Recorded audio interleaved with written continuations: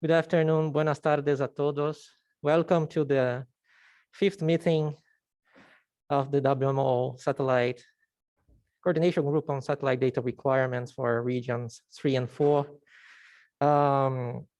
It's great to see you again face-to-face after all this period.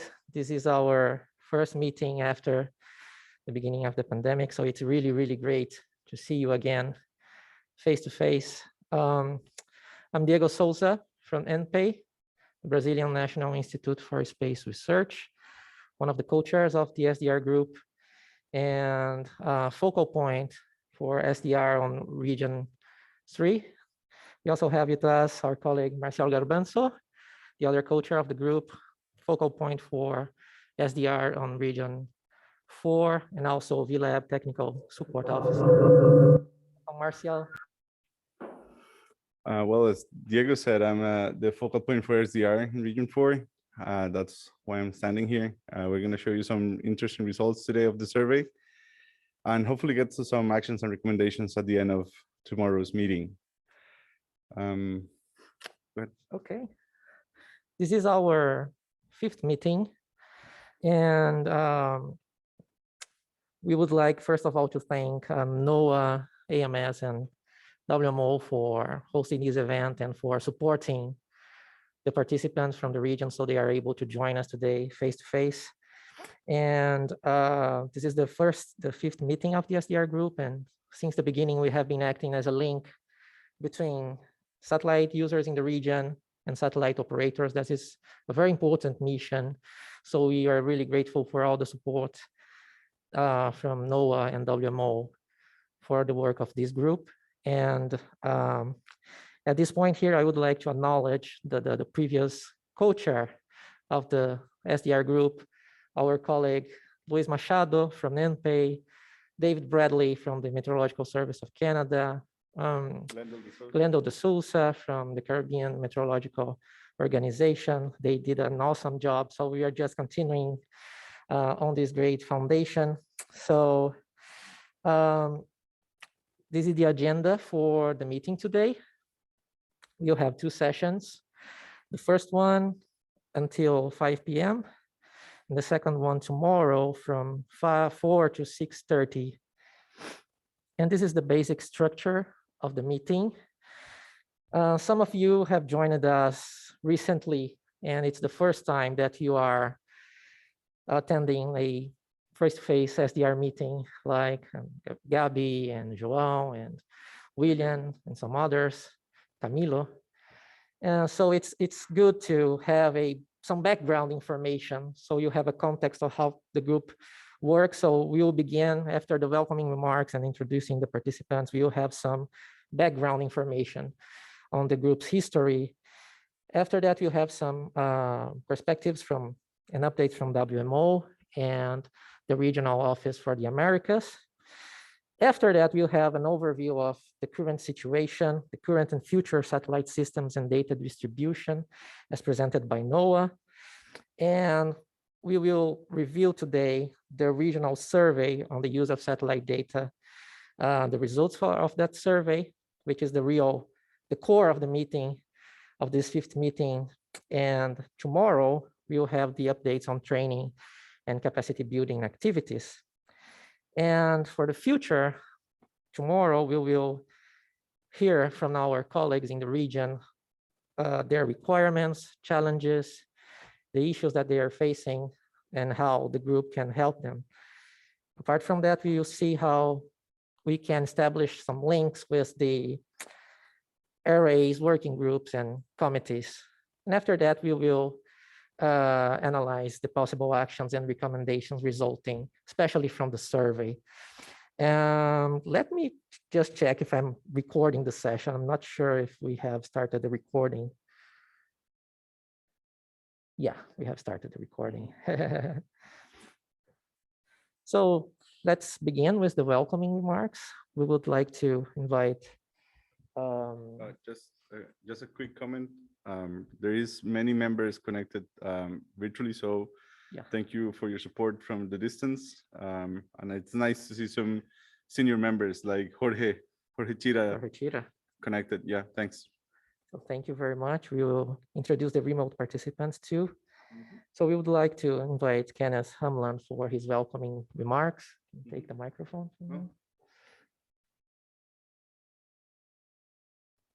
Thank you very much. It's a great pleasure to be here today. We have quite a good attendance in the room. That looks all very, very promising. From a WMO perspective, of course, the regional satellite data requirements group are very, very important in terms of engaging with the regional activities and to try to understand where the problems are and how we actually can help them. So I'm really looking forward to these 2 sessions we have here, and hoping also to be able to engage with all of you in the breaks and during the whole CMM meeting this week. So I will not take your time more. I'll be saying a few more words during my presentation. So thank you for this opportunity, and I hope you're going all to enjoy yourselves here. Thank you very much, Ken. We would also like to invite Daniel Villa, which is the technical coordinator for the infrastructure and the regional office for the Americas, for his welcoming remarks. Okay, thank you very much. It's a pleasure to be here. First of all, as all member of this satellite data requirement group in the past, and right now working in the secretariat in the regional office of the America, we would like, as Ken expressed it very well, to get the SDR group more engaged with the regions and with the region activities. And well, I'm here to help with that. So thank you very much. Muchas gracias, Daniel. And we would also like to invite Natalia Donahoe for her welcoming remarks. Senior International Relations Specialist from NOAA. All right, after years saying good morning, good afternoon, whatever, I'm finally happy to be here in person, and waves from sweltering Madison to everybody who's logging in online. I don't know if you know, but this is the birthplace of satellite meteorology. So this is a really timely and really good place for a meeting like this, connecting users and satellite operators. So I hope you have a great time. I cannot wait to connect with all of you and network and talk in person. So enjoy, and thank you so much for organizers for bringing us here. I know it's not easy with all travels and organizational stuff. So welcome and enjoy your time here. So thank you. Thank you very much, Nat. We also invite Eric Madsen for his welcoming remarks.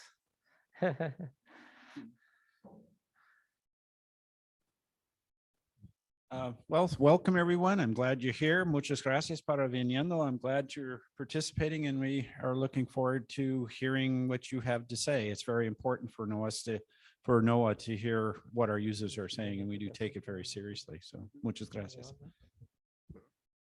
So thank you very much. Let's introduce the other participants of the meeting. You may pass the microphone around.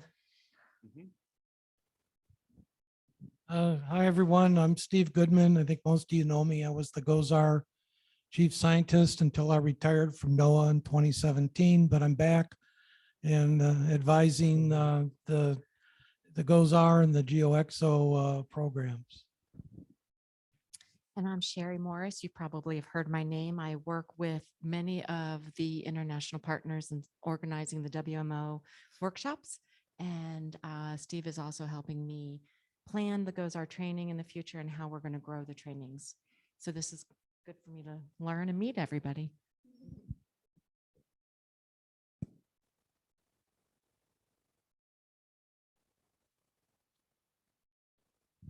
Hello, everybody. My name is Diana Rodriguez, and I work at the National Meteorological Service of Argentina, especially in remote sensing.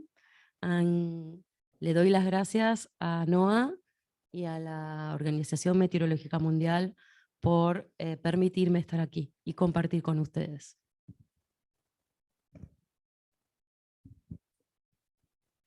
Hi everyone, my name is Camilo Barahona.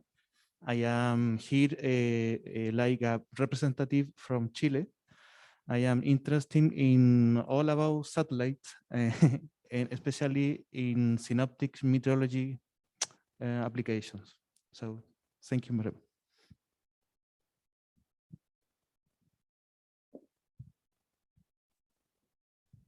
Thank you.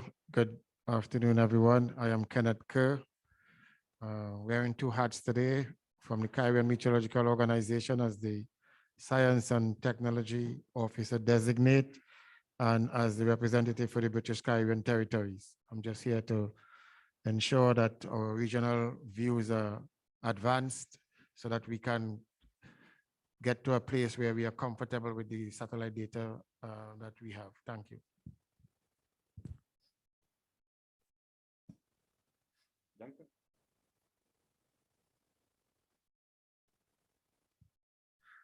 Hi, my name is Giancarlo. I am a student of your university in Costa Rica. I'm come here to present the poster. Nice to meet you, everyone. Thanks.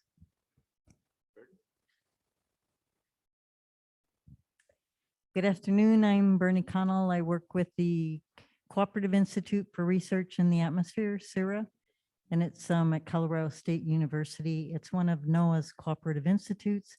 And I've worked with the VLab for, a number of years. And I'm currently a co-chair of the WMO VLab. So the Satellite Data Requirements Group has a lot of interaction and a lot of opportunities for us to collaborate. So I look forward to this meeting.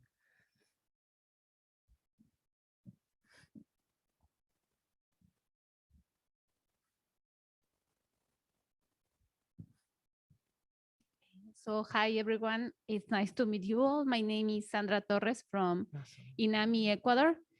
It's remote sensing, a new topic for me in INAMI, but I was working for National Polytechnical School with satellite data MODIS. And it's a pleasure to be here. Thanks, NOAA and everyone. Hi, everybody. I'm Gabriela Gomez from the UNAM, Mexico. I am at the National Laboratory for Earth Observation that is inside a Geography Institute. And I'm really pleased to be invited, and I thank NOAA for support. And hopefully we can improve the participation or increase the participation of Mexico in all this group, because I think we can provide information and we can also learn a lot of, and it will be the perfect place to get all the people in Mexico together to work with meteorological information.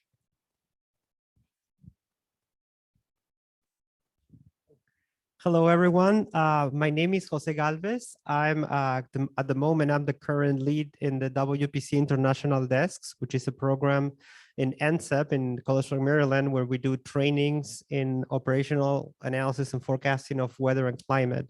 And we're big satellite users. I'm here as audience right now because my work is mostly on conducting trainings also with satellite data with Bernie Connell and others. But it is of a lot of use for me to understand what is the current status of the data and the needs for the region, so we can adapt our training in coming months and years to whatever the region needs. That's all. Thank you. Good afternoon, everyone. My name is Joao Guaman. I'm from Peru. I am a representative of National Weather and Hydrological Service of Peru, SENAMI. Well, I work with GOES data, focus on nowcasting, and it's a pleasure for me is here. Thanks.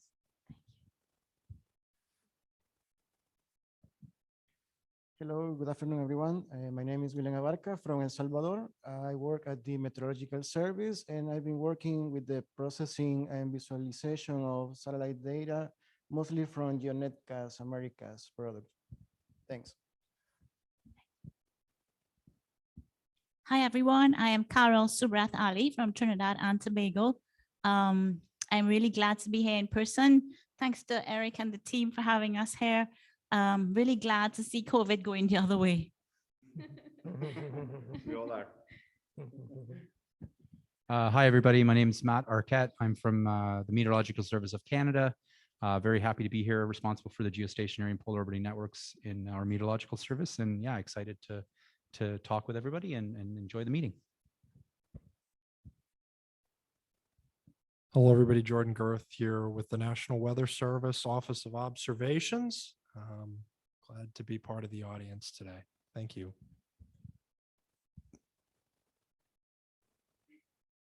My name is Mauro Fonseca. I am a student of the University of Costa Rica, and I participate in training of satellites for the Region 4 2 years ago.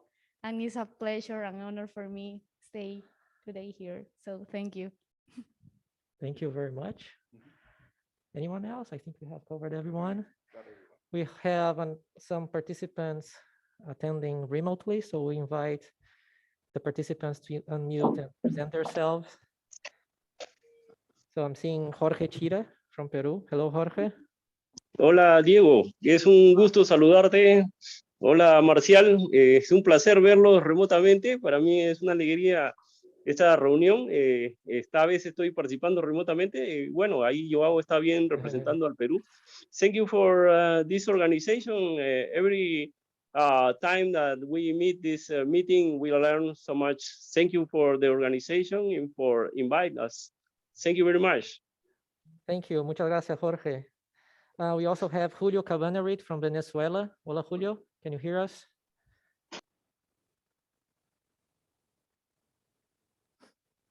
Julio? Meanwhile, we also have Kathy-Ann Caesar from Barbados. Hello, Kathy-Ann. Yes. Hello, good Hello. day. Kathy-Ann Caesar from the Caribbean Institute of Meteorology and Hydrology, located in Barbados, actually. We always have to be careful. We don't really represent the Barbados Met Service, but we do actually also represent BCT as well. I have been part of the SDR meetings for a number of years, starting back in early years when the meeting was initially started in Brazil, in that area. And it has been a pleasure being not only part of the meeting, but also helping coordinate training events. My main responsibility at the CIMH, which is also a Center of Excellence in Satellite Training, is the coordination of satellite training classes, both regular and workshops and special events. And I hope to be able to contribute on that as well. Thank you so much. Thank you very much, Kathy-Ann. And we have Joel from Guatemala in Sivume. Hello, Joel. Can you hear us? Hello there. I work at INSIBUME, which is the National Service for Meteorology in Guatemala. I have been working for a few years at the Institute. I started working with radar information. Since 2018, I have been working with satellite data. It's a pleasure to be here with all of you. Thank you very much, Joel. And we also have Ian Everick from NOAA. Hello, Ian. Can you hear us?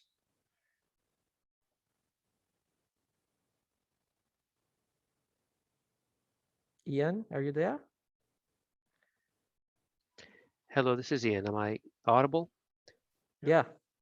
Hi, I'm sorry. Yes, this is Ian from NOAA. I've started recently as the ATRID M1 program manager, and I'm really just a lurker at this meeting. I know Natalia is going to present some slides. I'm interested in hearing the discussion there. It's nice to see you all. Thank you. Thanks very much, Ian. I think we have covered everyone. Julio from Venezuela said that he's having problem with his audio, and he salutes everyone.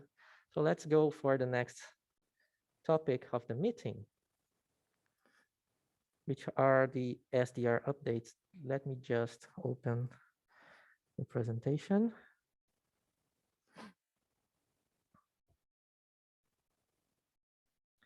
So we have, let me just change the display settings so the ones who are online also see it, maximize it.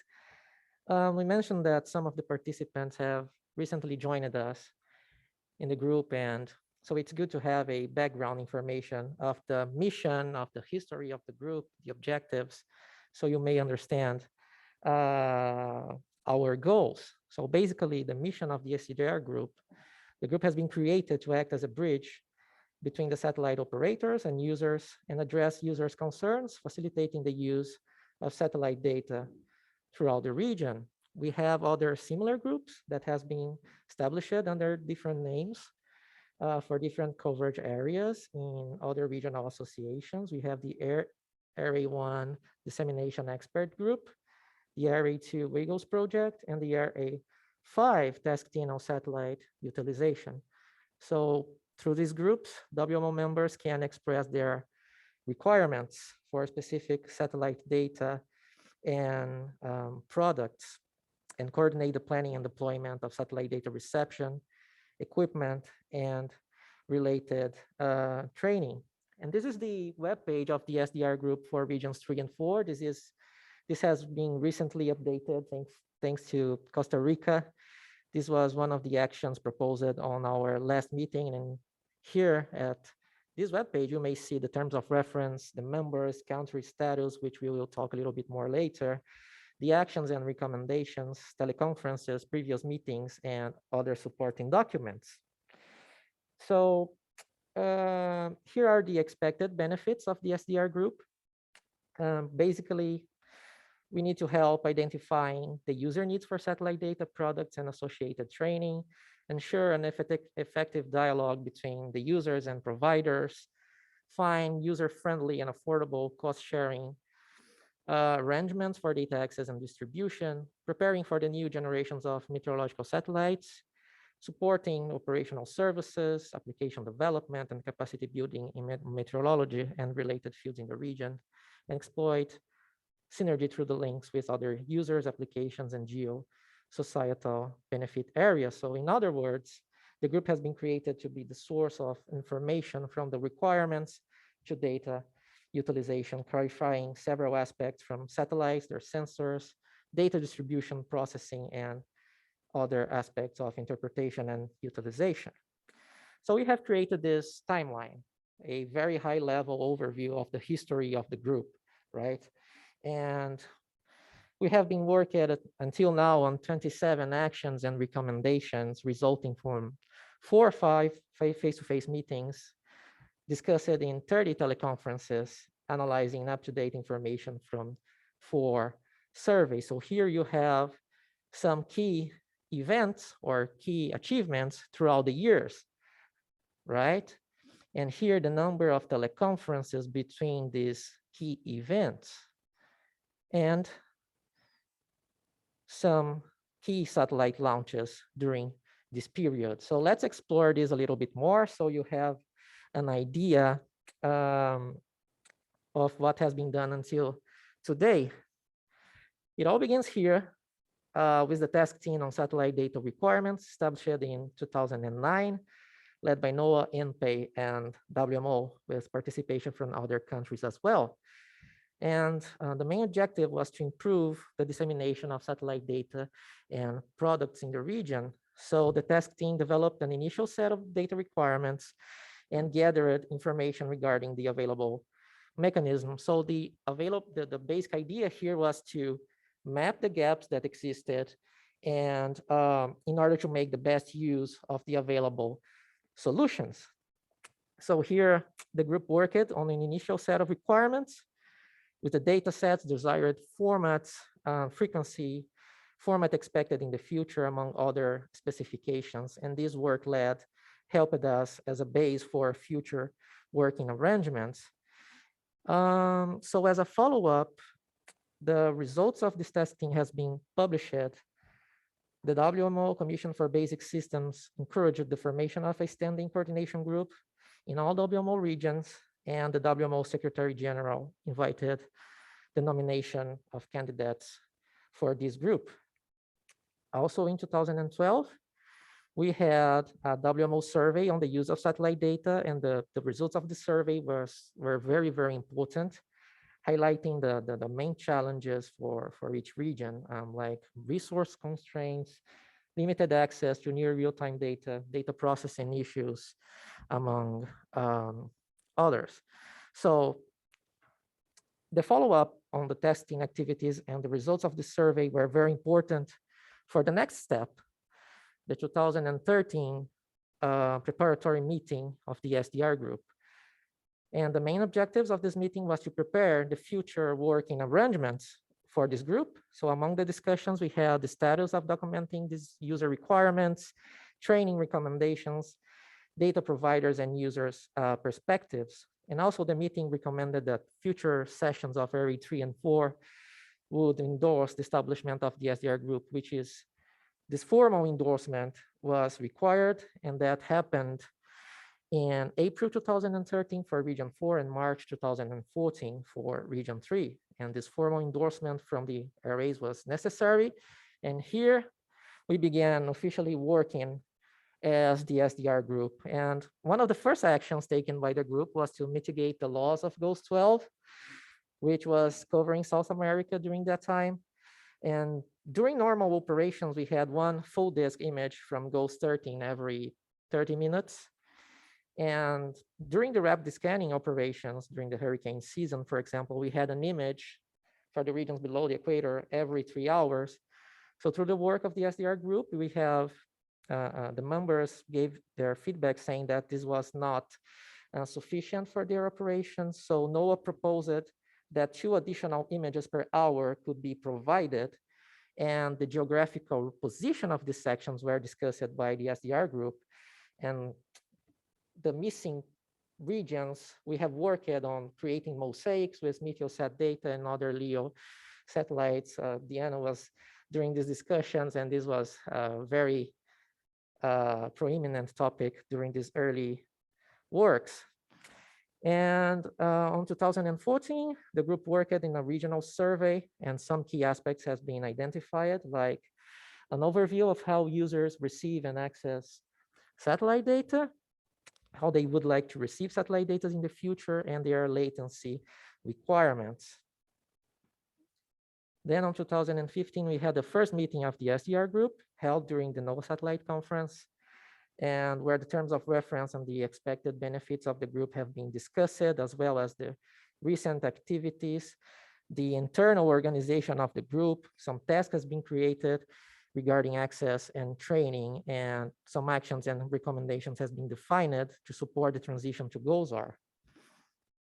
Also in 2015, we had another regional survey focusing on the prioritization of products, access, applications, capacity building, GeoNetcast issues, and the new generation of satellites.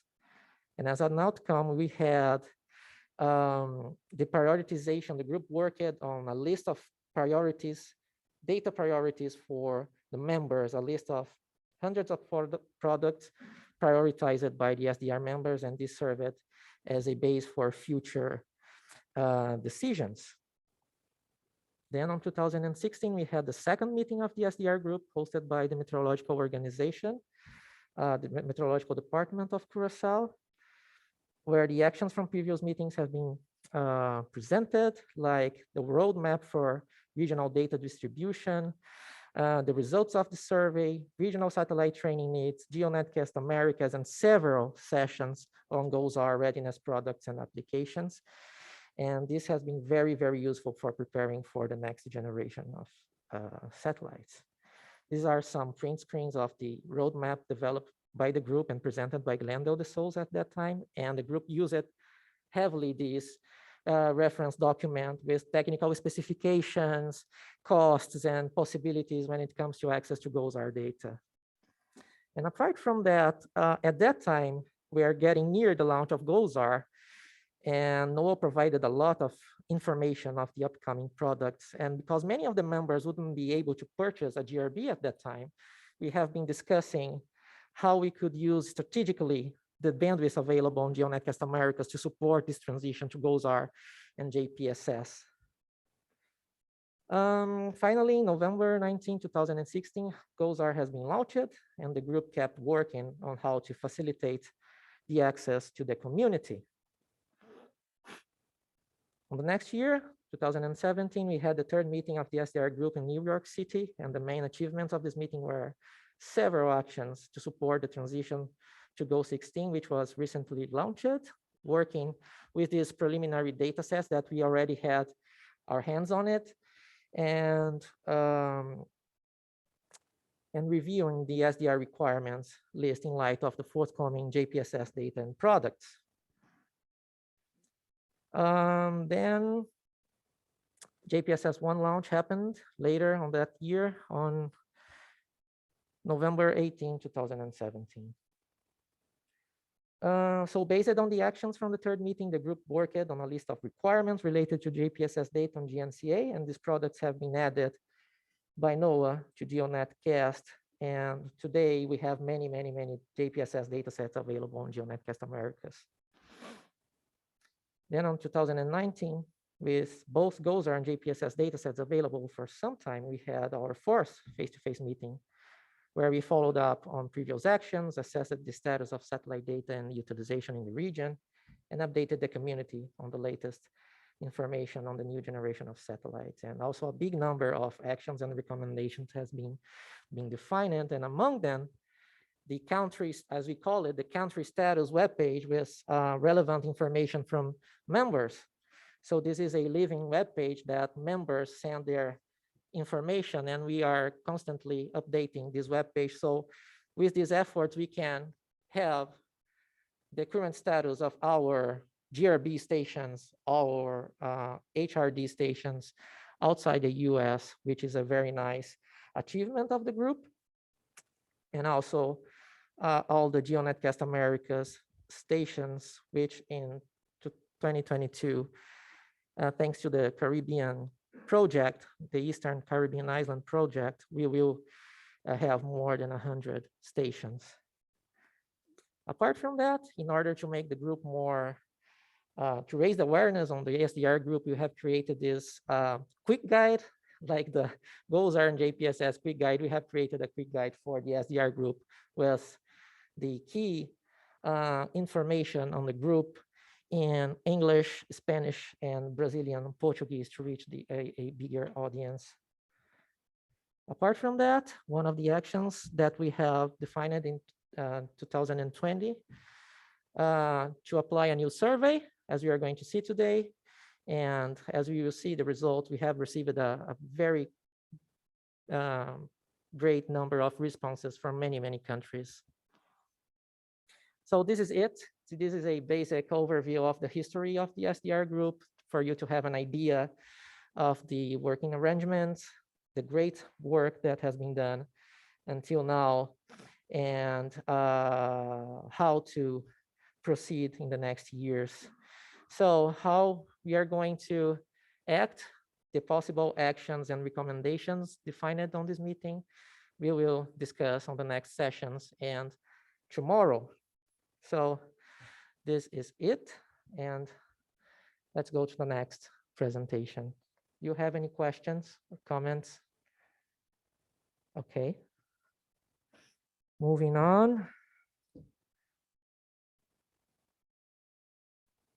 WMO SEC updates. Let me open the presentation.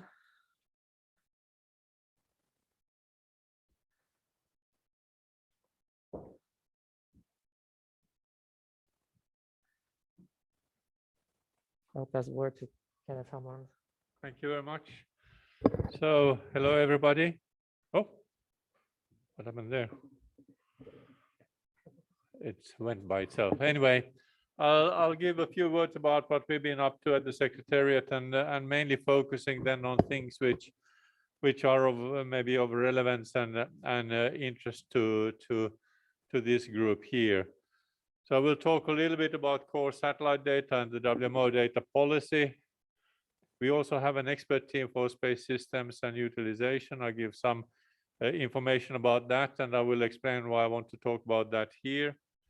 A few words about the WMO global survey on satellite data utilization, and then a few words about Oscar Space, the recent developments, and just to highlight what you can do with it.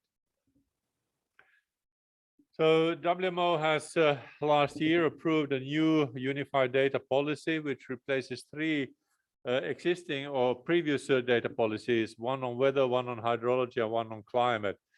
And one of the big problems with the old data policy from a space point of view was that it really didn't acknowledge all of the things that we actually can do on the space side and how we actually contribute towards not only weather but to hydrology, climate. And actually at WMO we are now taking a Earth system monitoring and modeling approach, so basically an integrated view, and this also has to be considered. There seems to be some automatic slide changing going on here, which I didn't disable. Sorry about that. So, but basically we now have a single overarching data policy which basically covers all of the Earth system aspects. Now, when we talk about space, of course, one important part is the space component in the WMO Integrated Global Observing System and in the vision for 2040. And that describes the space and surface-based observing networks we desire to operate by 2040, but particularly it breaks down the space-based component to four subcomponents: the backbone system with specified orbital configurations, open orbit configuration, then some operational pathfinders, and then additional capabilities, basically already now starting to recognize the contribution that will be done by commercial operators. So when we then compare the new unified data policy with respect to the other one, to the old one, and particularly focusing on resolution 40 here on weather, the 40 covered only weather. Now we talk about system data. In the past, we spoke about essential data that shall be exchanged and additional data that should be exchanged. We are now talking about core data and recommended data. Furthermore, in the past, what should be shall be exchanged was actually to some extent listed in the data policy. Now the specifics on core and recommended data are referred to technical regulations, primarily manuals on WIGOS and GDPFS, Global Data Processing and Forecasting System. We also give clear terminologies like free and unrestricted, what we actually mean with that. And finally, which is also quite important, we are trying to address not only the NMHSs, but we are addressing the members, the WMO members. So we cover also exchange of data between all partners, including the private sector and academia. For some of the data types in Annex 1 to the draft data, we have in broad terms described what we want to do for 7 different application areas, weather and climate, but also space weather, for instance. But these are very just sort of broad categories, and the idea is to provide more details in the future. And specifically on satellite data, the vital importance of satellite data is now clearly recognized. This is what I mentioned already before.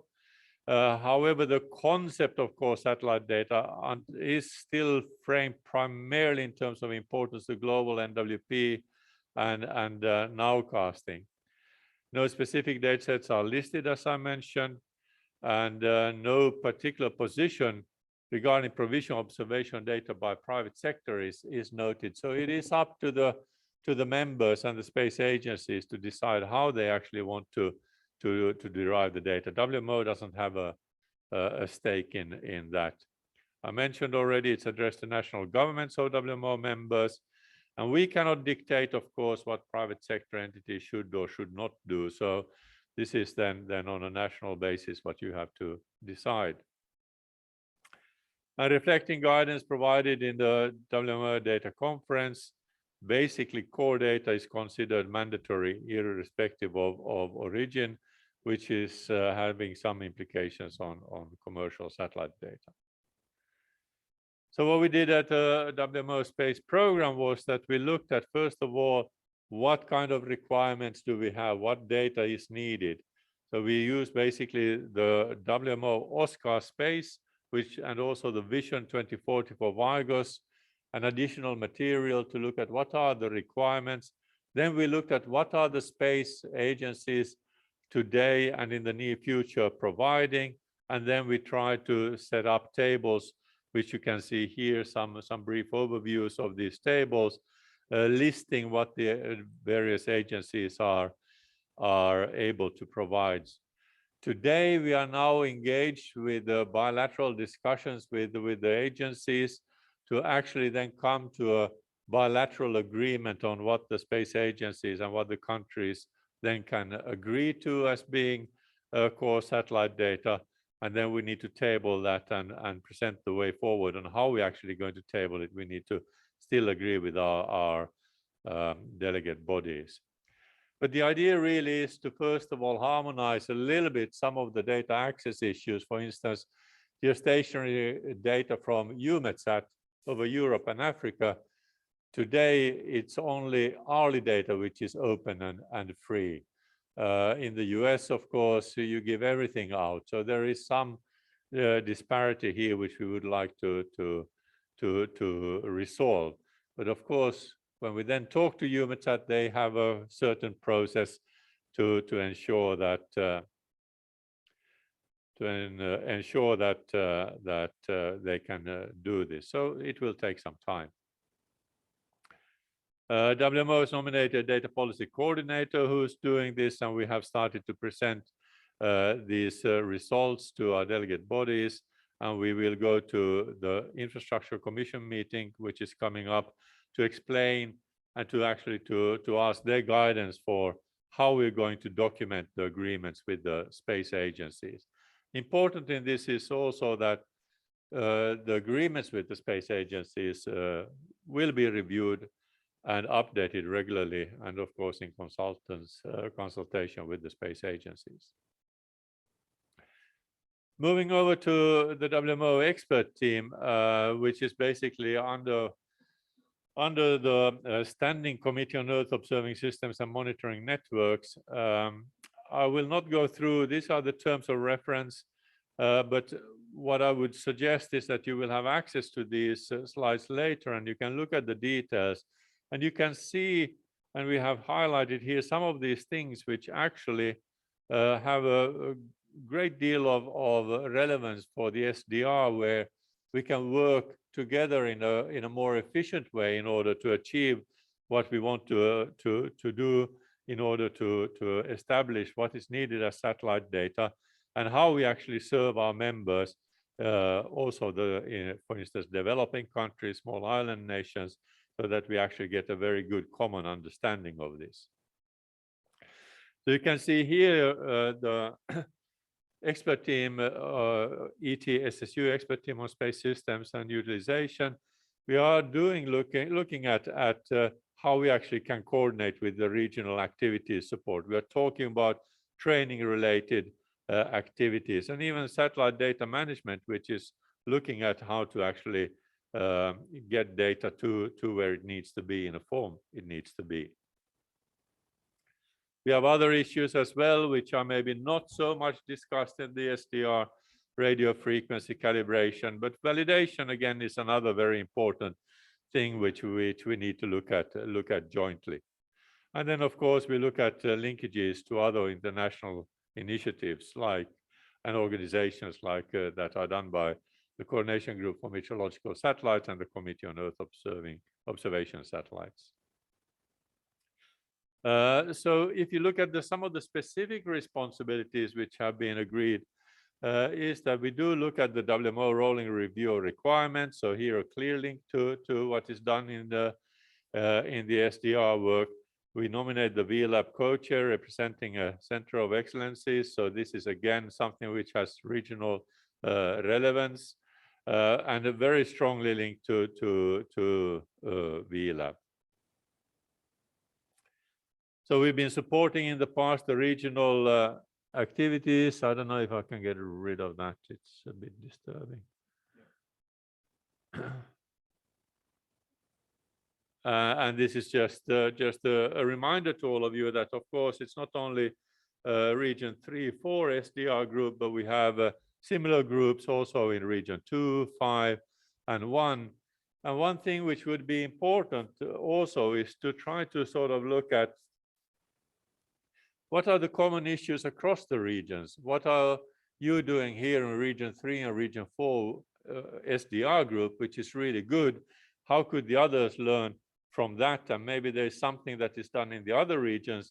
There's some lessons learned that you could also take into account. So we want to encourage a dialogue also across all regions. So this is something that I think we need to discuss in the future, maybe to start off with, to have maybe a telecom between the various SDR chairs and to see what are the common issues we are looking at dealing with. We have to recognize also that we can't do the same thing everywhere, because all the regions, they have their own challenges and own issues. For instance, in Region 3-4, NOAA is providing such a fantastic support to all the satellite activities in that region, and EUMETSAT is doing the same thing over Europe and Africa. The situation is not bad in Asia either, in Region 2 and 5, but there you have several agencies providing data. You have JMA, KMA, CMA, and so it's a slightly different kettle of fish to sort of deal with when you have also different dissemination mechanisms. So, but I think we could learn a lot from having a closer interaction here. This is just a list of our members. So we have tried to have an inclusive membership list. We've been trying to look at all kinds of things, including gender balance, regional balance, northern hemisphere, southern hemisphere, but it is of course always a challenge to get things really balanced. But I think we are looking pretty good now, and of course we have excellent support from Natalia, who is here today, and also others from the US, and we have also support from South America. So this is all pretty good, and I hope that is actually one way to ensure that ETSSU takes also your concerns into account. We are going to have our first face-to-face meeting in September 2022, and we are trying to also to ensure that we get the SDR chairs to join in, if not in person, but at least then virtually. But I really think it's important to have that transparency to the activities and ongoing dialogue. The global survey on satellite data utilization, I don't really have that much to say about it because we have just collected the responses. We are still going back to some regions to get some more responses. We are not really quite happy with the full coverage, and the review is ongoing.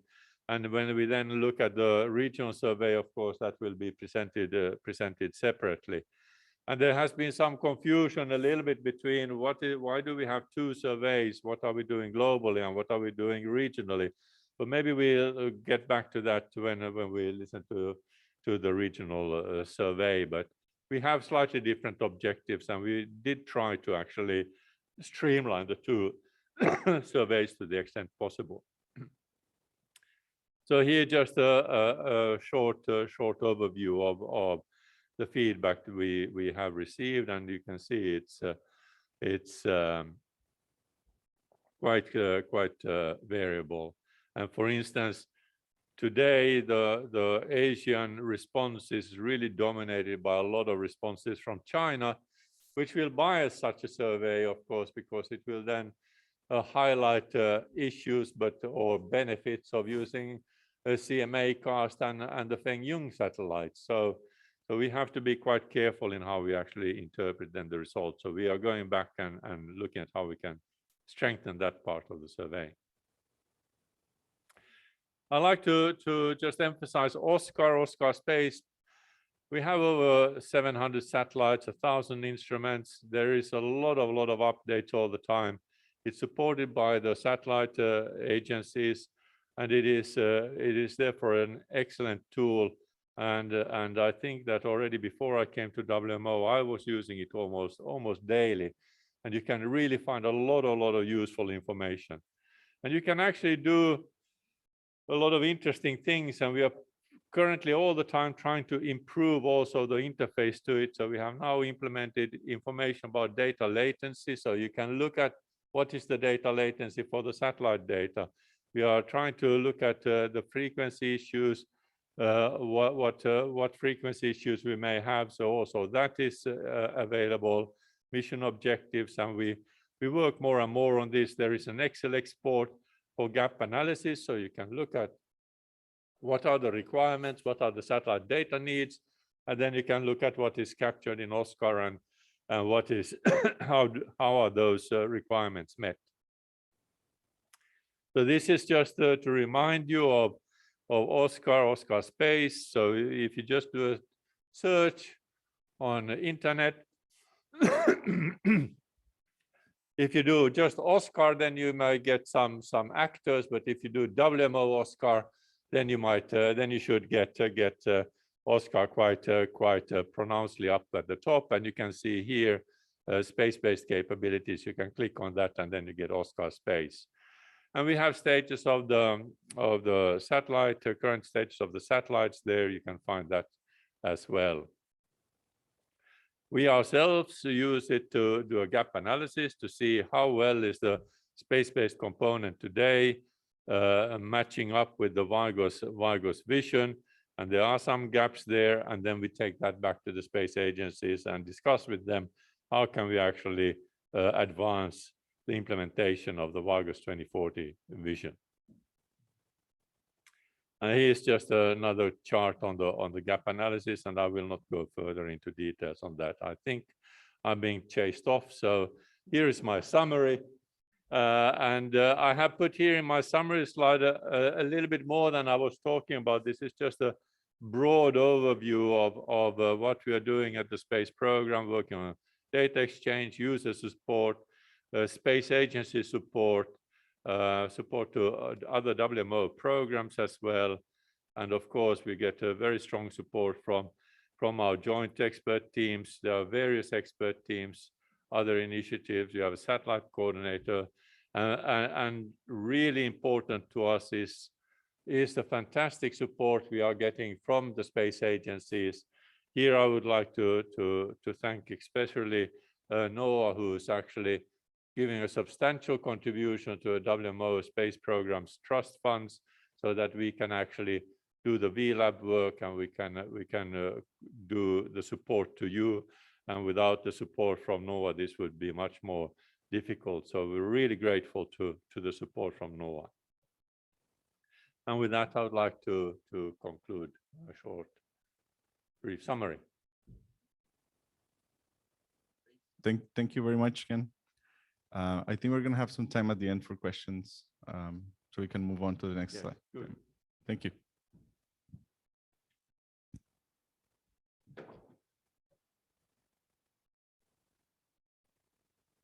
While I just would like to mention that we already have an action 5.1, Yep.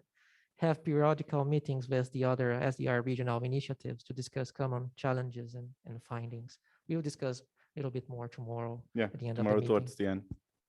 So our next speaker is Daniel Villa with the updates from the WMO regional office.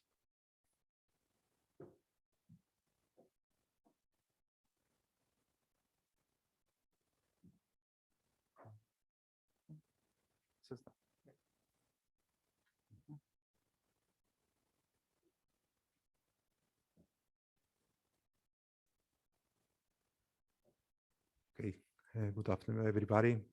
I would like to introduce some activities we are dealing in the WMO regional office for the Americas and how those initiatives are linked not only in the global scale, but also in regional scale, and how the SDR group is linked into the region, because here we have two regions, Region 3 and Region 4. The Office of the Americas support both regions in WMO. So I would like to tell you a little bit about our work. I am right now the technical coordinator of infrastructure, where satellites are involved, of course, but not only satellite, all the observations. So I will go the outline of my presentation. about, the regional office for the America, the regional 3 and 4 working structure, which is different in these 2 regions. The regional implementation plan, this is quite important because this is some like the Bible for the regions. This is the compromise of the regions with the organization. What we would like to do and what we are compromised to do during certain period of time. I will show a little bit what the region are compromised to do during this year to 2022, and which are the regional priorities for the coming years. So what the region decides to work with during the next periods, for example.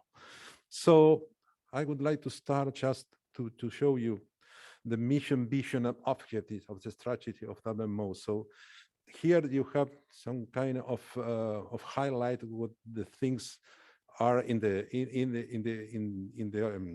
organization. So this, I believe that the vision is something quite important because we need to have more resilient socioeconomic consequences of extreme weather, climate, water, and other environmental events. So and here is clear the inclusion of a space. So right now the organization is go through a reform process, and we have right now 5 different long-term goals. Number 1 is related with services. The second one is related with infrastructure where we are linked, and also with science and innovation, which is something very important to move forward, and also with the member service, because our office is the link between the organization, the secretariat, and the members who are the real owners, I would say, of WMO, because WMO exists because of the members. So looking at the value change of the National Meteorological and Hydrological Services, we start from observations. So without observation, we have nothing. So this is something quite important, and satellite data are located here in the first part of this chain. So this is something we need to consider very seriously, because lack of data, nothing in the chain could be achieved. So this is very important. We start from observation. Then we need to exchange that observation, and can talk a little bit about the new data policy and how the satellite data will be involved on that. And from there we start all the process. First we have the forecast from nowcasting to decades, and then we go to the second part of the value change, where the service come into place. So how to communicate those findings, those forecasts, in how to communicate this in the most effective way to get the decision making and actions. So as it was mentioned before, but we are right now in the regional association 3 and 4. We have the regional office of the America in Paraguay, in Asunción, and we have a representative in Costa Rica. This is not 2 different offices. This is 1 regional office in Asunción and 1 representative in Costa Rica. So we are attending, of course, all the needs of these two regions. So the regional office of the America covers South America, 13 members, and the territories in North America, Central America, and the Caribbean with about 27 members.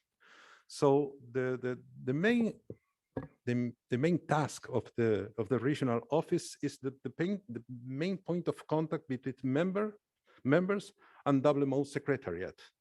So we are trying to coordinate technical institution support to the National Meteorological and Hydrological Service to facilitate the cooperation among them.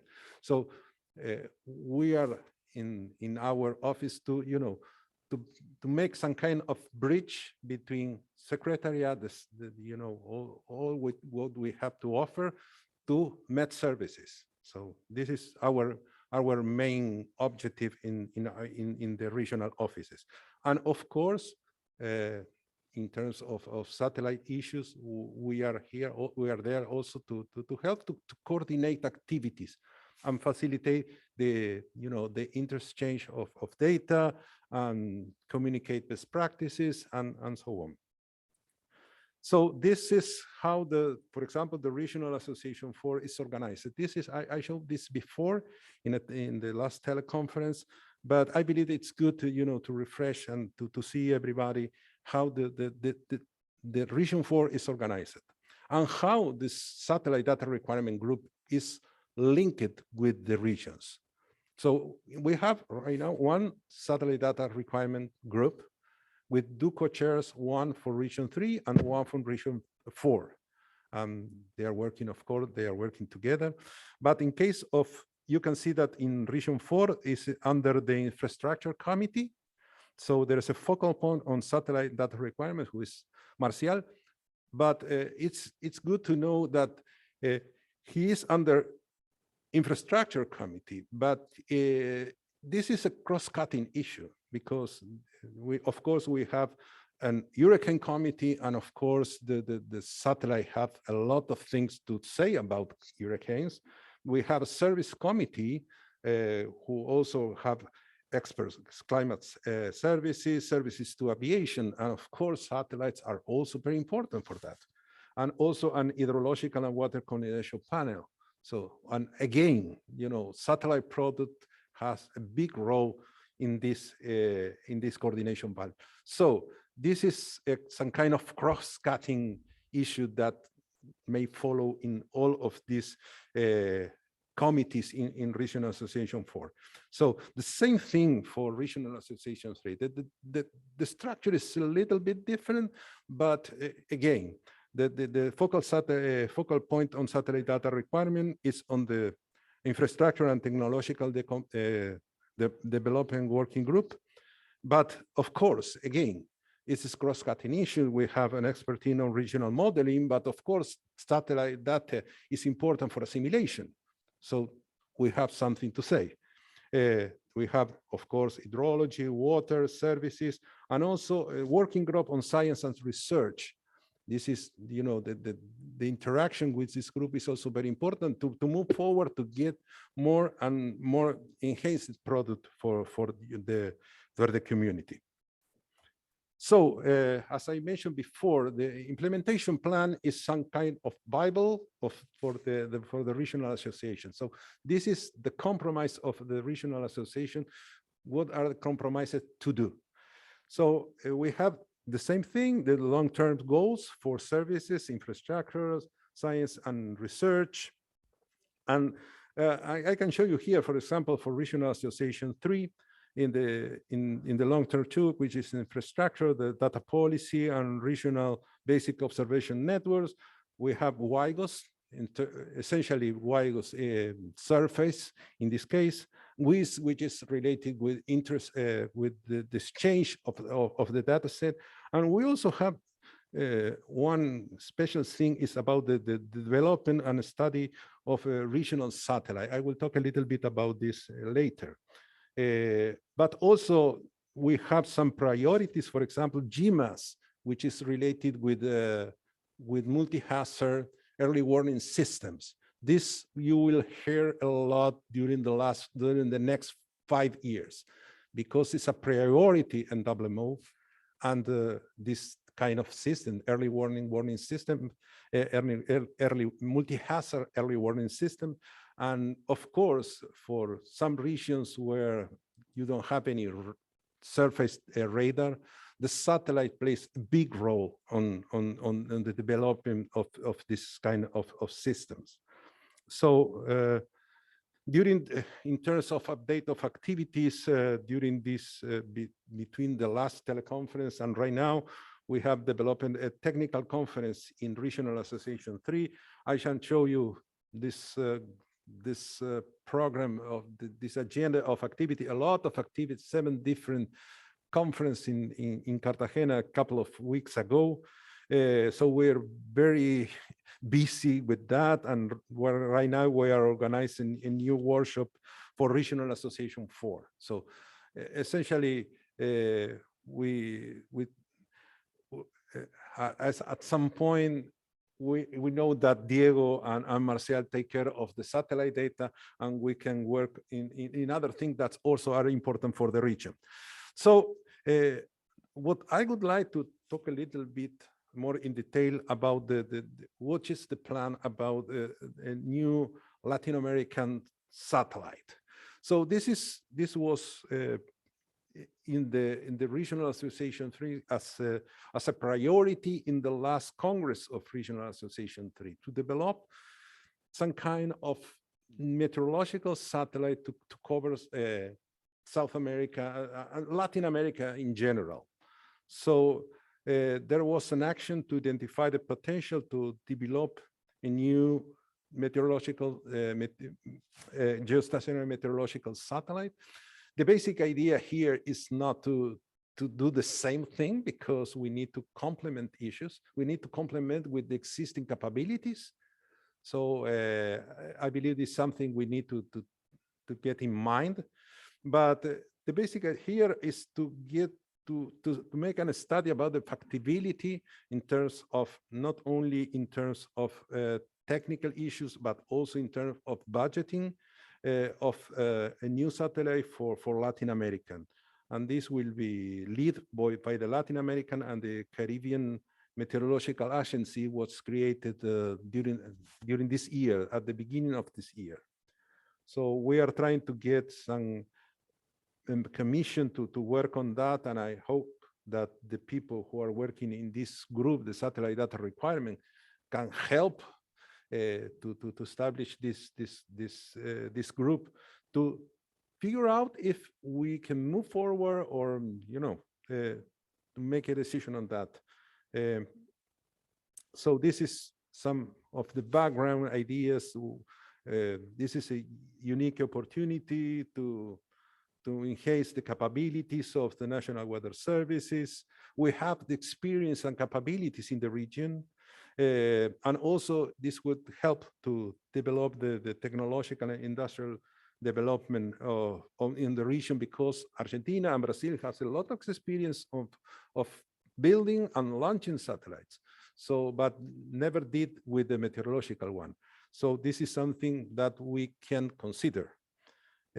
So the project is about the design and development operation of a new geostationary satellite, but adapted to the needs of the region, and complementing existing satellites systems.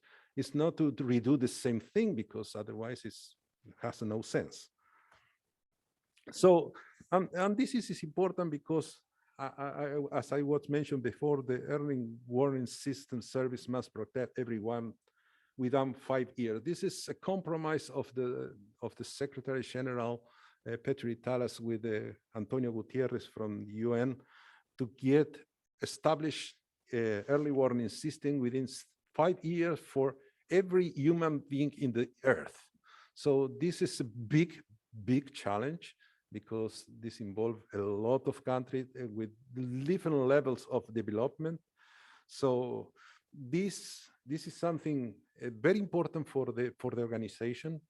We need to be aware about that, and looking at what are those systems in different regions. We can see that in South America, just only 38% of the members have this kind of systems. So, and this is an important link between what the region needs and what the satellite data requirement group can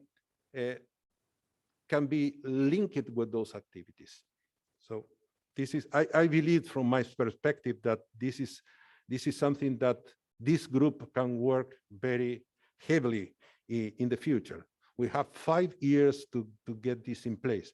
But of course, it's not just only satellites. It's a lot of things, but satellites, of course, when I show that the chain, you start from observations. And satellite observations are quite important in terms of, what we need for our mission.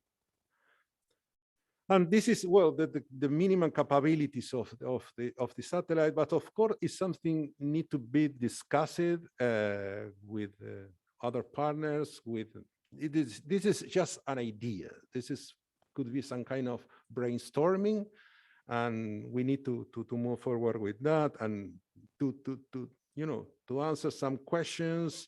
This is the generate why this is important, and these are the questions we need to address to move forward with the project. So how we can do a regional project, how to make a management of that, how we can develop the capabilities to strengthen the service and the National Weather Service and the National Hydrological and Meteorological Services. Of course, capacity development, horizontal cooperation, how to get the money to build the satellite. This is something quite important. And also how we can put our hands on that and move forward with the project. So in the first step is first things first, we need to think about what we would like to get to, to complement the existing capabilities, and at some point to address the WIGOS 2040 vision, what we need for right now for the next 10 or 20 years. So because this kind of system will stay a long time flying, so it's important to take a clear look, and we have the right people here to think about this. So this is on my side from the regional office. Thank you very much. Thank you very much, Daniel. And now we're gonna move on to the following speaker. So Natalia.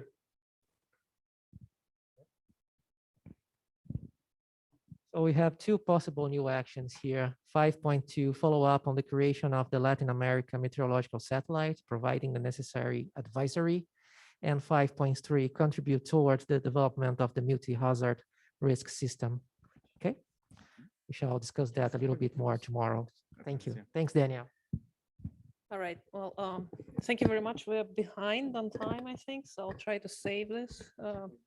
No, it's okay. I mean, first of all, I wanted to thank our leadership here, our co-chairs, for organization of this meeting. And I want to invite you to take the full advantage of the conference. And that includes virtual attendees. I will provide a comprehensive input here, but it's really short. People who helped me to put this presentation together actually will be here, and they'll be presenting in details on some of the upcoming changes, upcoming products and things like that. So take advantage and meet with them and talk in detail if you have any questions.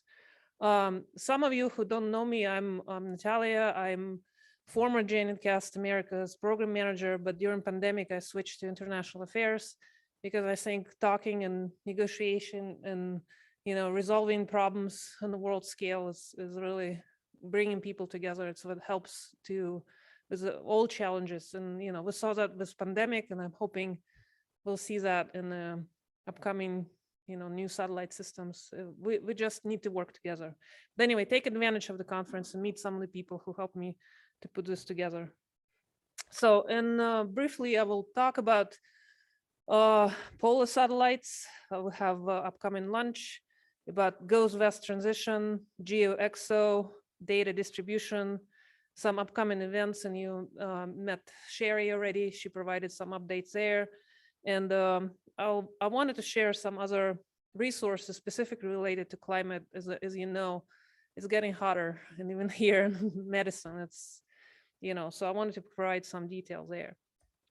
But anyway, I will start with our polar constellation, and this is just a brief overview. But what's happening, we're extending our legacy, 15, 18 operations. But what's going to happen later this year, we're launching a new one. And of course, SUMI NPP had a 10th anniversary last year. but we are getting ready this year to launch JPSS2. That's a big deal, you know.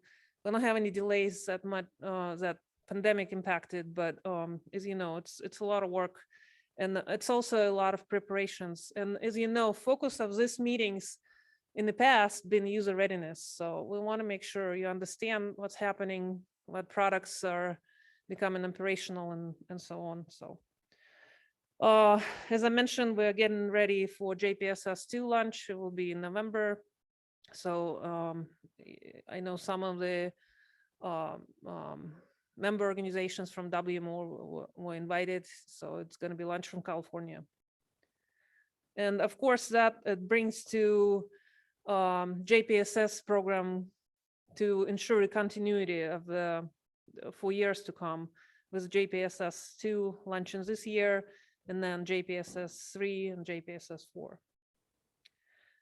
What's important, and you know, these slides will be available after the meetings, but I wanted to bring, there's some changes in terms of the rate specifically between SNPP, NOAA 20, and JPSS2. Some of you who are working on the technical side will see this, and you know, you just need to know and understand what changes are coming with the new satellites, and we're trying to be upfront.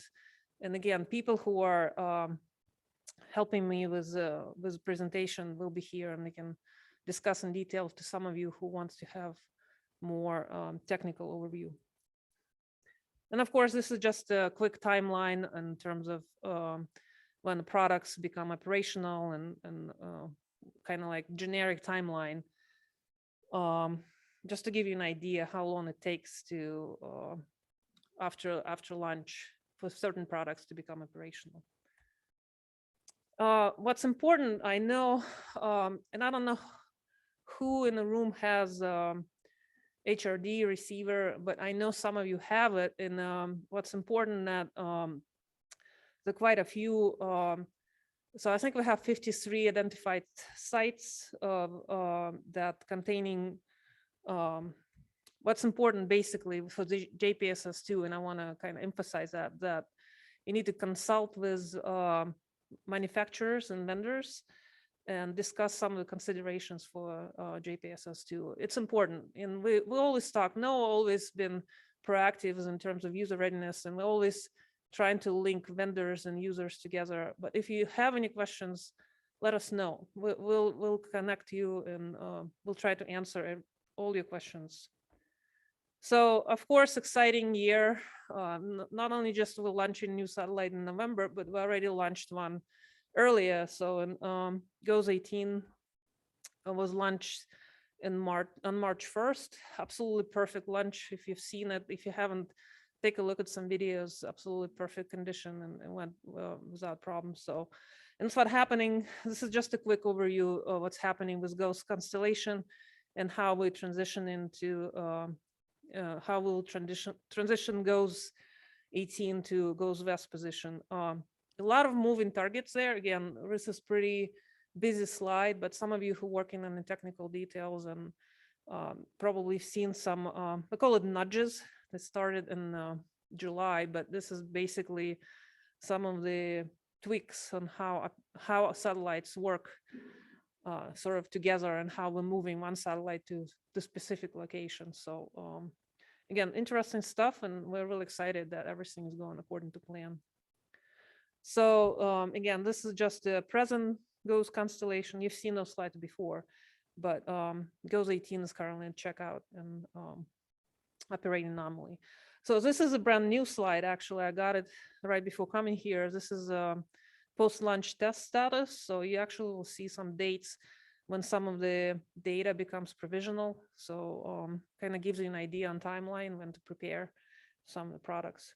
But people will be talking about GOES 18 in details during conference. And like I said, if you know somebody, or if you want to connect to somebody, we'll definitely help you to talk in details. And of course, you know, I start talking about GeoXO, I think 2 teleconferences ago. So, and I know it's 2030 is, you know, kind of far away, but it's getting there, you know. So I've been talking about GeoXO, start talking about a couple of years ago, and of course it was really preliminary things, but now this program is actually, it's been driven by the GOES-R program and the planning the next generation geo satellite system, geostationary extended observations, GeoXO. So the launch is planned on 2030, right? So, but now in 2022, we start talking about that, which is important because we're talking to our users, we're talking to engineers, we're talking about a lot of people actually involved in this, but it's important to be prepared, even though it's not, it's kind of seems far away, but it's not. So as I mentioned, the user require continuity of existing observation with improved performance, and there are some growing needs as well. So during pandemic, we had several workshops, user engagement workshops, when we heard from a lot of users and we discovered a lot of things. So again, there will be a lot of presentations on GeoXO, people who are actually working on that, so please attend. But this is a preliminary pending program approval, how Geo Constellation would look like. It'll be Geo West, Geo Central, and Geo East. And of course, there are some planned capabilities for continuity of weather services, enhancements for weather services, such as hyperspectral IR sounder, and enhancements for ocean, coast, and climate services as ocean color instrument.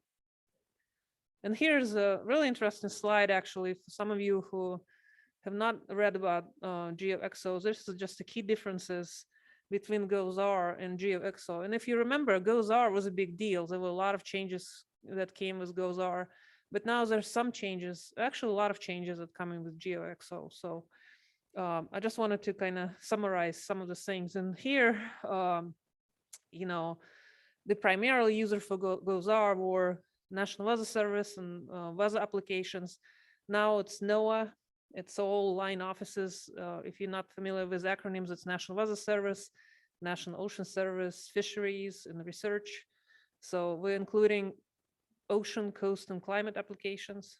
So there's some differences in observations, some new instruments, and some important changes on the constellation side.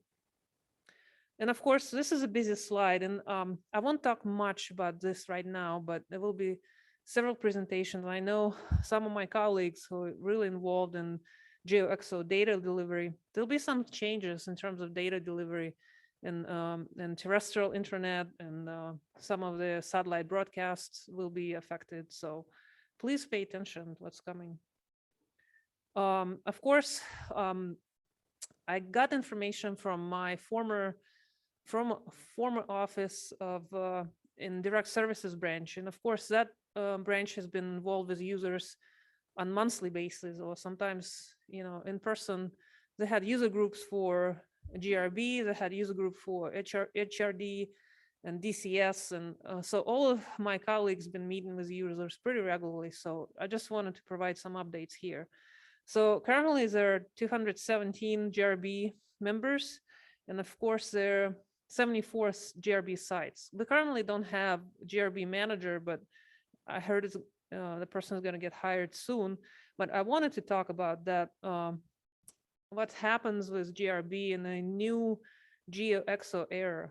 And this is important because the current GeoXO architecture doesn't have GRB or H-MWIN transponder. So, you know, this is probably the most important slide for GRB users. And again, please pay attention what's happening, what's coming in the 2030s timeframe.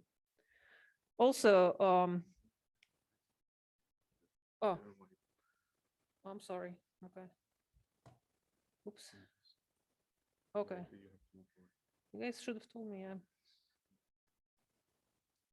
Sorry. Quick overview.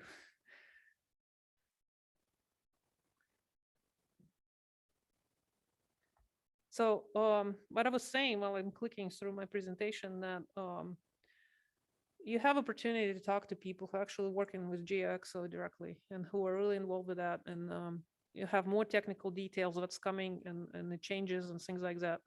And of course, in my 15-minute presentation that I'm rushing right now, you can't cover everything. But again, there's some changes on DCS side and GeoXO era. And of course, the most important thing here is that direct readout ground system outside of the continental United States will not be able to receive the direct broadcast L-band downlink. So Ian is, I think, attending remotely, and most of you have his contact information. He's a new HRIT-MWIN manager, but we also have Skip Dronen, who is a new DCS manager. And if you want contact information for that person, I'll let you know. So we just need to have some discussions about DCS and what's coming, and to make sure everybody understand what's happening and what would happen. Same for the HRIT-MWIN broadcast.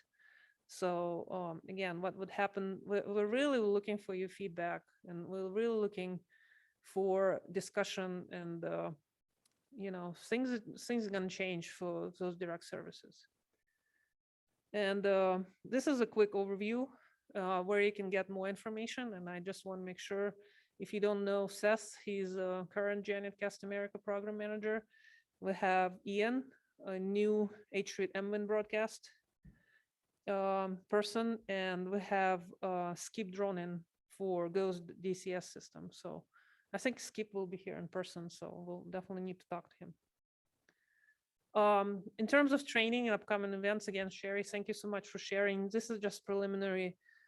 Some of the workshops that we're planning with Region 4 and 3, one in Barbados and Tobago, and one in El Salvador next year, and later next year in Uruguay.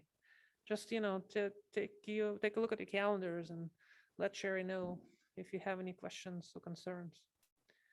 Again, I'm gonna slide real quickly because we don't have much time, but I wanted to provide some of the links to the climate products, specifically some of the Coral Reef Watch satellite monitoring that some of my colleagues do. They wanted me to include it because they have a lot of products, and I know some of you are now interested in climate studies and ocean applications and things like that.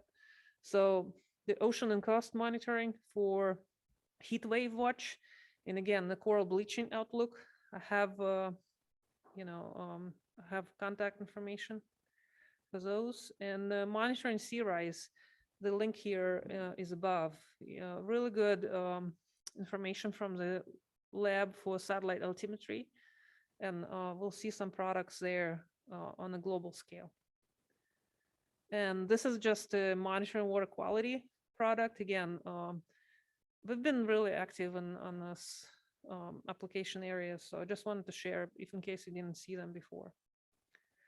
Okay, I think I'm done, but what's important to summarize in my presentation, for those of you who are here and for those of you who attended remotely, take advantage of this. We've been having so-called NOAA satellite conferences for years, and this is what transformed to be a NOAA satellite conference in partnership with the American Meteorological Society and with Cooperative Institute. So, the same thing happened with EUMETSAT. They will have their conference in September for users, for EUMETSAT users, and the one for Asia Oceania will have theirs in November. But this is important. If you have any questions for NOAA, we'll want to hear from you. This is a real good opportunity, and I'm really happy that it's in person for most of us. So just ask questions, talk to people, take advantage, and they're here and want to hear from you. So anyway, thank you. And I think you guys posted online. Again, thank you for organizing everything. Thank you very much, Natalie.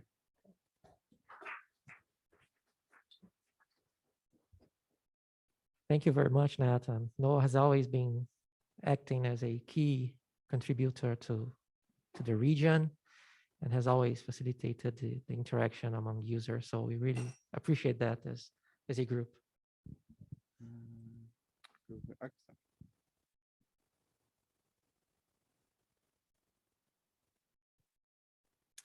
So we now move to the survey.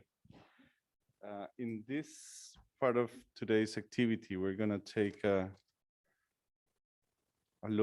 detailed look into the survey. But Diego and I, we were present in the presentation of the previous survey years ago.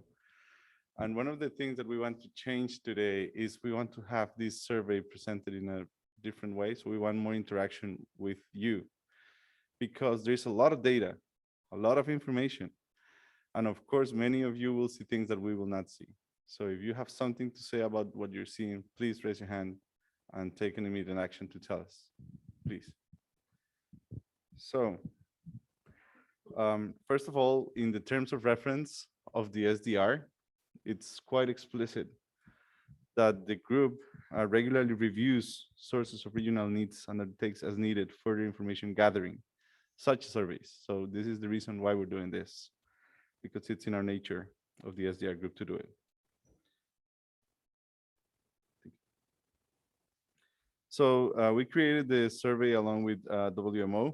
It was created in SurveyMonkey, I think. And we sent it with a letter of recommendation to all the members and participants of the group. Diego created the SDR quick guide, which is a very nice guide about the group. It was sent along with the survey to the members. And it was, the survey was available from April 1st to May 13th this year. Here we would like to acknowledge the work of Zoya Andreva from Scientific Officer from WMO, who greatly helped porting the survey to the online interface. So it was basically the sections here at the bottom pane you see there. It had many questions, some of them related to the users, some of them related to utilization and data and visualization. So we're going to move directly into some of the results. So as you can see there, it's listing 254 responses. Actually, we have something a little bit higher because of the paper. Some people send PDFs, with notes and others, so it was not entirely online. But if you take a look here, we can see something that I think Danielle mentioned before about if two countries contribute a lot of information, it will have some results specifically for those countries. And as you can see, the United States and Brazil, they amount for a large portion of the survey's responses. Also, of course, Mexico, Canada, Chile, Peru, and Costa Rica, Colombia, they have a lot of responses. And then, of course, all the other members that participated. It's worth mentioning that in this survey, of course, we went to the PRs, we went to the members of WMO, but we also opened the survey. So we didn't just question PRs, we questioned institutions and individual users.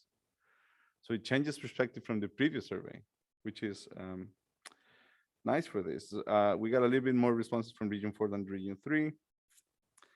And let's start with this.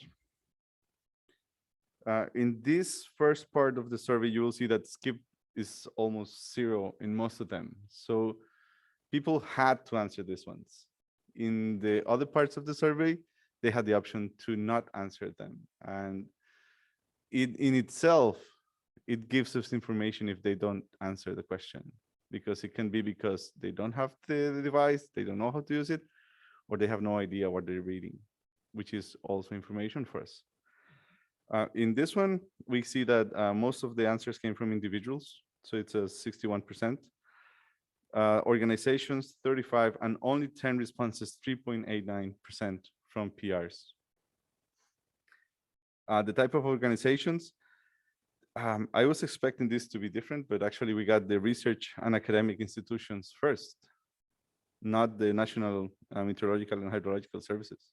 It's pretty similar though, but it shows that the research and academic institutions, including universities, it's a very large part of our users. So it's very important. By the way, if you have any comments, please. Carol?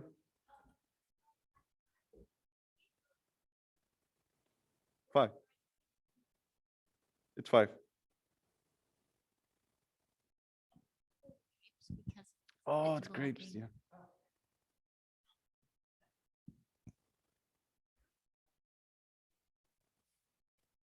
A light? Oh, that light over there. Diego, can we turn off the thing over there? Yeah, thank you. Ken? Yeah, I just have a comment on it's quite interesting that you have quite a big part of the response. Would you like to Actually, it's this one. So we took the other, and they had to, write what other meant. So we had this showing what other meant. So we see it's businesses, and these had answers in Spanish, English, and Portuguese all mixed up. Yeah, so we have civil defense departments, private sectors, consulting services, software developers, the army, and many others. Yep.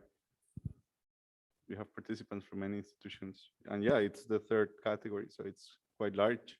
Daniel?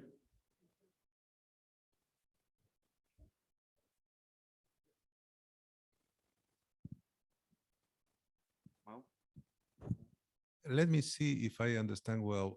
You have less than 10% from permanent representative of WMO, but it's almost the same in the National Meteorological and Hydrological Services. How this can be, it's because I suppose the National Meteorological Hydrological Services are represented by the permanent representatives. Yeah, but yeah. Okay. Okay, so this, you're put just only if the permanent representative respond the survey in the first part. Okay. No, it's good. Thank you. And also another issue. It's not just like a comment about this particular slide. That right now with the new data policy, it's important that not only the data came from meteorological service, all other institutions are invited to supply data to the system. So this is quite important to see that many others are involved in this. And I'll just make another comment because I forwarded the survey to the GEO group, the group on observations, so they may have contributed to getting outside of meteorology and hydrology. Okay, thank you, Wayne. Do you have any other comments? So the next one is a bit depressing for us, especially the one on the left pane, because we asked them, do you know about us? Do you know about the SDR group? And look at the percentages and no. So it's bigger than 60%. So it's quite large. We also asked them if they have a former representative to this group, and most of them don't know. That's the yellow one, right? And also towards the end is, do you want to be added? And they said yes, most of them, greater than 70%. So now moving to data access, here things change because of the percentage of people who skipped the question. So it's at the bottom right. So you see we went from almost everybody answering the previous section to in this one, 99 people skipping it. So, and I would like to, reflect on what skipped means, because in some of the questions, as you can see on the top bar, it says, if an option is not used or not applicable, please leave it blank.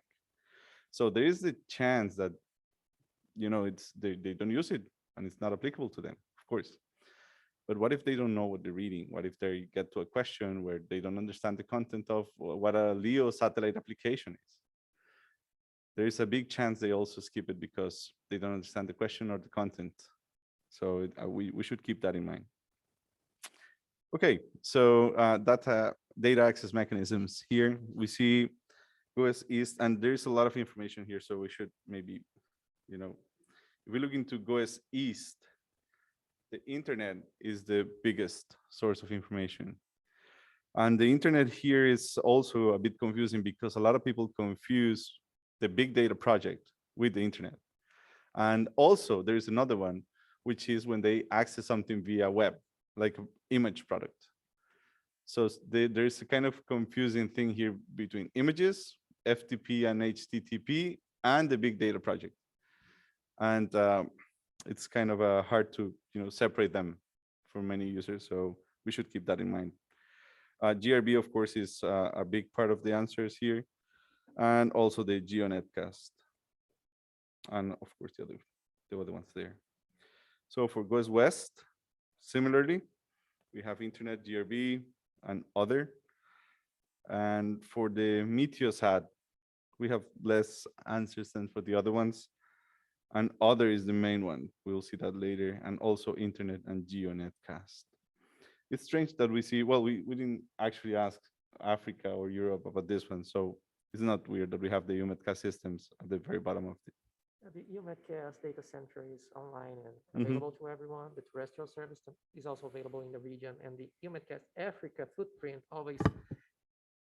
The UMETcast Africa is included here because the footprint also covers South America, and we have included Meteosat here because many users in Brazil, especially in the Northeast region, had access to the former UMETcast America service. They had everything ready and running, all their scripts ready, and they are getting data from the African service, considering that the footprint is also available there.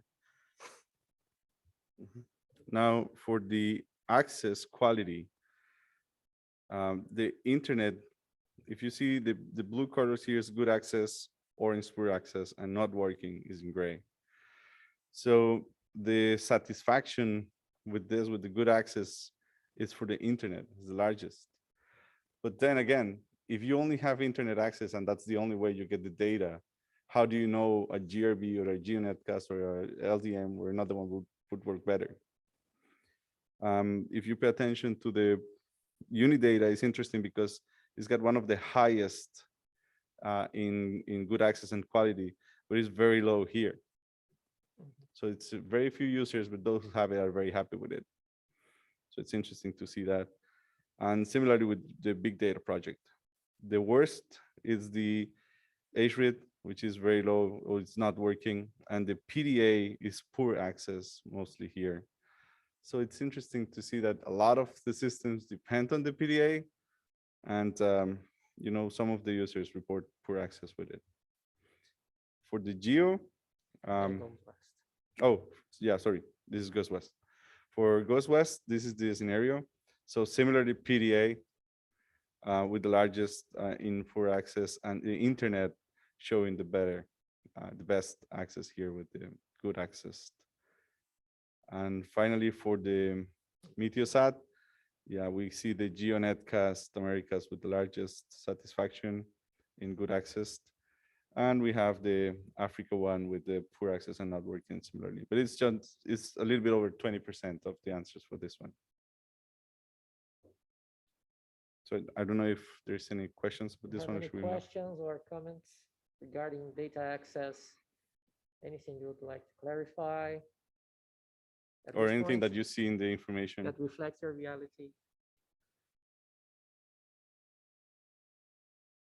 So there's a question from Matt Arquette from Canada.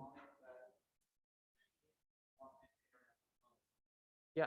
It's over the internet. So that's just a comment. I know that the way we access the PDA, we use it for level 2, but if we go to level 1B, channel 2, for instance, is never fast enough across an internet link. So that could be skewing the results a little bit as well. That's all. Yeah, when we set up the survey, we wrote for the internet access, we wrote specifically FTP and HTTP. But you know, there is the risk that the user who is filling out the survey doesn't know about protocols and doesn't care about, you know, it's just the internet. So, yep.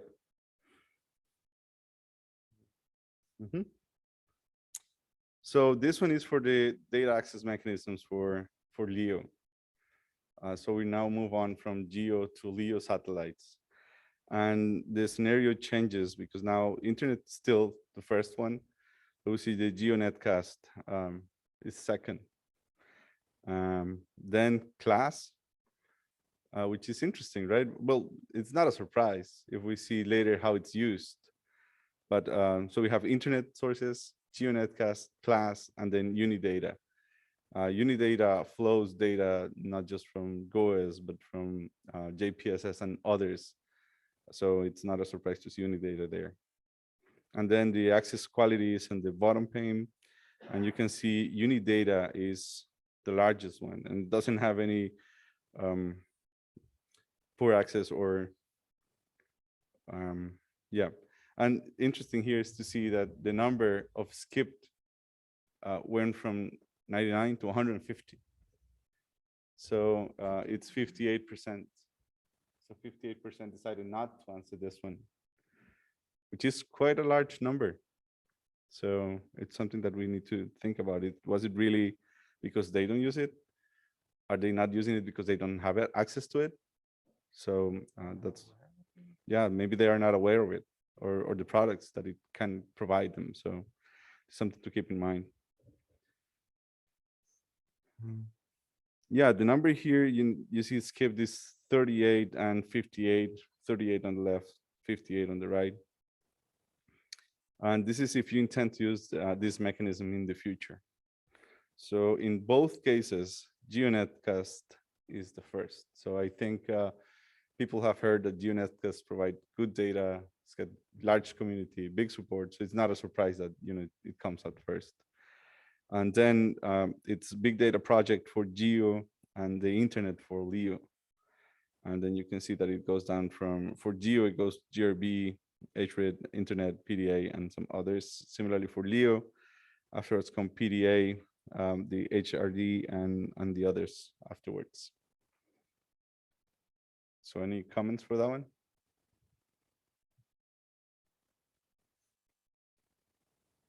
Do you want to take this one? Oh, yeah.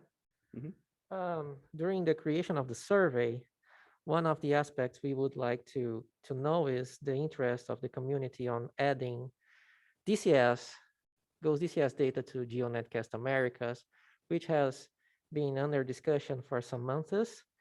So we have added some data collection platform related questions in the survey. So we had 158 answered, and surprisingly, exactly 50% of the respondents said that they use DCP data in their day-to-day jobs. And we have asked, well, if you're using it, which mechanisms are you using to access these data, such as DCPs available from GOES DCS or other commercial satellite providers? And for GOES East, they are accessing it mostly through the internet, then through DRGS, DADS, HRID NWING, local readout, NOAA port, and other. At that time, it wasn't available on GeoNetcast America, so it is not included here.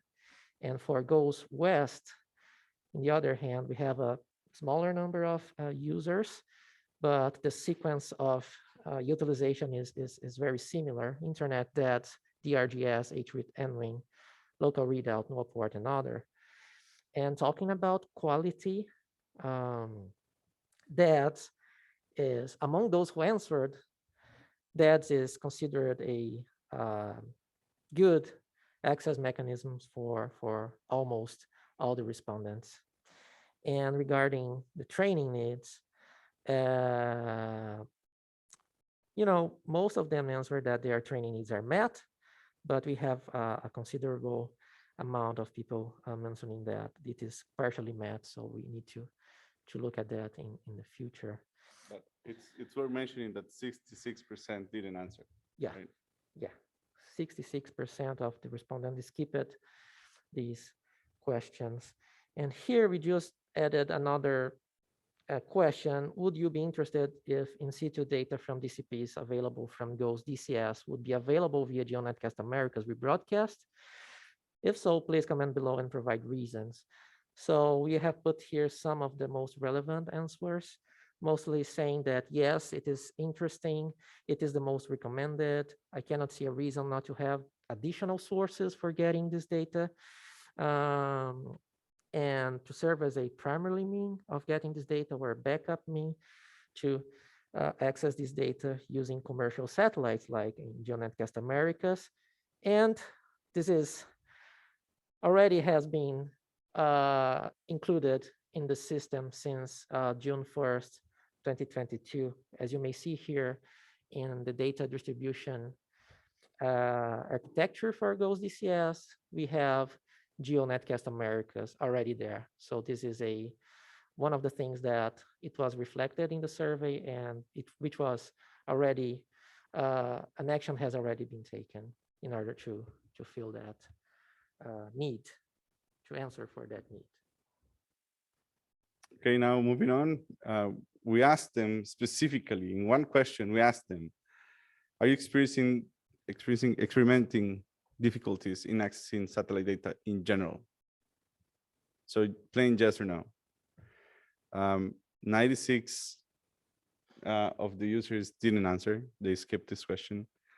And of the ones who answered, it's 20%, 32 said yes. And in the comments there, you see the reason. So they said they're experimenting difficulties because of these local network problems, lack of documentation, which is, you know, when they say lack of documentation, I wonder if it's in their native language. Because the documentation is there. If you look for it, it's there. But it's probably not in your language. For example, if you go into, let's say, the GOES documentation and looking for an instrument specifically, the documentation is there, but it's not in Spanish or Portuguese. Mhm. Then infrastructure, funding, resources, latency issues, which is, you know, a big problem in many countries. Maintenance, which is also a big problem in Latin America in some regions. And finally, capacity building and training. With latency issues here, they are saying, hey, we are getting this data, however, with a bigger latency than we were expecting, right? So that's what they are meaning with latency issues. And regarding the documentation, as we are going to see in the last question, language is really, really an issue. And we should work on that in the near future. Yeah, I think, well, after the BLMG meeting, we will have some discussions on language issues. So for the next section, this is application areas, local data processing and web visualization. It's interesting to see that in blue and orange, we're gonna have geo, whether it's web or local, and gray and yellow is LEO, web and local. So in all of them, except for one, geo is bigger than LEO. The only one where LEO satellites are used more than the geo is in atmospheric chemistry, which is the second to last on the right. So in all the other application areas, geo is larger and for quite a bit. The first one is hypnotic meteorology, and this is probably from meteorological services. Then is nowcasting, a very short range forecasting, and the third one is hydrology forecast. And the next ones, well, you're going to have access. I'm not going to read all of them because you're going to have access to the survey. But as you can see, yeah, those first two is probably Met Services sending us information. And probably the university is also providing the ones on the right as well. So for local processing, we asked them what tools are you using. So here we see the tools they're using for processing local data. Python comes first for quite a bit for both of them. So Geo and Leo are being programmed in Python, which is not a surprise, but it's interesting to know. Second is proprietary solution from vendors, which I did not expect. I was expecting something different. But then it's second here. Then it's R, MATLAB, IDL, and NCL. And then for the web visualization tools, sliders first, for Geo. But if you look for the Leo, Worldview from NASA takes the lead, which is also not a surprise for me. I teach at the university and we do this often. But for others, it can be interesting to see that, you know, in both cases, it's a web app providing the data, not software in a computer, but a web app. So it's interesting to see that as well. Any comments on that? I just would like to stress that we are very proud that we have one of the tools here developed at RA-III, which is NPACE DSAT, yep, which is good. Mm-hmm. And I don't think we have here the percentage of responses, but that's okay. So now for processing and visualization, we have this information. It's the same question, just adding. Yeah, it's the same results, but we see in the other, because these proprietary solutions and others, they provide the comments. So on the right-hand side, you can see the other and the comments that they provided with the tools for processing and visualization that they use. So I actually know most of them, but some of them are still a mystery for me, like the Ninja. Okay, this is the utilization of the products. So now that we know they get them and how they get them, it's interesting to know what they use from them. So for the geo, let's see, they 114 skipped it, but basically the individual bands, we see that they use it daily. So even though there is level 2 products and derived products and GRBs and many others, the individual ones are still widely used. And we will see something very interesting in a minute regarding that. The RGBs, I said GRBs, the RGBs similarly daily, and derived products daily, with about 60–50% of the users. For the Leo, 129 skipped it, but we see that it's not as daily used as the other ones that we were seeing. So it's more inclined towards special events or seasonal use, not like the geo products, which is kind of a surprise. So the mechanisms and their frequency, they're here. So if you look at the daily most used product here, the mechanism is the GRB. But if you go into special events, these ones here at the end are dominating, including class. Yeah. The archives. And the archives, yeah, the archives for special events, people immediately move to archives instead of trying to, record it real time as the event is happening. Mm-hmm.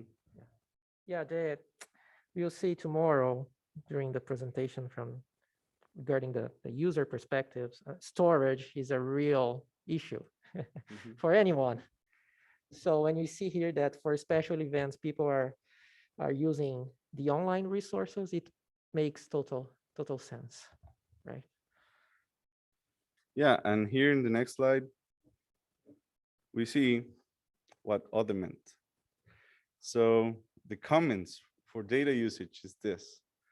And here I would like to stop for a second and let you take a look, because I remember when Bernie and I started working in the training for what our data satellite, we said, it's going to be hard for people.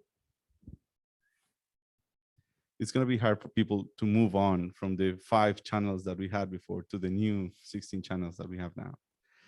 And you can see it there, because in the geo, you can see those 2 really large band 13 and band 02. Those are legacy bands.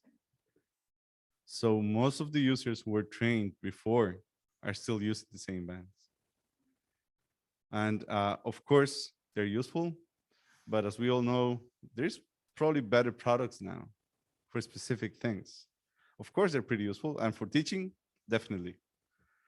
But if you're in operations, maybe we have not reached everybody who needs to be reached. Okay, Bernie? We should have used it here, Well, the wavelengths. I was just going to add that some of the individual channels are still useful for special situation, for certain situations. So, yeah, thanks. We are using band names here instead of the wavelengths, which would be more appropriate because, we can create word clouds with a number. So that's why we are referring to bands here. But you may have an idea. Yeah, but you can see many RGBs in there, right? I think Jose uses many in there. Yeah, convection, air mass, and ash were the most mentioned during the survey. Yeah, but if you look into the Leo side, it changes, right? It goes into winds and derived products like vegetation and floods.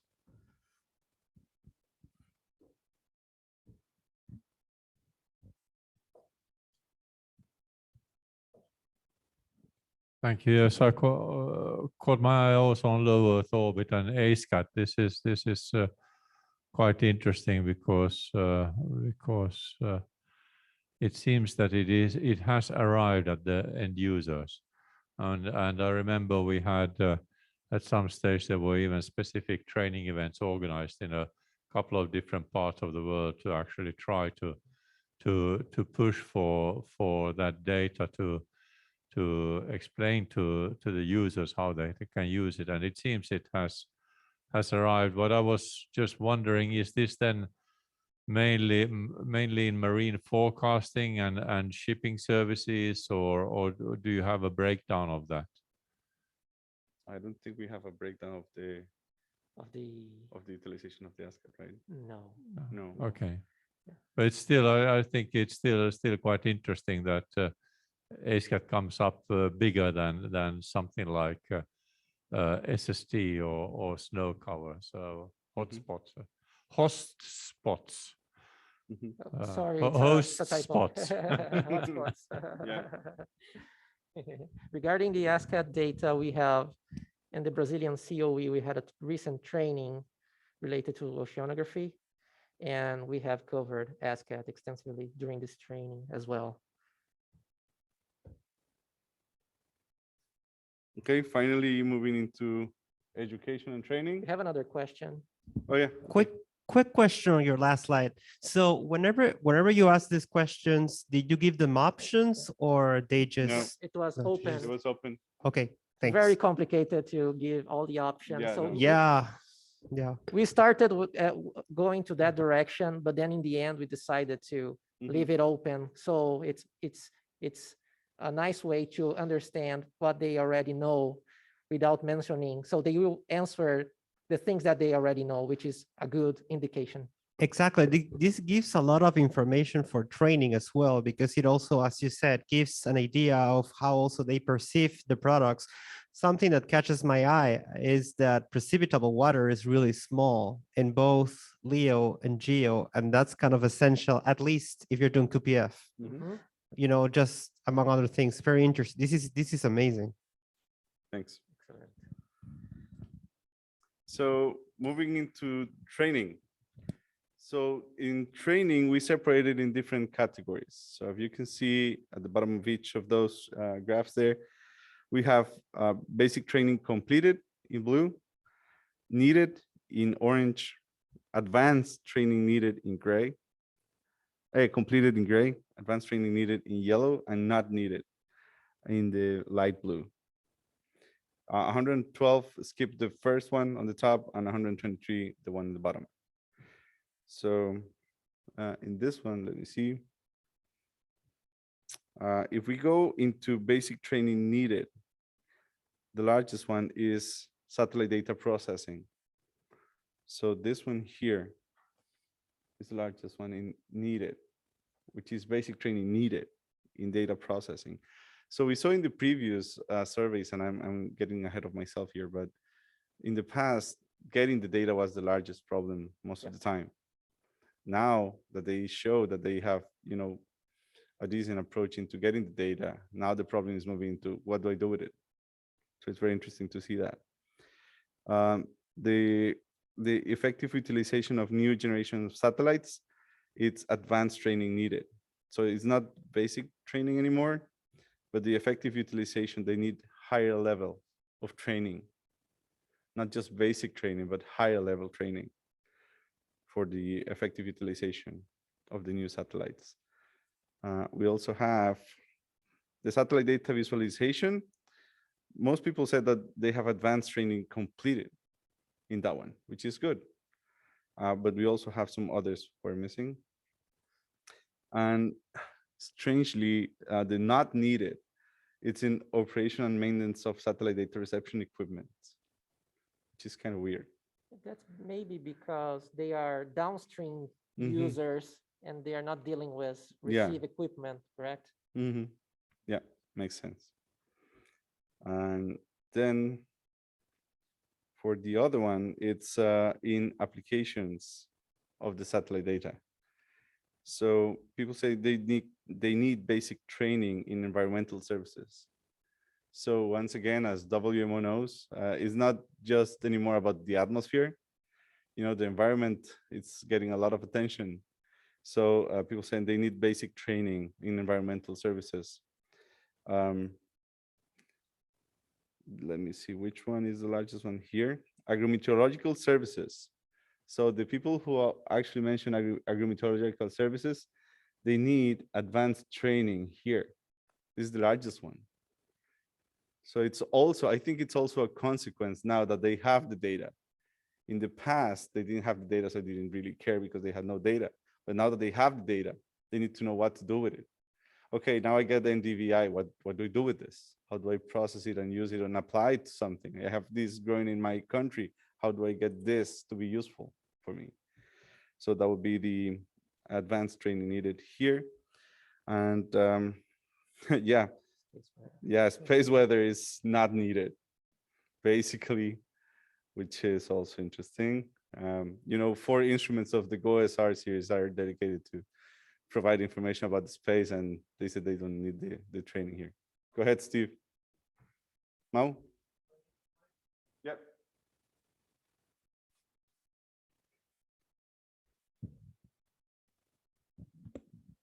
Yeah, I just wanted to make you aware, we are working with Comet right now to have marine applications using the satellites. And if you think it's important that that be one of the Comet modules that's translated to Spanish, you should speak up. And the other thing I wanted to just mention, I don't know who's going to the UMETSAT conference, but we've been talking to their training division director, Mark Higgins, and we're finding that for developing countries and for like Central and South America and Africa, which will be a focus at the November workshop that Kathy Ann is hosting, and Arlene Lang from CMO is also heavily involved in that. We're looking for synergy regarding the Americas and Africa for our new generation satellite. So I just thought I'd make you aware of that. That's a conversation we're going to have. Thanks. Okay, thank you very much. Any other comments? Gabby. Mm-hmm.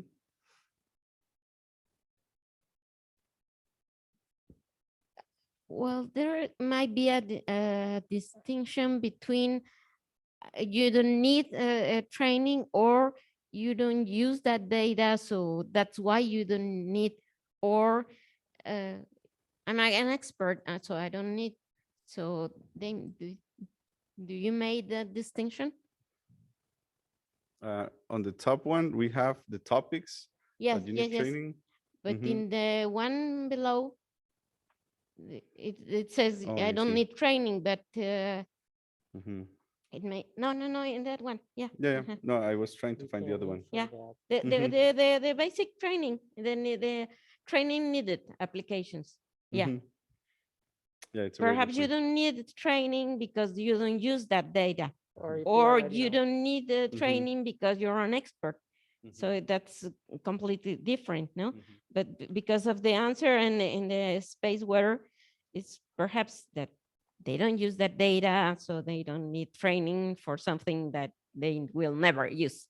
Yeah, no, I completely understand. Yeah, I don't think we did that because it was complicating the answers. Yeah, but yeah, it's definitely important. Yeah, and that makes sense for the space weather product. At NPay, for example, we have a very small people working with this kind of product, and they are experts. They are only among the few experts that we have in the country, so that makes totally sense. Mhm.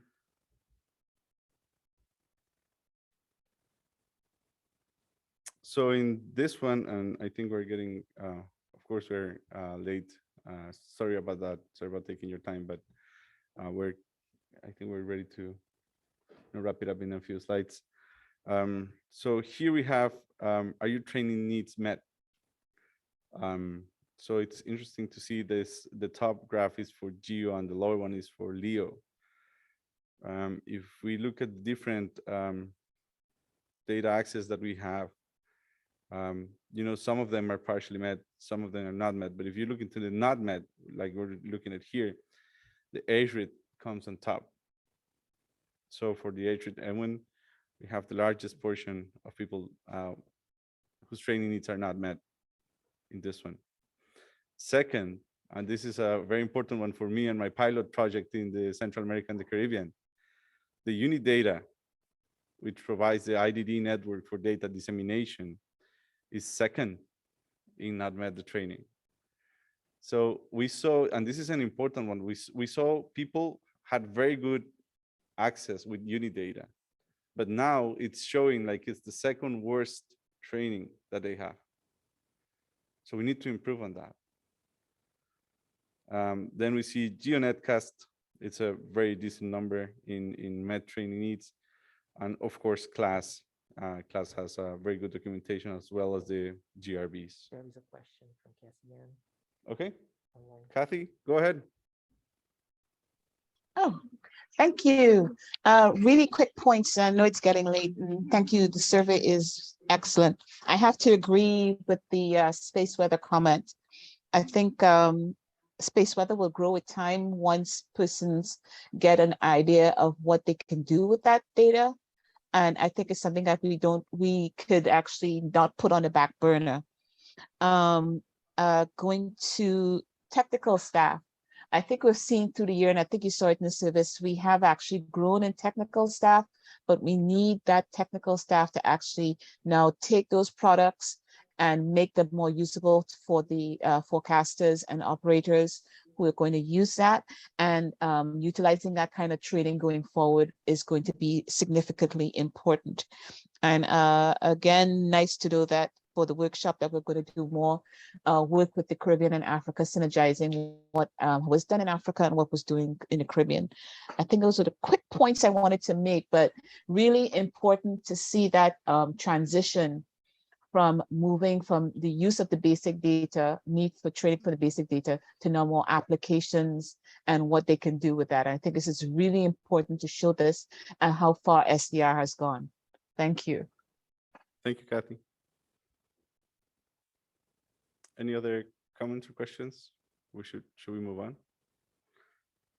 on? So in the lower part of the well, if we see the top graph, we see that for the internet, which is by far the most used method here, we see that training needs are met or partially met. But this partially met is still, you know, a large percentage. It's close to 40%. So even though people are using the internet to get data quite a bit, 40% said they still need training. So that's a large number of the users. And then for the LEO, 150 skipped it, so I keep that in mind. But if you see this number here, the POES, it's really large in MET. Also UNIDATA, and look at this, UNIDATA has got a large portion here that is unmet, and here is similar. So UNIDATA shows up in both with good numbers for one and for some others, similarly to CLASS.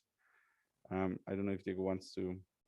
Well, in this one for LEO, they're also using the internet, which is at the right side of the plot, bottom pane. The internet has a large partially met for LEO. So they're still using it. The training is partially met for the internet sources. And if we think about it for a second, so they're going into, let's say, Worldview or some other web app for data. So they use it, but maybe they don't feel they know entirely what they're doing with the site. So they think they need training. The level of awareness, and this is for, yeah, question 14. So this is the level of awareness regarding training. So if you pay attention, most people are aware of the COMET tools. So of course, if you go to COMET, you get some training, and most of the users know that. But if you look at the right side of this graph, this is a wake-up call for some of us, including myself as a TSO of VLAB. you know, CGMS, it's basically unaware of. And this is 80%, greater than 80%. Yep, sorry. So it was skipped by 111. Yeah, and this is, if we see the blue one on this side is the aware. So people are really aware of the comet, and as we move to the other side, it decreases and increases the unaware. Right, the unaware is WMO CGMS Saturn, CGMS website. And this is interesting, the product access guide for the products. And meanwhile, we have people saying that lack of documentation is really an issue. So they probably unaware of the documentation that is available, and that is maybe due to language limitations. Yeah, I think this is also quite interesting. And actually, this reflects one of the things we did when I started at WMO. I basically asked to get some kind of analysis on a number of hits on and I think it was the PUG and Saturn particularly, which we were looking at, and we came to a conclusion they are not really getting hardly any hits. And we were thinking about that a little bit. And if we think about Saturn, for instance, I think Saturn, in the way it was set up, it had a certain purpose at the time. But I think it has outlived its purpose, because now the space agencies have very good resources directly accessible over their site. So why would people come to Saturn?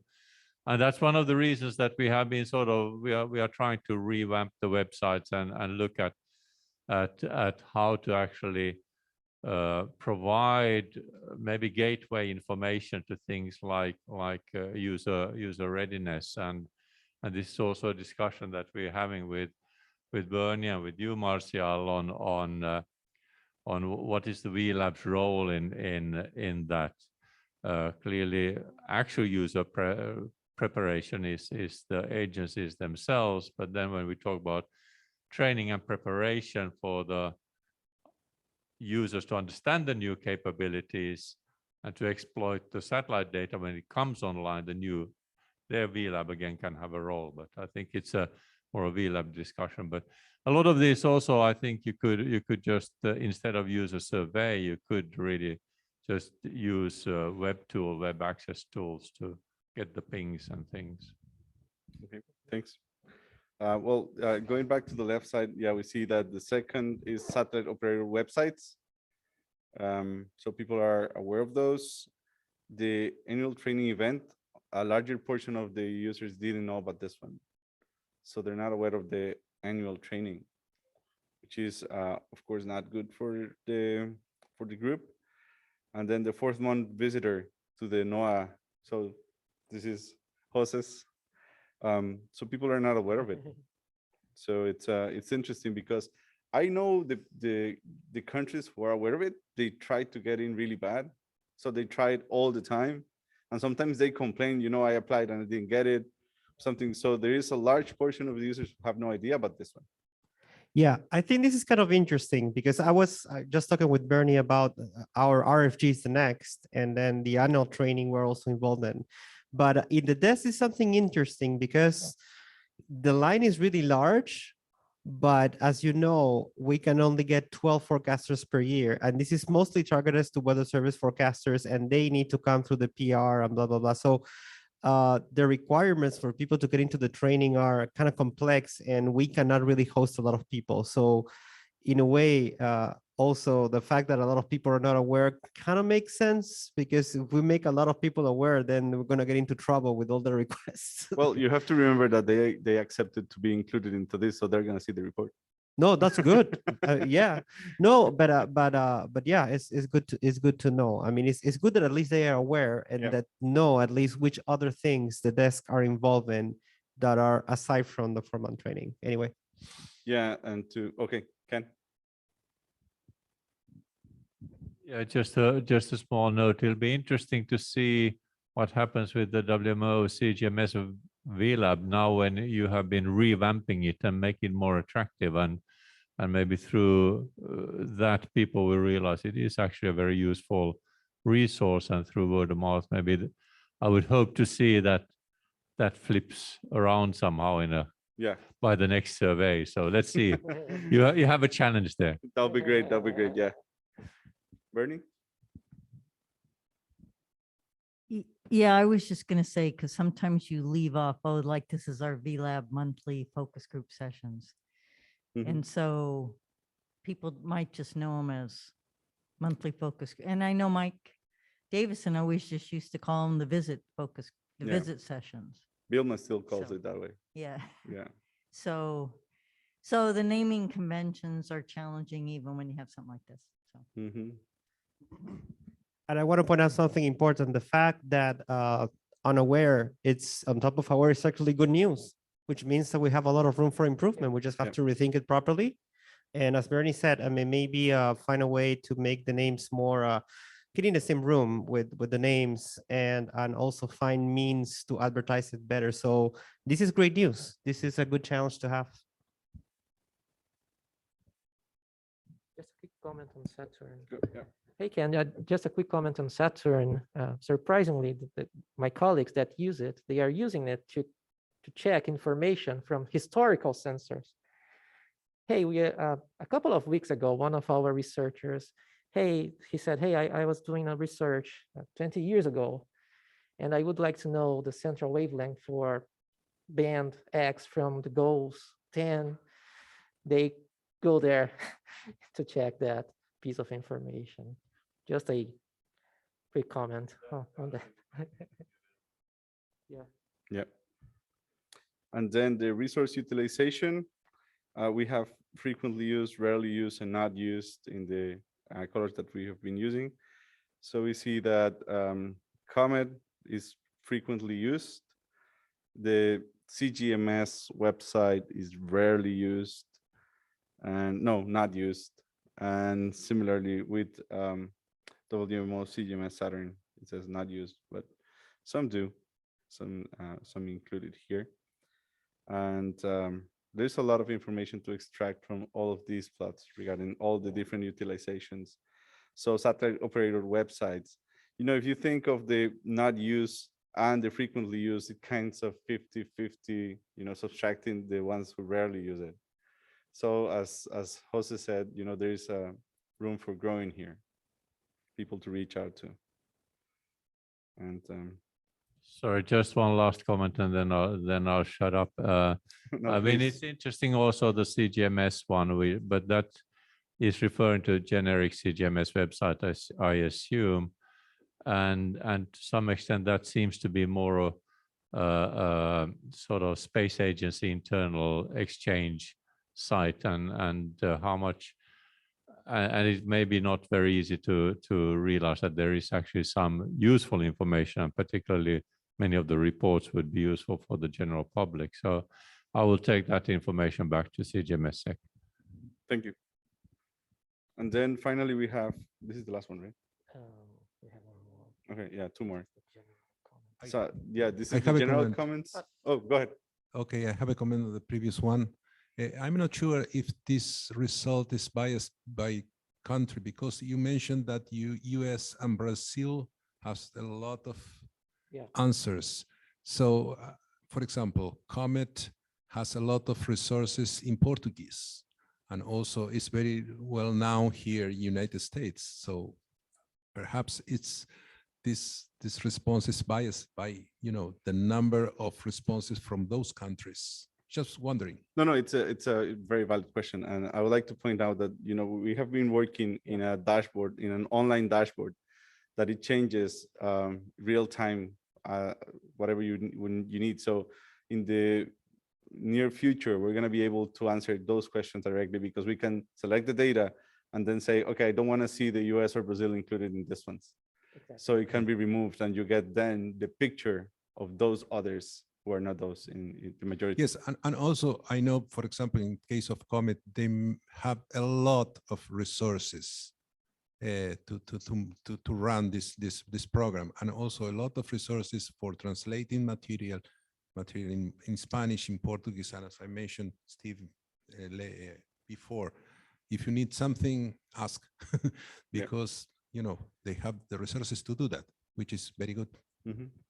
Thank you. And this is the kind of information that we are going to publish in the official survey report that will be available probably until the end of the year. Segmentation of these results into individuals, organizations, RA3, RA4, non-US, and things like that. Okay, so finally we have the general comments, questions or concerns. The last one is my favorite, of course. And yeah, you can see all the other ones, which are also very important.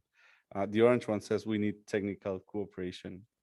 And as Kathy mentioned, and I have mentioned this in the past during these meetings and other meetings, we need to move the training past the final operational forecaster. We need to reach the people who provide the data, who actually gather the data for them. Because I know, and I think I have talked with Ken and others about this ones, for some countries or for some regions, it can be confusing how we need to get into training technicians. But in Latin America, it's a crucial thing that we need to do, to train the people who provide the data, who gather the data.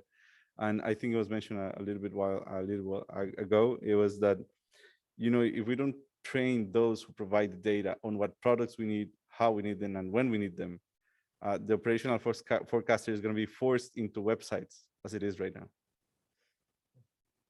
And then finally, it's I cannot see what's in. Yeah, this is the conclusions, preliminary conclusions. Yeah, if you have any conclusions from the survey that you want to be included here, please raise them and send them to us, and we can include them here. Because remember, this is our group. This is not just Marcial's and Diego's group. This is our group, and whatever you think it's a conclusion from the survey should be included in here.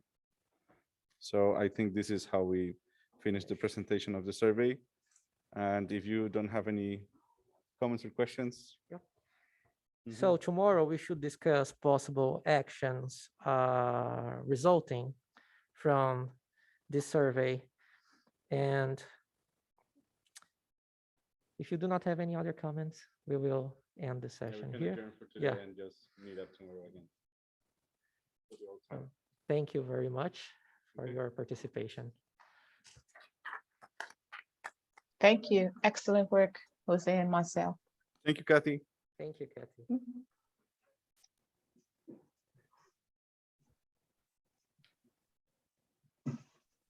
Hello, everyone. Good afternoon. Hola a todos. Muy buenas tardes. Welcome to the second session of the 5th meeting of the WMO Coordination Group on Satellite Data Requirements for RA-III and RA-IV. Thanks for joining us today. And yesterday we had a very productive session. We began with the history of the Satellite Data Requirements Group, giving some background information, our main achievements and goals. Then we had the updates from the WMO Secretariat and the Regional Office for the Americas. Then NOAA presented the updates for JPSS, GOES-R, and GeoXO, and the future events. And we ended the first session discussing the results of the 2022 regional survey on satellite data use. And yesterday we stopped it here, and today we'll have an update on capacity building activities and regional training plans. Then on the next topic, we'll have the presentations from our SDR colleagues. They will present their updates, requirements, technical challenges, general issues, so we may find common challenges and may work together to solve them in the future. Then we'll have a presentation on the possible SDR collaboration with the region 3 and 4 working groups and committees, and we will end this meeting reviewing the actions and recommendations, which is a very important part of the meeting because that will serve as the base for our future teleconferences and discussions. So before the next presentation, we have some new participants here. So shall we introduce them? Let's introduce them. Albert.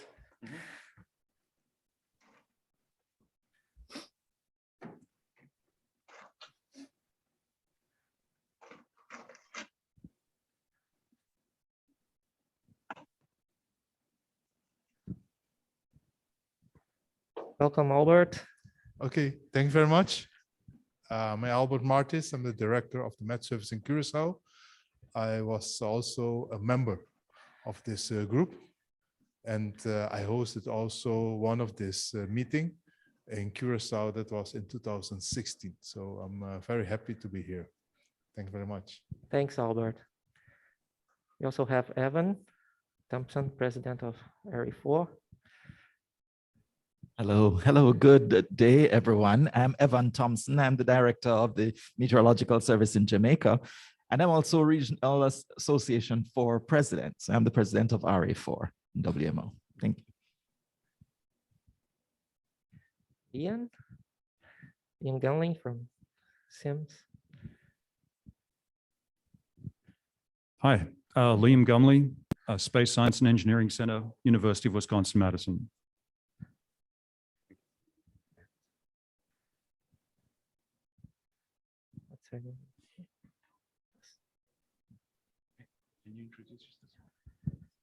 Hi, Amy Stiebemer from the COMET program at the University Corporation for Atmospheric Research in Boulder, Colorado. And we have also some participants online. And today we have Hugo Saavedra from Colombia. Welcome, Hugo. Can you hear us? Muy buenas tardes para todos. Estoy hablándoles en español. No sé si exista traducción del inglés al español. Soy el subdirector de meteorología del IAM y estoy muy atento para la presentación de esta tarde. Bienvenido, muchas gracias. Muchas gracias, Hugo. Sí, tenemos para algunos puntos clave, José Galvez nos va a ayudar con traducciones. Okay. So let's begin. The first presentation for today is capacity building activities and regional training plans. So I invite Bernie Connell.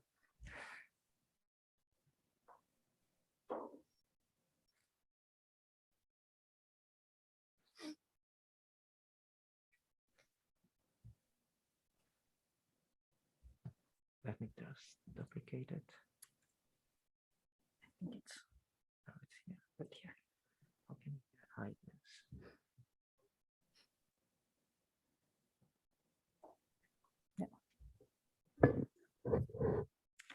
Okay, good afternoon, everyone. And I'm going to first take a poll of the room. Who is aware of the WMO and the CGMS virtual laboratory? Okay, so we have almost everyone. That's good to hear.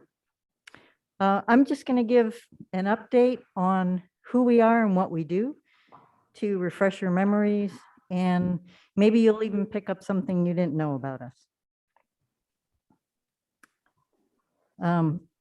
It's the WMO and the Coordination Group for Meteorological Satellites. It's the virtual lab for training and education in satellite meteorology. We were established in 2000. Diego, how do you put the bar up?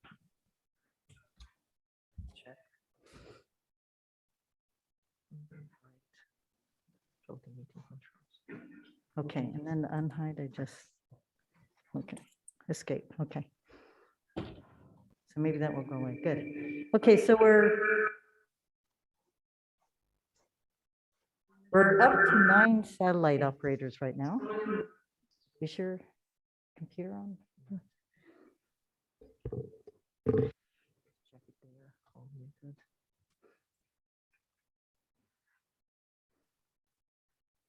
Yes, they are.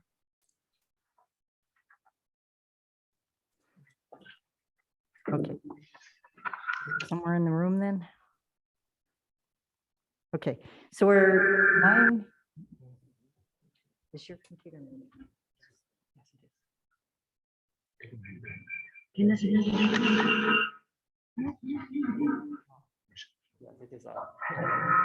Let me ask for some guidance here. Should I be okay now? Okay. Okay, we're 9 satellite operators and 13 centers of excellence located across the globe. And we have another potential new center of excellence coming from Indonesia. And we're in regions 3 and 4, so we have 4 centers of excellence. And it's good to know that representatives from all 4 of our center of excellence are represented in the Satellite Data Requirements Group.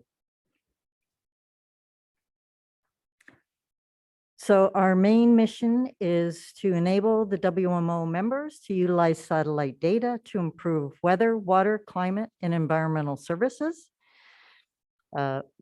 Overall, we provide training to promote the interdisciplinary application of satellite data. And our primary audience is operational meteorologists.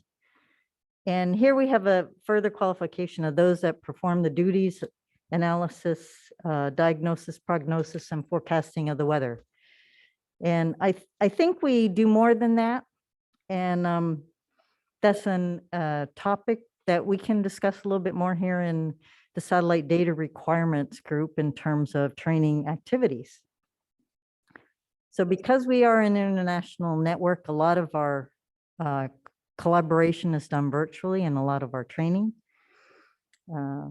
And we share our knowledge, experience, and tools to help with the usage of satellite data, especially for our WMO countries that have limited resources.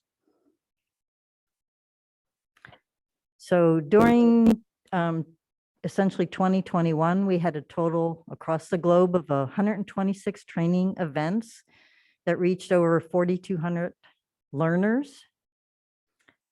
And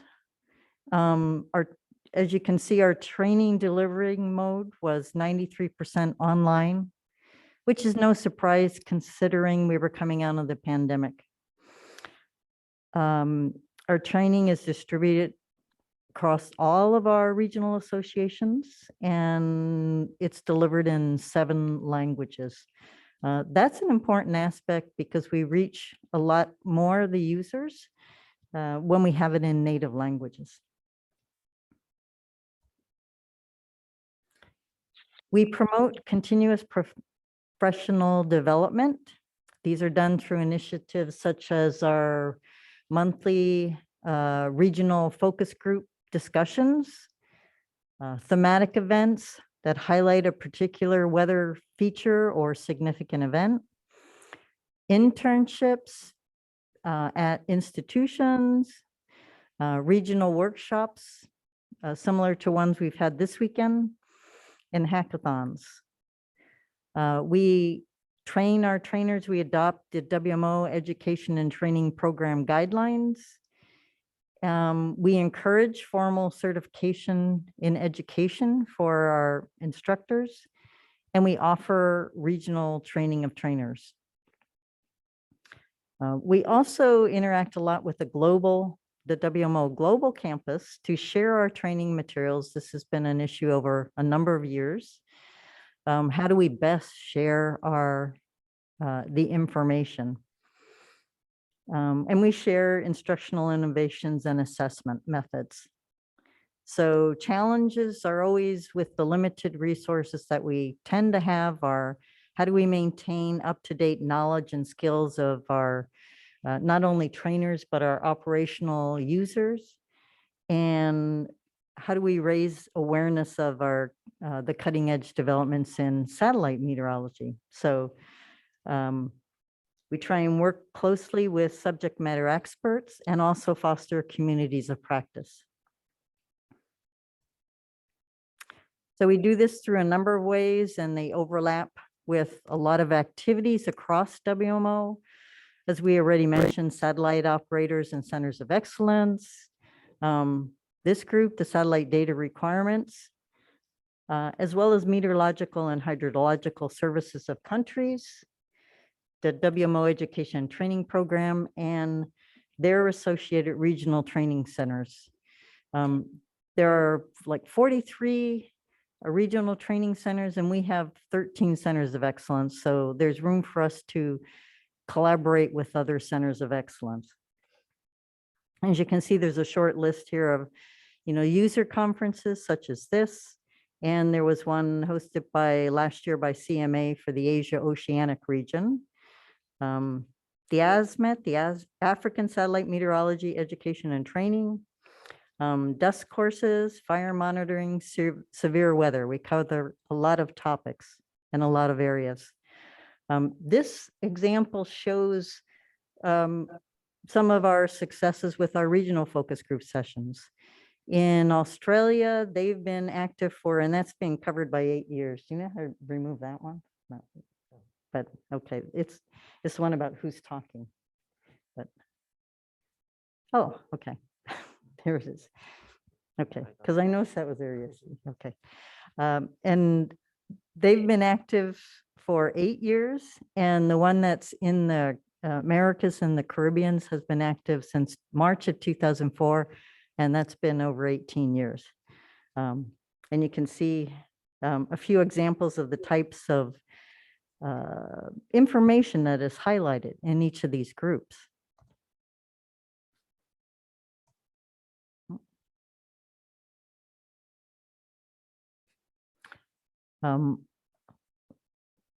One way that we enhance collaborations for our trainers is through a conference such as these, and the one in particular is called CalMet. It's the Community for the Advancement of Learning in Meteorology and Related Disciplines. Last year, it was hosted by the Met Service in Argentina. It was virtual, and it was very successful. I think it was one of the most well-attended CalMet conferences in their history. There are a lot of interactions between trainers that share their techniques in terms of the training that they do and the outreach that they do. And it's a great environment for us to link into and continue to work on the education aspects or the training aspects, best practices. In terms of what some of the goals of the education and training program that we also look to collaborate on are securing institutional commitment to share learning resources. How do we better, in a virtual world now, how do we better document and provide certificates to the users that participate in these trainings?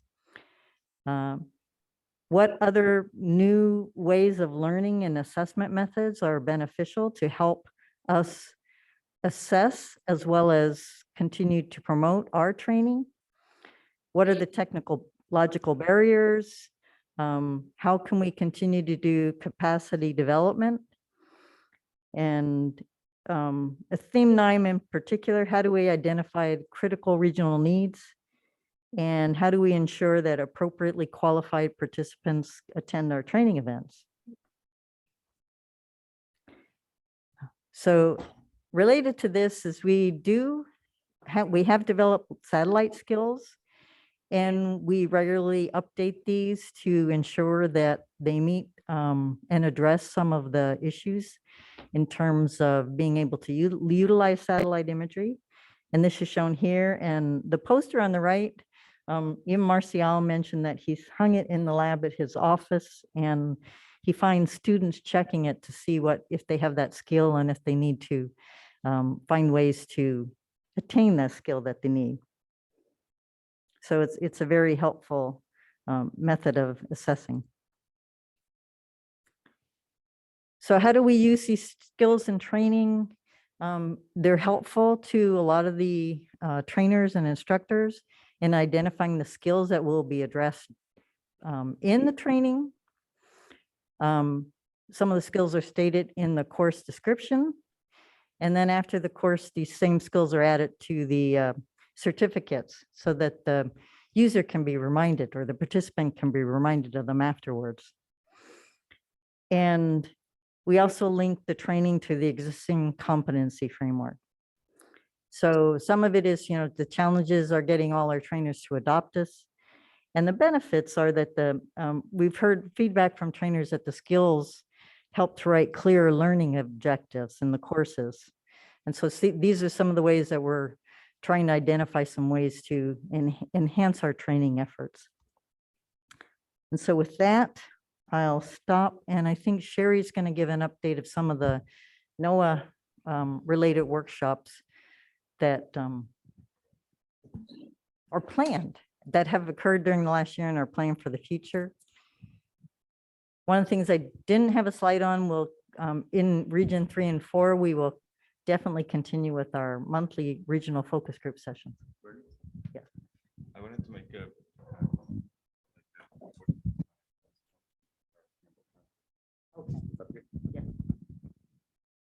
I'm going to say this in Spanish for the people who are over Zoom.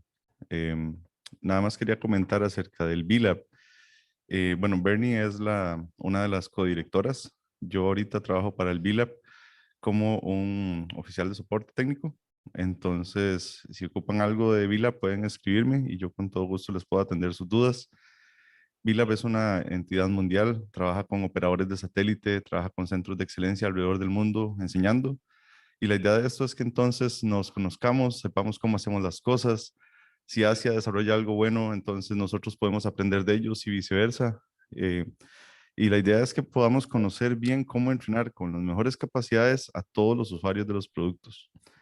Si un país desarrolla una buena herramienta, entonces en lugar de que otros países inventen el agua tibia desarrollando la misma, lo que podemos hacer es traducirla, mejorarla y adaptarla a nuestras necesidades.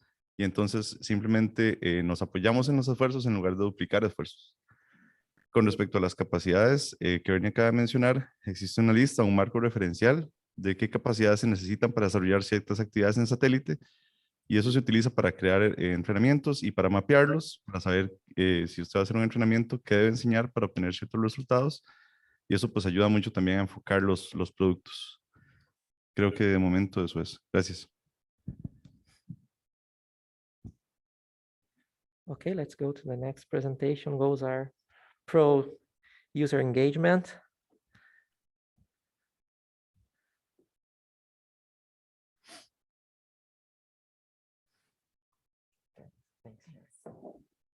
Hello, this is my first time here. I started my job about 2.5 years ago, the day that we went virtual. So I am still learning. Thank you, because I wish I'd known that for the short course earlier today. Learning all sorts of things like how to hide that line. I will be quick here, but I look forward to working with all of you in the future. The most important thing is that we've got the next WMO NOAA workshop in Barbados and Trinidad and Tobago. We'll be working with partners in Region 4 to pull this together.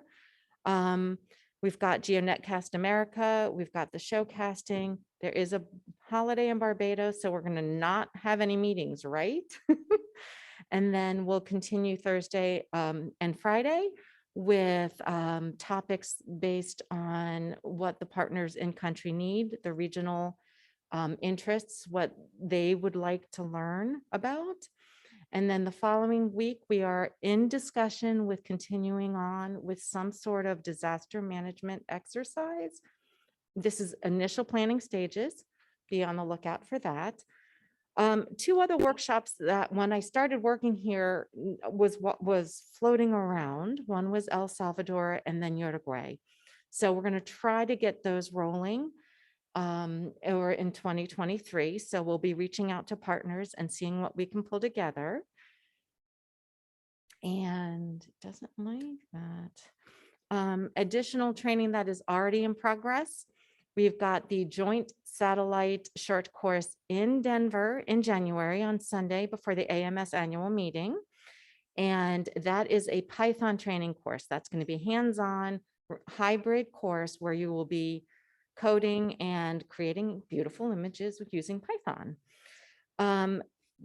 the SATMOC subcommittee is working on the next lecture series to reach out to undergrad, grad, and early career professionals with shorter little sessions to focus on a specific topic to get students and early career professionals interested and exposed to other satellite data. And then the GOES-R program did a pilot hackathon last year with 5 universities, and it went pretty well. The winning team ended up having an app on their phone to do a 3D printout of a hurricane. And someone printed it out. So it was actually really cool. So this next GOES-R Data Jam is going to try to encompass students from all different disciplines. And again, we're in the planning stages, but we're looking to have something in March 2023. That being said, I wanted to go back to the short course and workshops that the most important thing that I would like to learn out of this meeting and this conference is other ways to do the training. The workshops are great. They take a lot of time and a lot of effort from many people. How do we still reach out to people without overloading the user with too much information at once? So I look forward to the conversation today. And I think that's it. I have the contact. Steve Goodman has been wonderful in helping me network and get to know everybody as well. He's on the phone.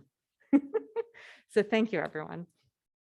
Thank you very much, Sherry. Thanks, Barney. Do you have any questions regarding training activities? ¿Tenemos alguna pregunta sobre las actividades de capacitación? El VLAB? Okay, so let's go to the next session of the meeting, which is the presenter, the SDR member updates. Just a quick moment.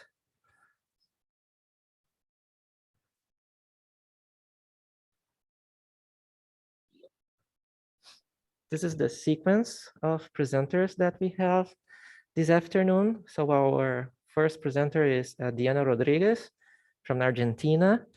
We have a good number of presentations, so we kindly ask you to not exceed 5 minutes.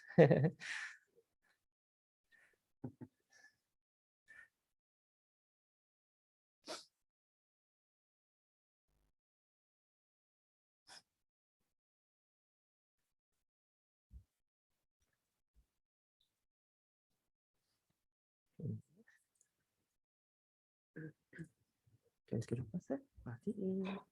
Okay. Bye. Bye. Hey, hello everybody. My name is Diana Rodriguez and I work at the National Meteorological Service of Argentina. Next, please. I'm going to talk about the satellite data requirement and its applications. There is no satellite data required by any of the institutions that were contained. Our available satellite resources are GOES-16, RGB, PDA, GeoNetcast America, Amazon, and FTP. Moreover, the data received for LEO and GEO is used for different satellite applications and no specific needs of improvement has been identified. Next, please. Next, we can see some of the products and applications that are generated by SMN Argentina. The climate monitoring direction use, or ST data to monitor the status of the Pacific Ocean, Madden-Julian, and ENSO. Immerse precipitation data to monitor La Plata Basin region, and Aura-OMI, Mopiterra, Shimashi data to monitor greenhouses gases. Next, please.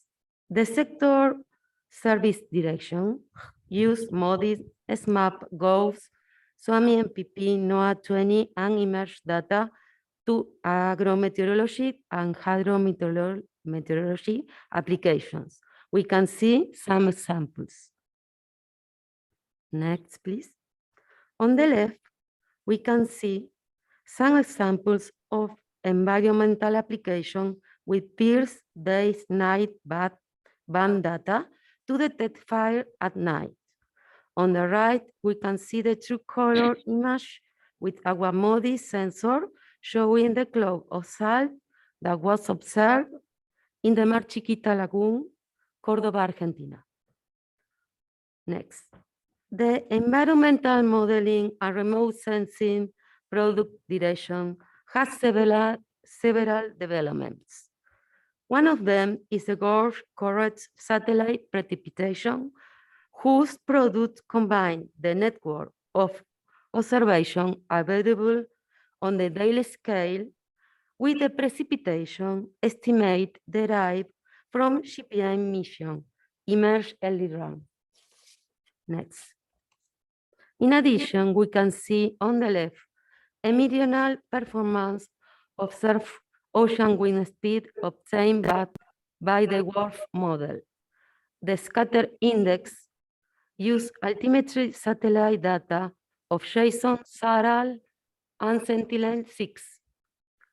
On the right, a Boolean algorithm was used to obtain the classification of volcanic ash using the 3 thermal band method with NOAA 20 beer sensor for the Venus volcano case.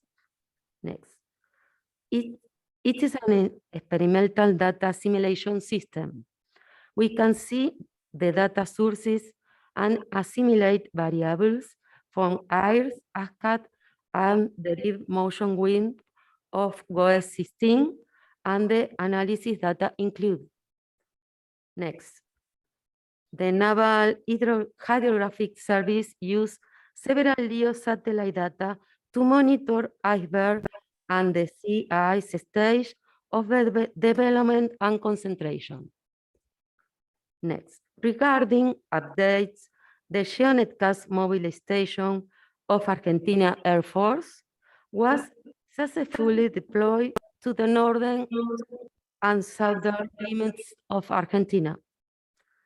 It is used for the safety of aeronautical tasks and support the Antarctica operations. Next.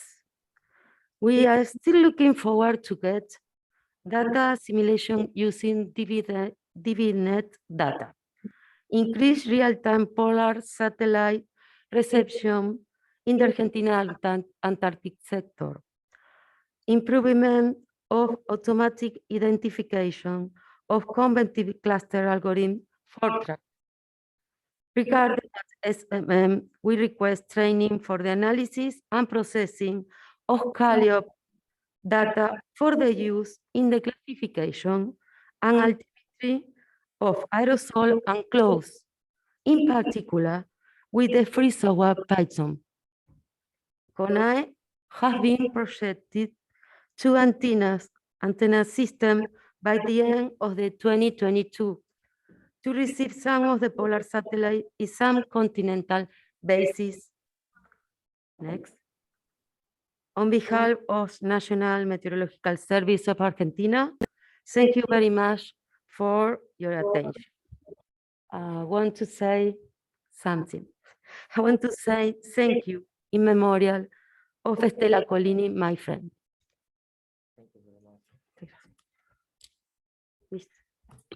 Muchas gracias, Diana. Let's go to our next presentation.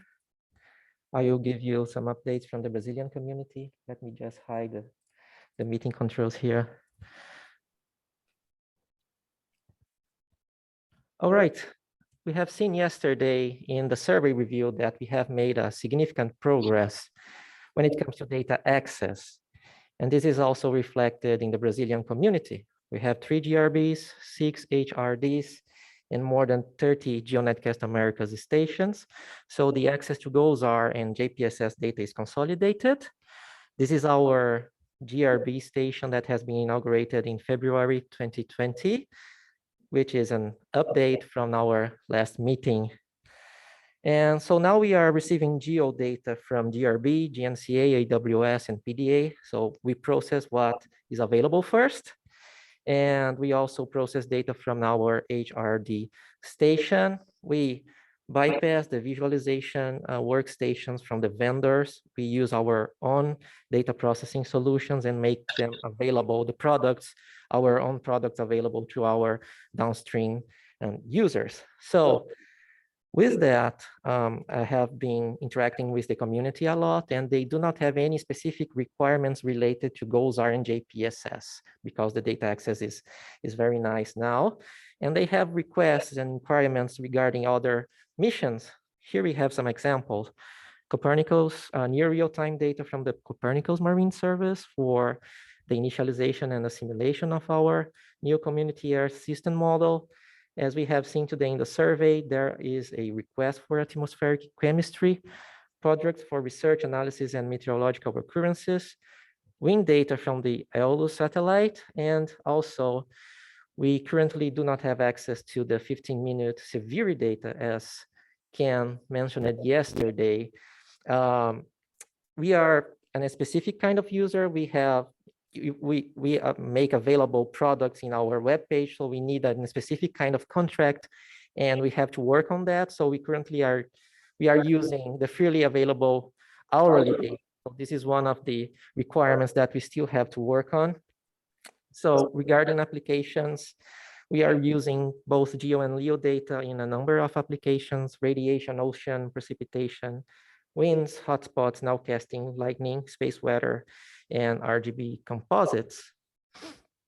And we also have developed some visualization tools, and by far the most accessed one is our DSAT interface, which uses tile-based technology, much like Series LiDAR, where we have GOES bands, RGBs composites, GLM products, and we still need to work on adding derived products, but for that we need storage, and storage is a huge challenge for us.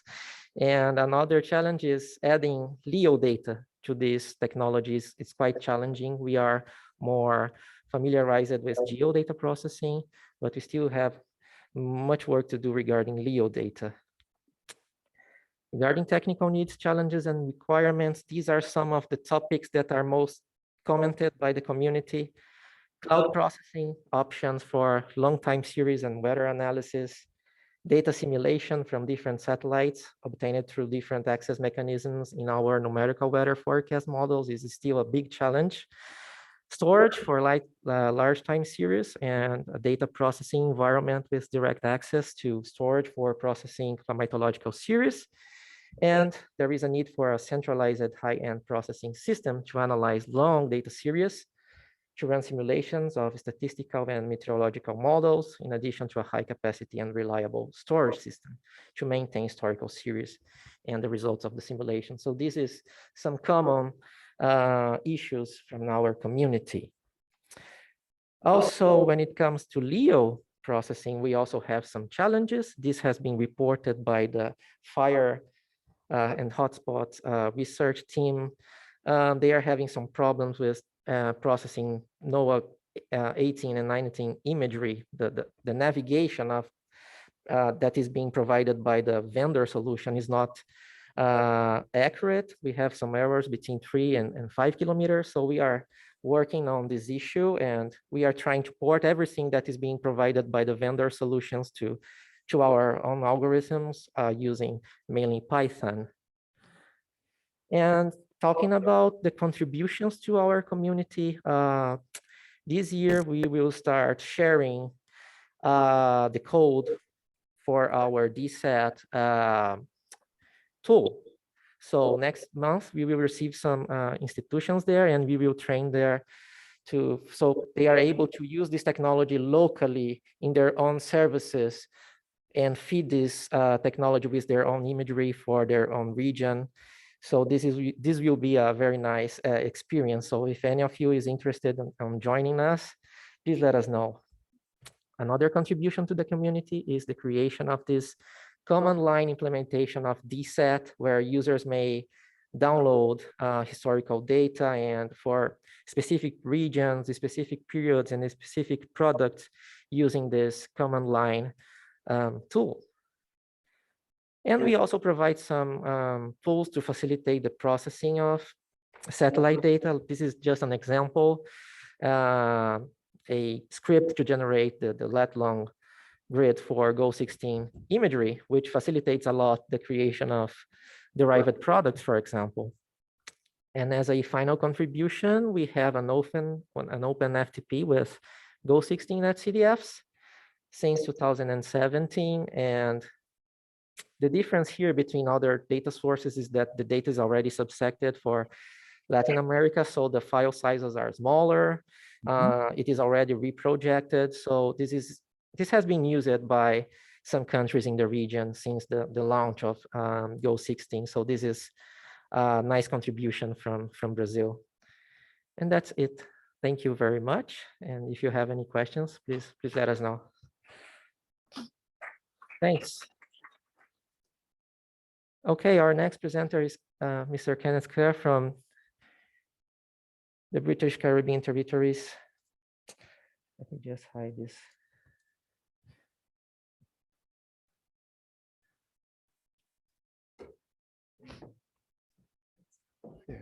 Thank you, Diego. Good evening. Hello, everyone. Thanks for the opportunity to present on behalf of the British Caribbean territories. I'll focus mostly on the Cayman Islands, but I think it is fitting that I am coming after Brazil and Argentina because they are showing us where we need to be, and we are far from that. So what I would present would show where our gaps are. And in terms of our needs, there are 3 points I want to make. The first is that in terms of our requirements, we have a special need for high resolution satellite derived wind vector images that are scaled to the island and regional levels that can enable our forecasters to better observe and forecast rapid evolving or developing phenomena such as tropical squall lines. These systems have become more frequent in the region and have affected our countries in significant ways with the attendant loss and damages. And specifically, they are not easily detected, and therefore our warning for these phenomena are often delayed. And therefore, we feel that closing the gap could be done through training to use satellite data to depict and detect these systems.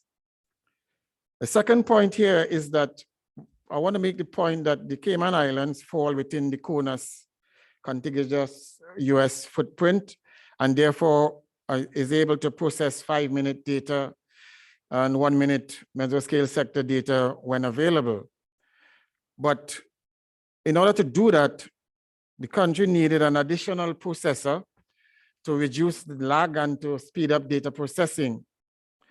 But outside of that footprint, other British Caribbean territories and other members out of the CMO in the Caribbean that are outside of the CONUS have a need for greater frequency to access satellite image at 5-minute intervals for high impact events apart from tropical cyclones and volcano events. In particular, I'm speaking here about very active trough systems, convective coupled Kelvin waves, ITCZ with high moisture content, and other tropical cloud clusters that sometimes are on par with atmospheric rivers of the north or mid latitudes and bring the significant loss and damages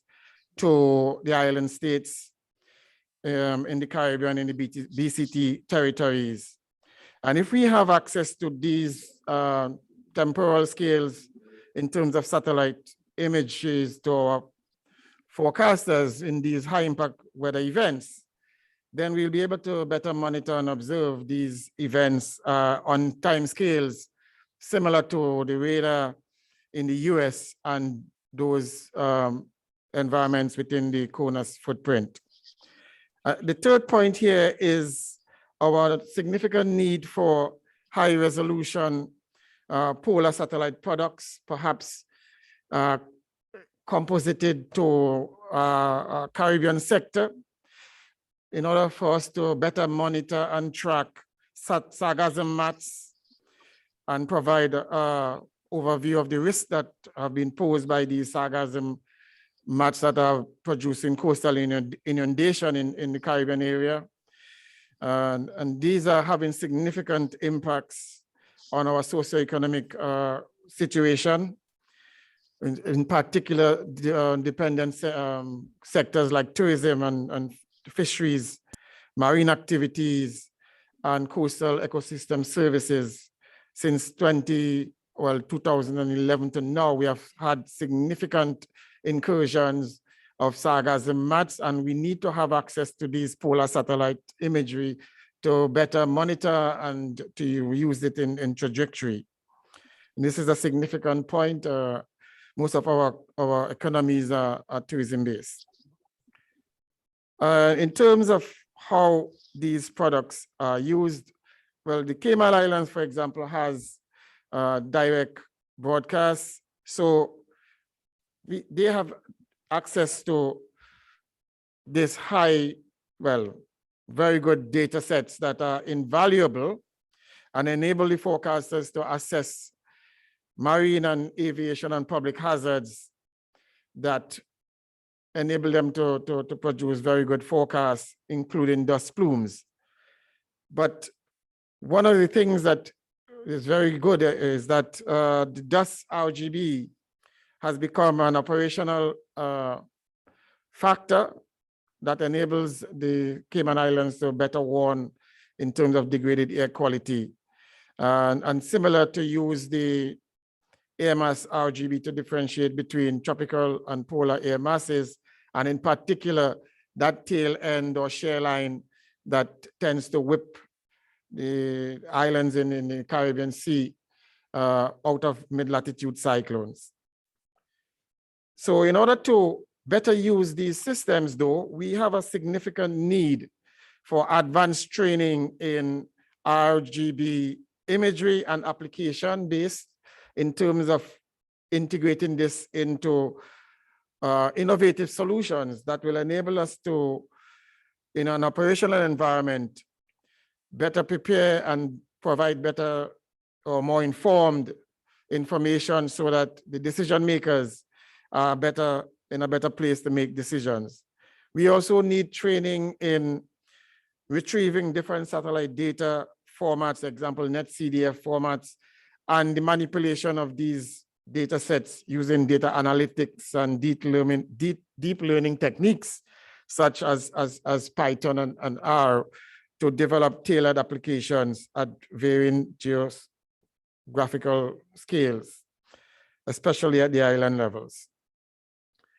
So apart from that, our technical needs include improved internet capability for distributing satellite data across different islands and improving in a significant way that international cooperation or standard operating procedures that will enable us to trigger access to mesoscale rapid scan satellite imageries for high impact convective system. We need to have in place a better system that will make it easier for the island states to get access to that data when the need arises. And again, I just want to make the closing points here that we really need the low orbits to give us these high resolution data sets that will enable us to assess high impact sub-island and island scale, mesoscale complex cloud systems and emerging hazards such as Sahara dust. We have a lot of bushfires now, especially in the dry season, and we want to be able to have satellite imagery that can assist us in making informed decisions. But a key component in a challenge, in terms of challenges here, is the budgetary constraints that have hindered us from acquiring these new satellite data types.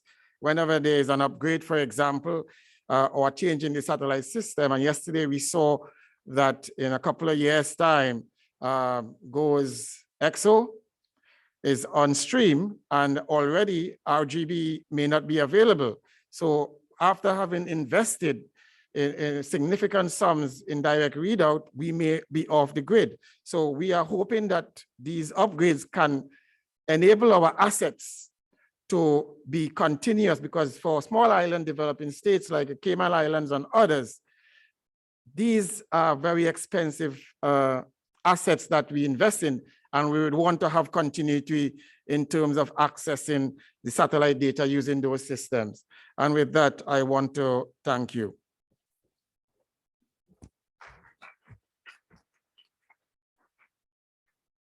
Thank you very much, Kenneth. Very interesting points, and we'll be certainly considering these issues as a group in the near future. Do you have any comments regarding his presentation? No? Our next presenter is Kathy Ann Caesar. I wonder if she's online. Kathy Ann, are you there? I am here. Thank Okay, you. I will share your presentation here. Thank you so much. You just let me know when I have to. Just a moment. Good afternoon, all. Okay. Okay, you might begin. You may begin. Okay. Yes, so good afternoon. Again, my name is Kathy Ann Caesar, and I'll be giving just a brief update on the GeoNetCast installations across the Eastern Caribbean. Again, I'm Chief Meteorologist at the Caribbean Institute of Meteorology and Hydrology, also known, part of our mandate as the Center of Excellence in Satellite Meteorology in Barbados. Next slide, please. Okay, so as many of you would know, we started or to introduce GeoNetCast into the region a few years ago. And given the support, with the support of NOAA, we had GeoNetCast installed in Barbados at the at CIMH and also in Belize. But we needed to install or get more in the island states involved. Now, under the USAID Strengthening Disaster and Climate Resilience in Eastern Caribbean and Southern Caribbean project, we had the opportunity to do so. And let me just give just a little background on this. Given my involvement in the SDR and knowing that many of the Eastern Caribbean countries had actually wanted to get the GeoNetCast as a cost-effective source of in satellite data, I got the opportunity to actually put this as one of the projects under the SDR when asked by the principal to do so. One of my goals, given that the GeoNetCast was cost-effective, given the low cost of actually getting that access compared to a GRB, I thought we believed it was a good opportunity to actually have the Eastern Island states under these projects get access to GeoNetCast. However, there were two things that actually increased the cost of actually getting the GeoNetCast into these islands. So as part of the SDR project, 7 island states were identified: Antigua, Barbados, Dominica, Grenada, St. Kitts, St. Vincent, and St. Lucia. By the time we had started the project, St. Lucia had already purchased and installed their own GeoNetCast system. And then when we put in the cost for the others, we actually came across a problem that we discussed only yesterday. In part, in actually installing this, and Diego will tell you this, when you can actually do a lot of the installation of GeoNetCast at a very low cost. But however, you need to have the technical support. And one of the things that is lacking across the Caribbean, and of course, a lot of our states, is the technical support to do that. And the difference in cost of actually doing it on your own compared to actually hiring a company could actually, is a difference between $20,000 US dollars to sometimes $63,000 or $65,000. That is the truth. And so we had once we realized that there was not going to be enough technical support in these islands, we had to pivot into actually getting a turnkey system. There are 2 or 3 companies out there that offers these turnkey system. We finally decided on a supplier of Expertise Electronics Corporation. And to save cost, what was decided is that they would have 2 installations within 2 of the islands, that being St. Kitts and Antigua. And then the others would be installed given technical expertise, videotapes, and manuals. So we embarked on this, and COVID also was a great hazard, really. COVID actually hampered a lot of the delivery, travel, and actually did add some additional cost. But as of today, St. Kitts and Nevis and Antigua, as you'll see in a few minutes, have been successfully installed. ECC will provide remote guidance for the installation for Barbados, Dominica, Grenada, St. Vincent, and the Grenadines. 7 of the instructional kits were actually distributed.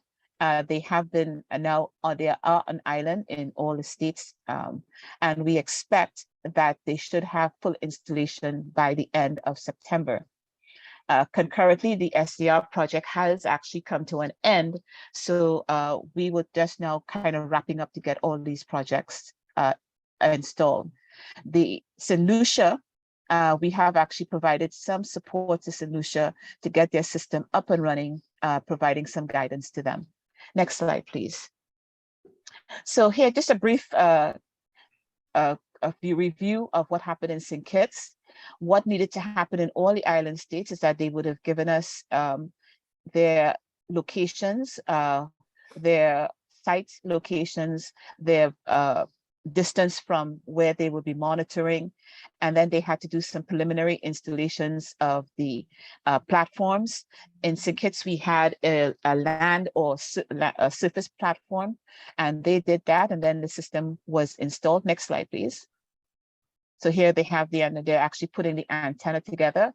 While they're doing this, the entire process from actually unpacking to actually putting every screw in was being recorded. So actually here they're putting up the hardware, locking the washers into place. Next slide. And here we have the total process now being, they have actually put up the antenna, putting in the guides, and then the cables were then put in, and actually if you go up here to the station, the orange building, the guides were actually then passed into that building. Next slide, please. This is the Antigua installation. They were a roof installation, actually on the roof of the airport building. They also had to put in a platform. Next slide. And here we have the full installation being put in. One of the more important things that we also did, the tall gentleman in the middle here, that is actually Mr. Marvin Ford, the senior technician at CINH, and he was on hand to look at the process, actually be involved in the process. Therefore, he would provide on-hand guidance to the other countries. And we have the expert, many of you may know Eric Batiste, who is actually the chief installator for EEC. Next slide, please. Part of the process was actually getting some of the programs. The program they use PRODUS, I'm always going to say incorrectly, but they actually have this installed in both. This was purchased by the islands. We couldn't do it because of the cost, but I think both Antigua and St. Kitts have purchased it on their own, and they have it installed.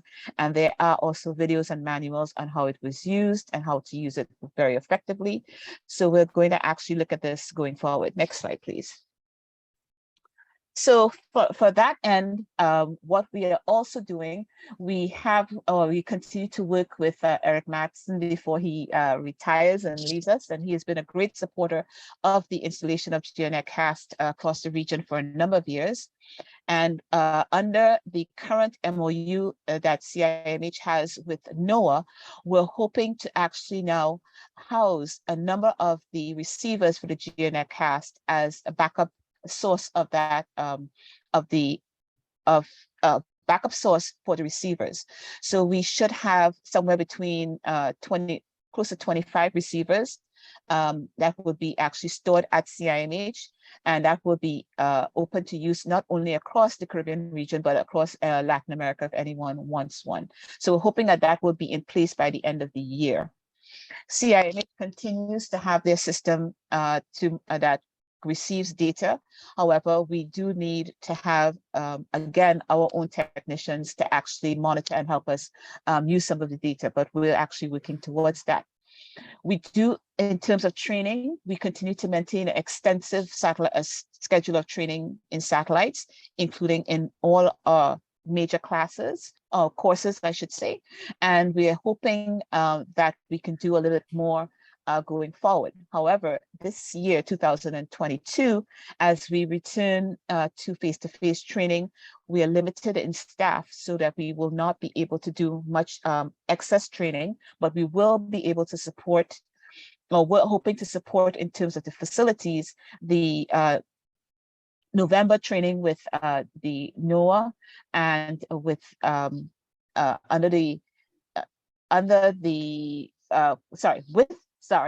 University of Leeds in the UK. Next slide, please. So this workshop would be an RA4 GeoNet cast, and actually that should be a C and not an S, sorry. And the severe weather forecasting project workshop, which should be planned for late November into December. We're hoping it might be a week or week and a half. And we will be covering things like GeoNetcast training, utilizing, looking at some of how the installation took place, also exposing to introduction of showcasting from MP, and how that is used. We have a holiday in there, so we'll work around that. And then we look at some severe weather forecasting, as well as using satellite data and topics to be determined. So we're hoping that will be at least a week to week and a half workshop. Next slide, I think that should be the end. Yes, so thank you for allowing me to just to quickly give you an update. It has been a long project in trying to get these systems installed, but hopefully we can, not hopefully, we will actually successfully do this by the end of this year. We should have the additional 7 GeoNetcast stations up. And it will be exciting to see how we move forward from there, because it does allow us to now introduce, as Kenneth was saying, the access to more satellite products across the region. Thank you so much. Thank you. Thank you very much, Kathy Ann. I have a question. I have seen the videos that have been prepared for this project, and they are very, very professional. Yes. And I wonder if they will be available for the community as a whole. That could, I would have to ask, but I think that's something that we would like to do as well. They were professionally, we actually, as part of the contract, hired a professional team. We went through all the, they were very open with us of what was in the videos, and how they were really open to actually giving us as much information as possible. So I can actually ask about that, and I don't see why not, but I cannot say since it's under a project. Okay. But I will definitely ask. Okay, thank you very much. We'll be looking forward to working with you in this project in the future. Thanks. And I, before I leave, I must thank Diego. I must thank you for helping us during the entire process. We couldn't have done it without you. Thank you so much. Welcome. Thanks, Kathy. Our next presenter is Matt Arquette from the Meteorological Service of Canada.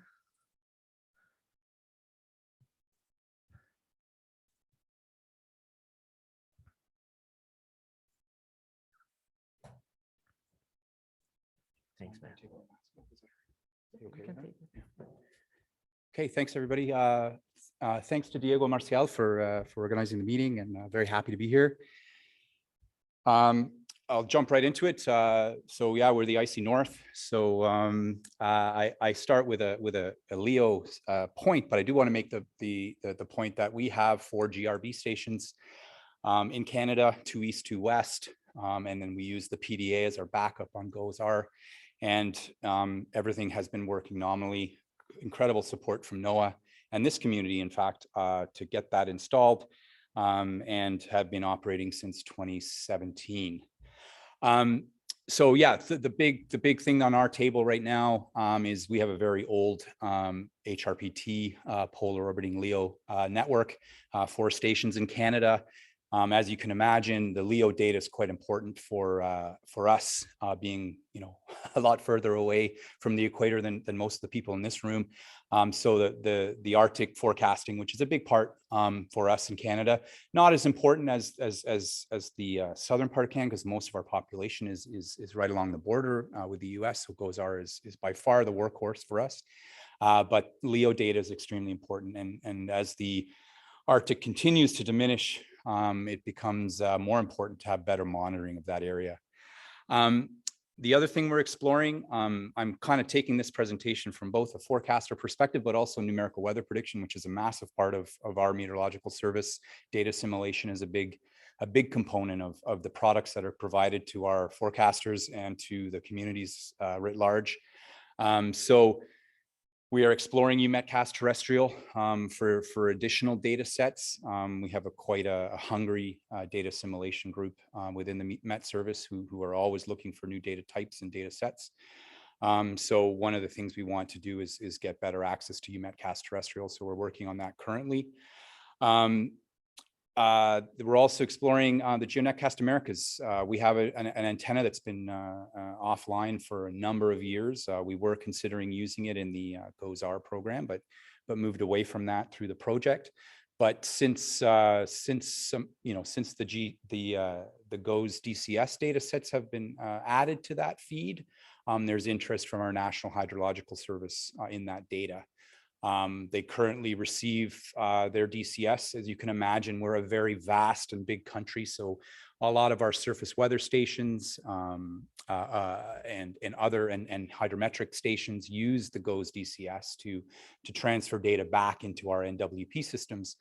So GOES DCS is a very, very important tool for us, and currently we use internet for that back through NOAA, and it comes into our systems. Great system, but there are times where it fails out, and so we're looking for alternatives. We're looking for redundancy, and in fact, we could be looking at putting 2 DRGS systems, satellite antennas in place to do that. But we want to explore what these GNCA data sets are. This last 2 are a little bit outside of my realm, but we are accessing timed data. I've never heard of this satellite before, but apparently we are accessing this through our data assimilation folks are, but unfortunately the latency for that data is not good enough at this point. We're also interested in megatropiques, which is RO data. RO data has become really important in NWP. So any of those types of data sets, and I'll talk a little bit more in a slide to come, but that's data that we're very, very interested in, especially within our NWP community. As I just said in the last part, Canada's a big country, so satellite data for us is crucial. If we didn't have that, we would not be able to monitor our landmass. We would not be able to do the forecasts that we do. So obviously satellite data from all types of satellites is very, very important.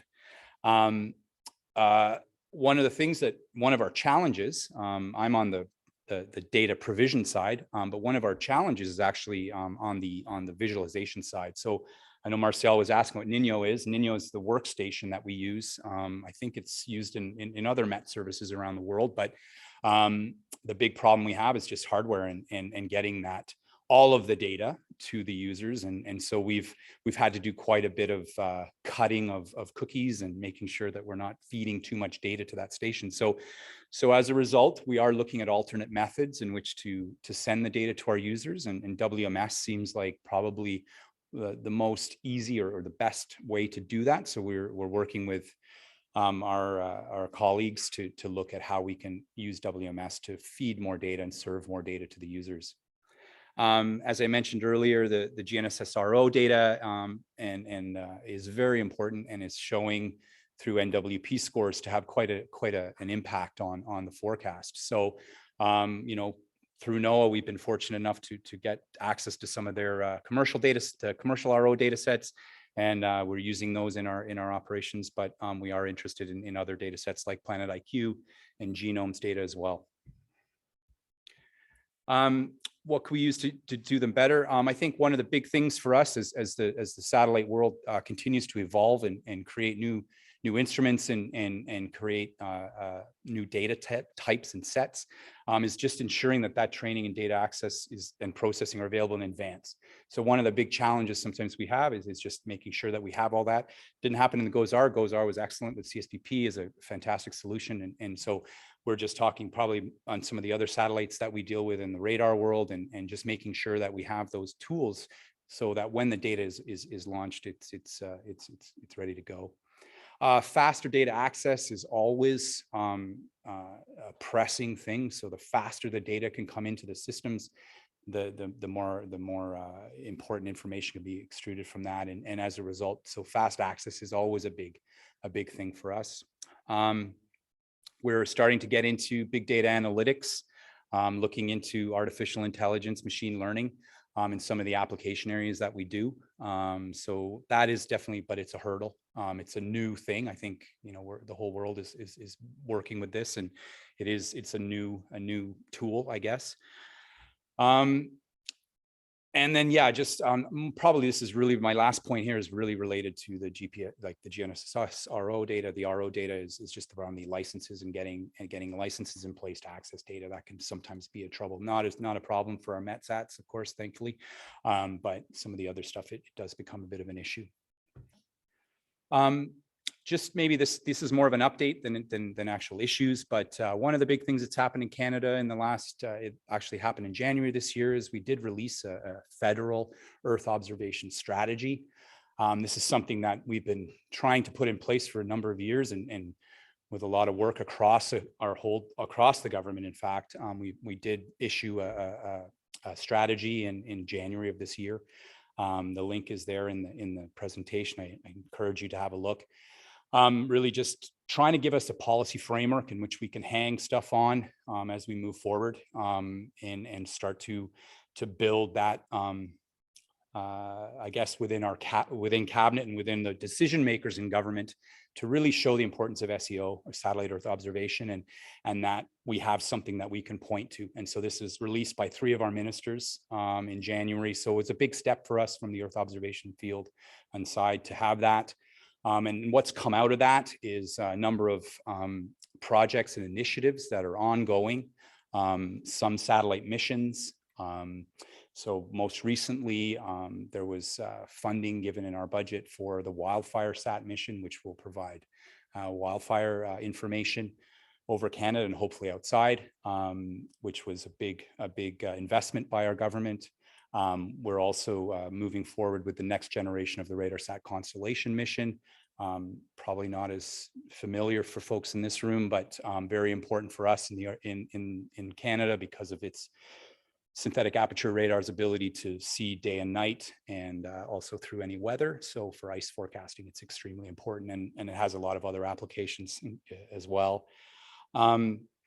Another big mission that we're working on right now, for again, not as important for the folks in this room, but we're looking at something called the Arctic Observing Mission, which is looking at putting a satellite into a highly elliptical orbit, which would provide frequent GOES type imagery for the Arctic region, which is one of the big areas of, and I'm sure Ken will attest to, is one of our gap areas in the world. So we're working with NOAA, NASA, UMETSAT, and ESA on this, looking to hopefully go to cabinet in 2024 to ask for money to further this mission. Last point, like I just said, our big push in my group and what we'll be doing over the next 3 years is to try to replace our polar network. So we have received funding from the government, again, linked to the strategy, and we were able to push to get funding for our ground segment, but also our other colleagues that are responsible for the RADARSAT Constellation mission reception also receive money. So in preparation for the next generation. So there's money from the government being invested in NEO, which is a great thing. But our big job right now is to get this project going. And we're looking at installing four new antennas for polar reception.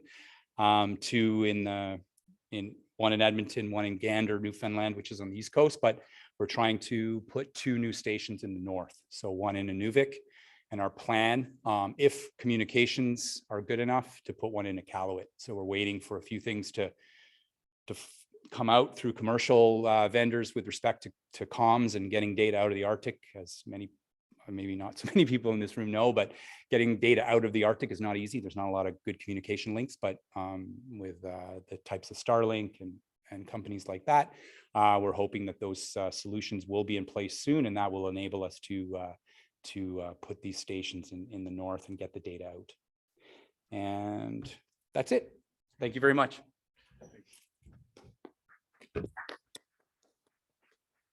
Thank you very much, Matt. Our next presenter is Camilo Barahona de Chile.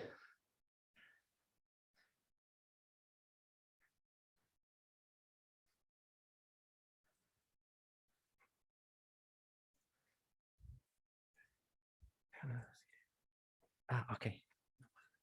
Sí.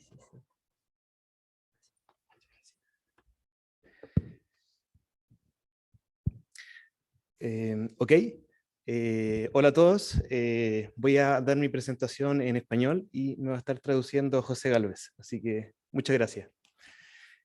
Bueno, yo soy Camilo Barahona, representante de Chile ante esta comisión, y voy a presentarle el estatus de nuestro país y todo lo solicitado en esta reunión.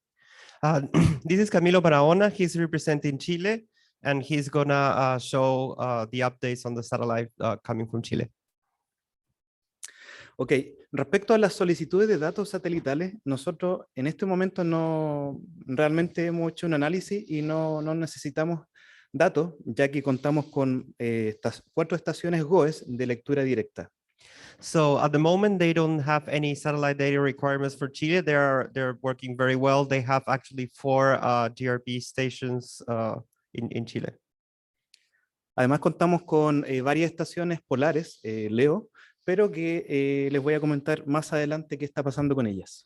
And they also have some stations to work with LEO data in polar areas, and he's going to talk a little bit about it later. Ok, respecto al uso de datos satelitales, nosotros hemos tratado de aprovechar al máximo la disponibilidad de datos GOES en particular. So they have made a lot of efforts to try to make the most of GOES data in particular. Por ejemplo, hemos obtenido canales, ¿cierto? Productos, RGB, compuestos. Hemos trabajado en conjunto con muchos profesionales meteorólogos en particular y le hemos dado un énfasis mucho más operativo a los datos del GOES. So in Chile, they have placed a lot of emphasis in working with GOES data. They have used channel data. They have generated their own RGBs. They have generated their own guides, and they have worked really thoroughly on using this in operation. So they are big GOES data users. Hasta este momento nosotros contamos con financiamiento para contratar software pagados, tales como de la empresa IBL, y tenemos Beacher Weather, Moving Weather y Aero Weather para producir todos estos datos y productos. So at the current time, they have funding available to contract some companies that provide some softwares like IVL and among others that they're using to work with the products as well. Y acá nosotros en la diapositiva vemos algunos ejemplos de lo que nosotros también hemos hecho. Por ejemplo, breves folletos explicativos acerca de cómo se caracterizan los canales que se puede ver con ellos, y también los RGB. Además tenemos un portal interactivo que combina imágenes satelitales y productos de modelos numéricos.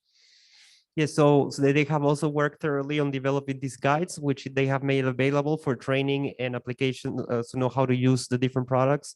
And as well, they have a couple of websites where they have incorporated satellite data and also numerical weather prediction products. Ok, y bueno, acá también vemos un loop de ejemplo que está disponible en nuestra página web. This is a sample of one of the loops that is available on their website. Ahora, yendo a los problemas, que tenemos bastante problema ahora, les voy a contar en resumen lo que pasa. Nosotros, las antenas polares que tenemos en Chile están todas fuera de servicio. So now he's going to move into talking about the issues that they're having. And to start, with the biggest issue at the moment is that all the LEO satellite stations that they have are out of service right now. En el caso de Santiago y Punta Arenas, la situación es bastante mala porque las antenas no fueron renovadas en su momento. Por lo tanto, ya pasaron su vida útil. Así que están totalmente fuera de servicios, están muertas. So the most critical cases are actually in Santiago de Chile, the capital, and in Punta Arenas. So there's the stations, they were not updated. And at this point, they already passed their lifetime. So they're totally lost. En el caso de Isla de Pascua, hay un problema bastante particular. Si bien la antena y la estación están funcionando bien, tenemos un problema con el ancho de banda. Para que se hagan una idea, toda la Isla de Pascua tiene un ancho de banda aproximado de 4 megabytes por segundo. Por lo tanto, eso ha traído problemas con el uso de los datos satelitales y nos reclamó la gente y el gobierno, digamos, puso problemas para transmitir datos satelitales. So in Easter Island, they have a different problem. The station is working well, but they do have a serious problem with the bandwidth. So for the entire island, the bandwidth is 4 megabytes per second. And they even have a lot of complaints from different people regarding this issue. Y por último, Antártica, como no tenemos un soporte, no hemos pagado soporte, está con problemas y no sabemos cuál es el problema. And the last station is in Antarctica, and they don't have funding for support at the moment, and they don't know what's going on. They're trying to figure out what the problem is. Para esto, para subsanar, digamos, lo que está pasando, tenemos un plan y una propuesta que le vamos a presentar, ¿cierto?, a las instituciones de gobierno para financiarnos la renovación de la red integrada satelital. Okay, so they have a plan and they're working for the government to try to get some additional funding to be able to work on restoring improving the current satellite network.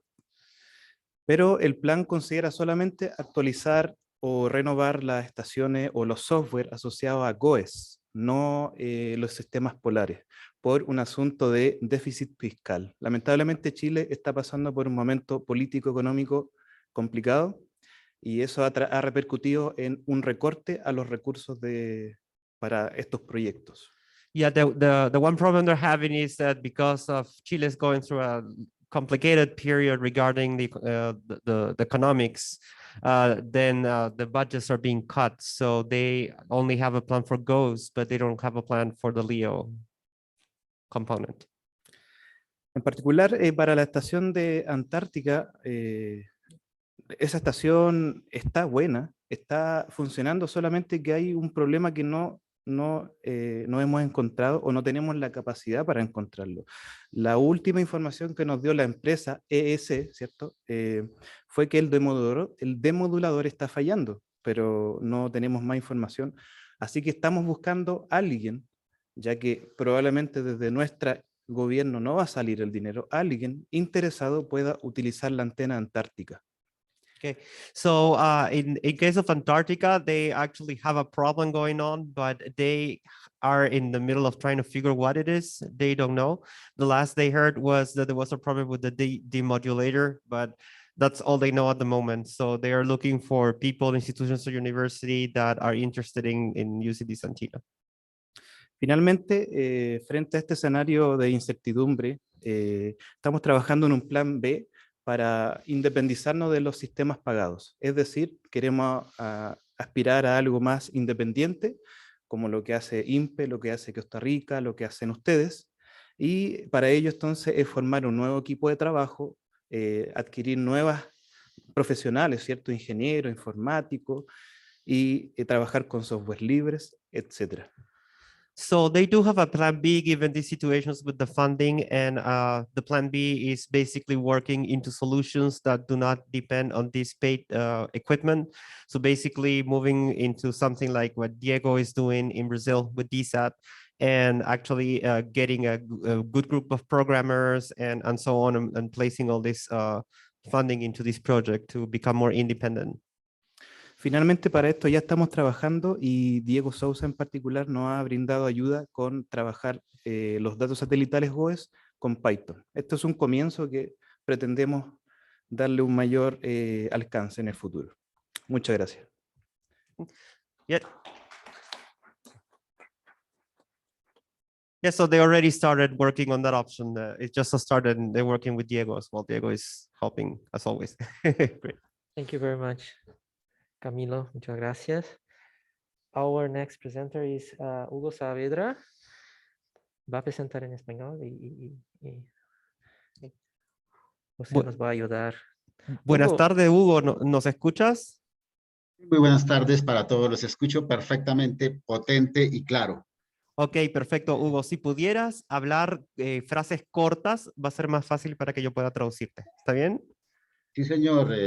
Muy buenas tardes para todos. Voy a hacer mi presentación en español. Espero que me ayuden con la traducción al inglés. Va a ser muy clara y muy sencilla. Siguiente. Básicamente, el IDEAM utiliza antena receptora GOES 16 y datos de Internet de todas las aplicaciones que tienen ustedes allá, con 4 propósitos: monitoreo, modelamiento numérico del tiempo, climatología y modelamiento de predicción mensual y estacional.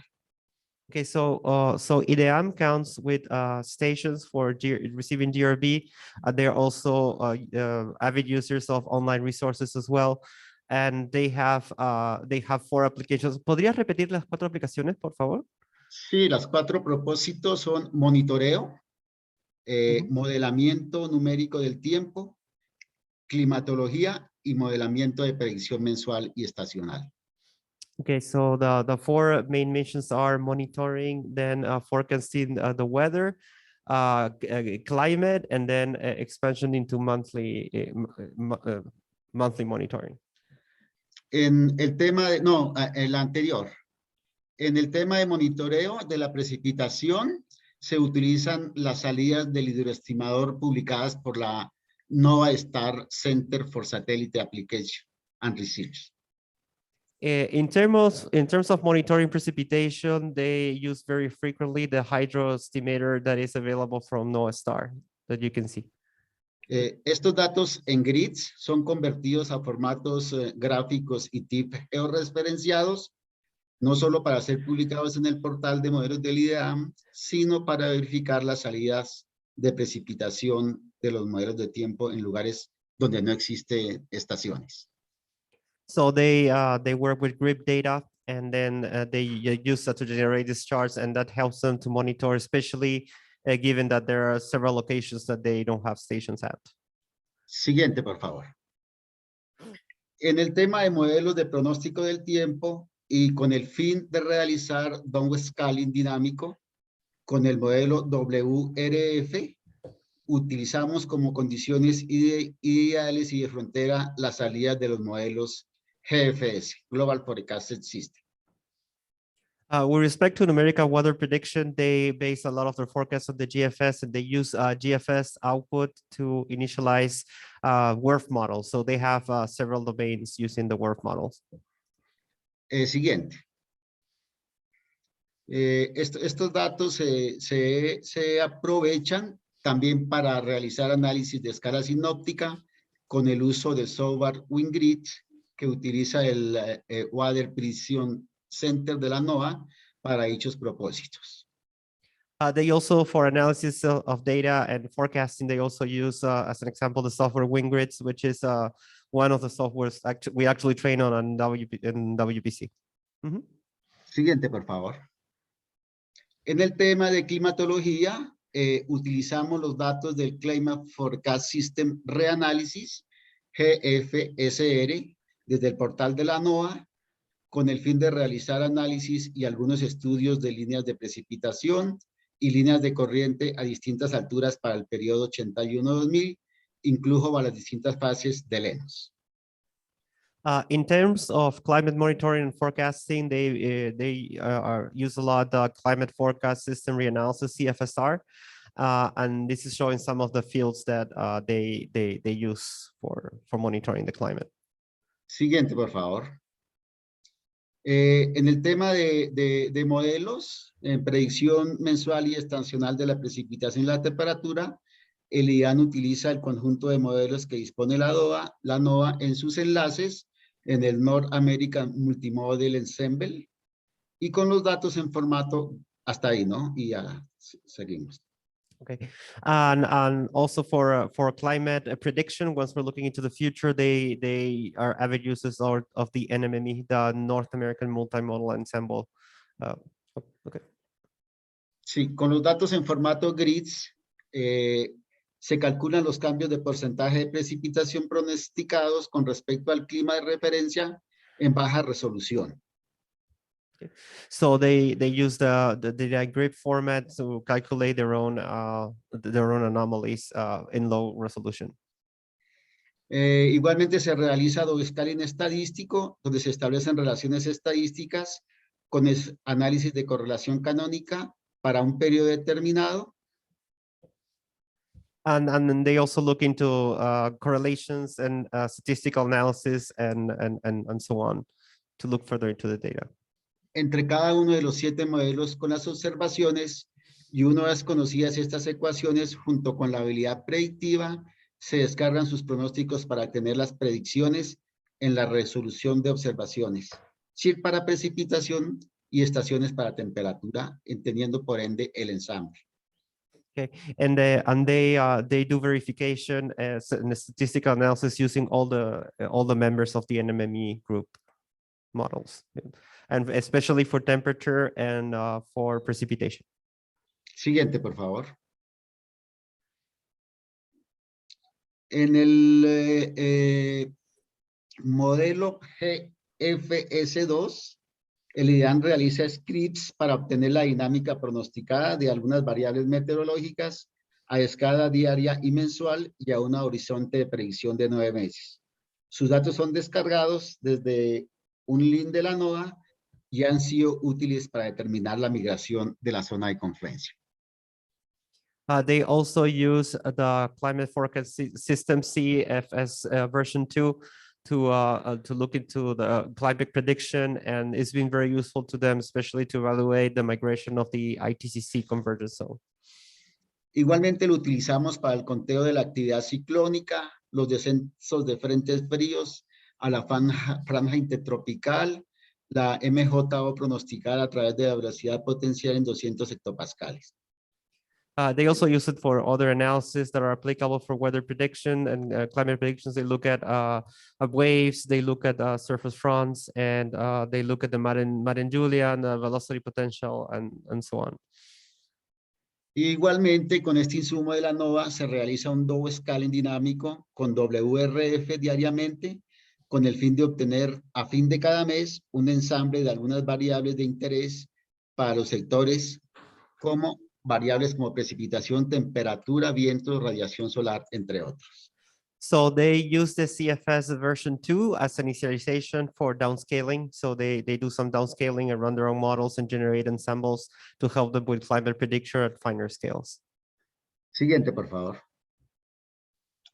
Estos son algunos de los modelos de predicción climática que bajamos, el double scaling dinámico, como ya lo decía, realizado con el modelo WRF, tomando condiciones iniciales y de fronteras del SCFS versión 2 y bajamos el pronóstico para Bogotá y para unas zonas más locales, con salidas para los próximos 3 meses y salidas diarias. This is an example of he was mentioning. These are products from their higher resolution models that are generated by dynamically downscaling using the CFS version 2 output.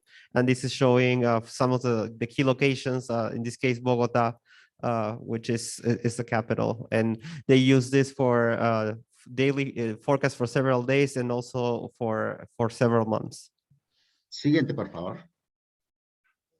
Tenemos otras técnicas, como lo mencionaba, las imágenes de los diferentes canales del satélite GOES nos permiten hacer seguimiento continuo a las condiciones atmosféricas e inferir y exterminar los valores de precipitación con mejores resoluciones temporales y espaciales.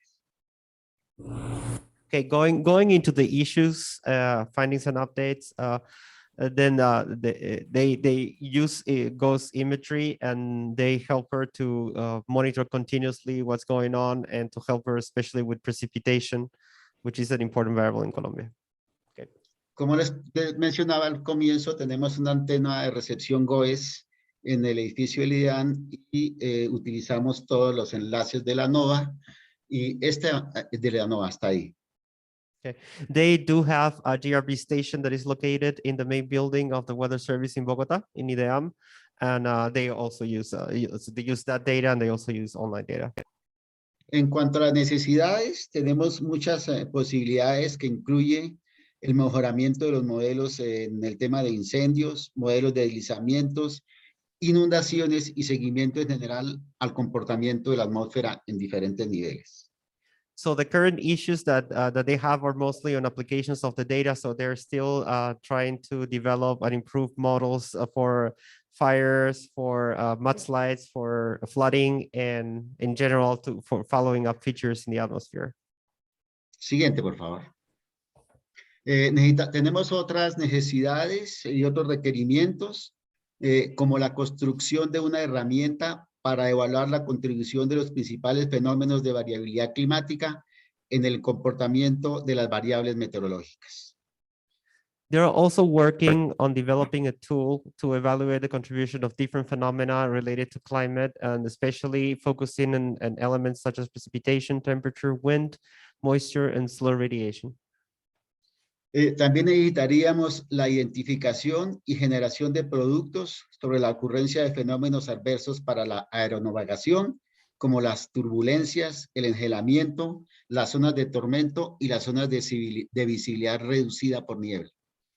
They need to work and identifying and generating products that help her with aviation, weather forecasting. So, for example, turbulence, icing, finite areas of thunderstorms, low visibility, and so on. Igualmente necesitaríamos imágenes de mayor resolución espectral para detectar diferentes tipos de aerosoles que reducen la calidad del aire y tienen importantes impactos en la salud en grandes áreas urbanas o industriales. They are interested in finding imagery that has a higher resolution, so it can help them with monitoring atmospheric chemistry issues, for example, aerosols, ozone, NOx, SO2, and other components. Siguiente, por favor. Esta lámina la resumiría en su contexto en el desarrollo de capacidad. Aquí lo que tenemos en Colombia es que tenemos muchos productos de la NOAA, pero no tenemos la capacidad ni el conocimiento para interpretar todo este material. So something interesting that they have a need and they're working on is building capacity. They have a lot of products available thanks to NOAA that they use, but they are still working in trying to understand how to apply them. So they have a big need in building the capacity, and they want to work on that. Por lo tanto, necesitamos capacitación a diferentes niveles con acceso a las herramientas para mejorar el análisis de la información satelital para un uso más amplio de los productos. So something that they would like is more training. They are very interested in receiving more training on evaluating different tools and be able to apply them to their work.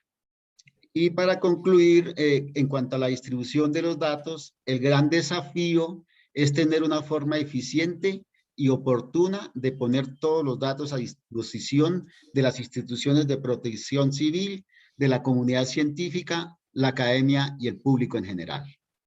Another challenge is that they need to work to improve the availability of the data that goes into emergency managers and decision makers and so on. So they also need to work on that. Esto sería ya todo. Muchísimas gracias por la atención y estoy atento a cualquier pregunta o requerimiento. Muchas gracias. This is all. Thank you for the attention, and he's open for questions. Muchas gracias, Hugo. ¿Alguna pregunta, algún comentario? Podemos tener los comentarios después. We may have the questions after all the presentations. Our next presenters are Maureen Fonseca y Giancarlo de Costa Rica.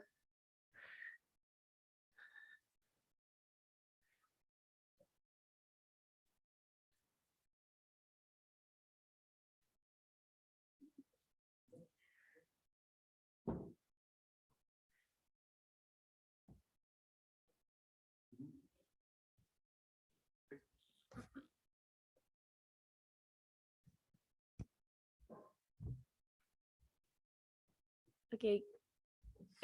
Good afternoon. My name is Maureen Fonseca, Buenas tardes, mi nombre es Giancarlo.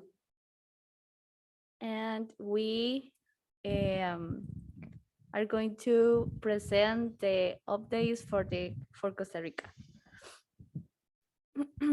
In an overview of institutions with SDR, Haciendo un recuento con las instituciones que tienen, que están en SDR, we have the National Meteorological Institute, University of Costa Rica, Costa Rican Electricity Institute, National Center of High Technology, local governments, private consulting, spin-off, and pymes.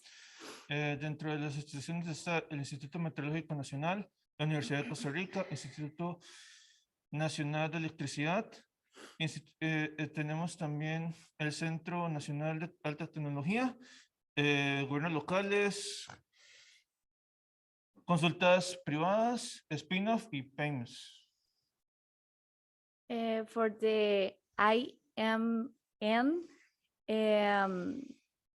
after the Costa Rica Online Workshop, the capacity to create products increased considerably, and the hard work of the product generation staff based on the files that we get of the GRV is now policy available for utilization of our department's meteorologists and can be seen in that link. En el caso del IMN, tenemos que, gracias al taller dado en octubre del 2020, la capacidad para generar productos en el país mejoró considerablemente. Entonces, esto permitió generar diferentes paneles con productos del COVID-16 que se pueden ver en el siguiente link. The GeoNetcast A is not operational now, but it is being checked and will start working again soon. El sistema GeoNetcast no funciona por el momento, pero será revisado para ser reparado. And the satellite products are used daily for the briefings with civil protection authorities and constantly at the airports. Los sistemas de satélites son utilizados diariamente para dar información a las autoridades de protección civil y continuamente a los aeropuertos. The experience of the 2020 workshop was very valuable for us. It will be great if another similar event took place this year or the next one, as we have renewed part of the personnel and they need to participate in these workshops. La experiencia del 2020, el taller del 2020 fue una experiencia muy importante para nuestro país y nos gustaría que se volviera a repetir, ya sea este año o en el siguiente, porque gran parte de nuestros trabajadores fueron nombrados hace poco, entonces queremos que pasen por esa experiencia. Eladio said thanks to SDRG for the hard work and dedication and for always being there wherever we need help and assistance. Eladio dice, bueno, muchas gracias al SDRG por el gran trabajo y la dedicación que le ponen en su trabajo. And in this slide, we can see the satellite products for the IMN. En estas imágenes se pueden ver los productos satelitales que están en la página web. For the ICE, Dilana Vargas from ICE mentioned that the main access tool now is websites. They request the GIDARE a while ago and recently got to the budget approved. So we will install it during the next month. Dilana Vargas del ICE menciona que el acceso que ellos tienen a la información se da por medio de la página web y que también hace poco tuvieron fondos para poder pedir un sistema GIDARE y que en los próximos meses será instalado.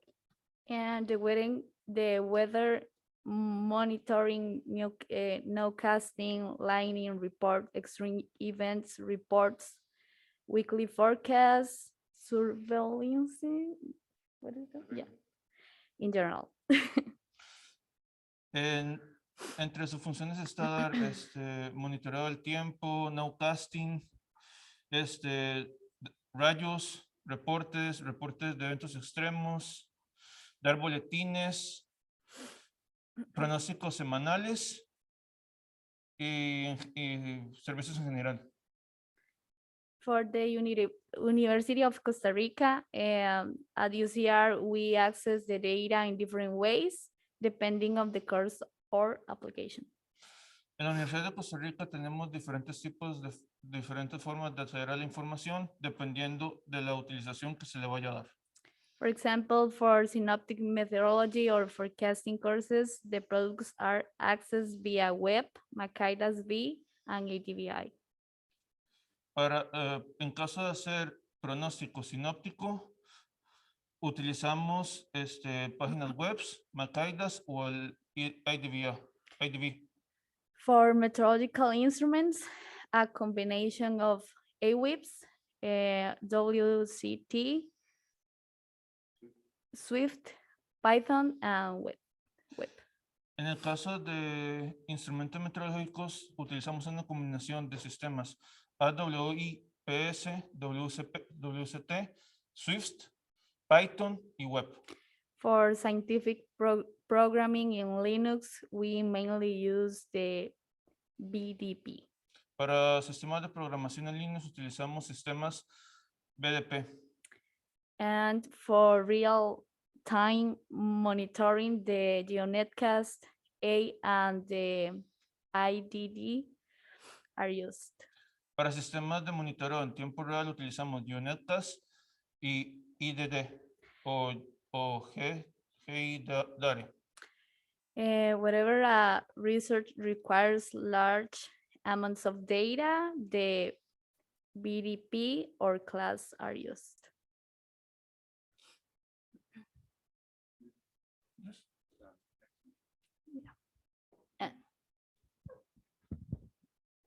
I just wanted to comment on this one a bit. In the case of Costa Rica, we actually put it together, the GeoNet, because we put it together ourselves. So I actually was digging the hole with one of my students. He's doing a master's degree in Germany right now. So back then we did the hole, we mixed concrete and everything. So the total cost of the GeoNetcast was about $5,000 for us, which is really cheap. Of course, NOAA sent us the receiver, which is greatly appreciated. Thank you, Natalia. Thank you. And yeah, we tried to align the antenna first and it was a mess.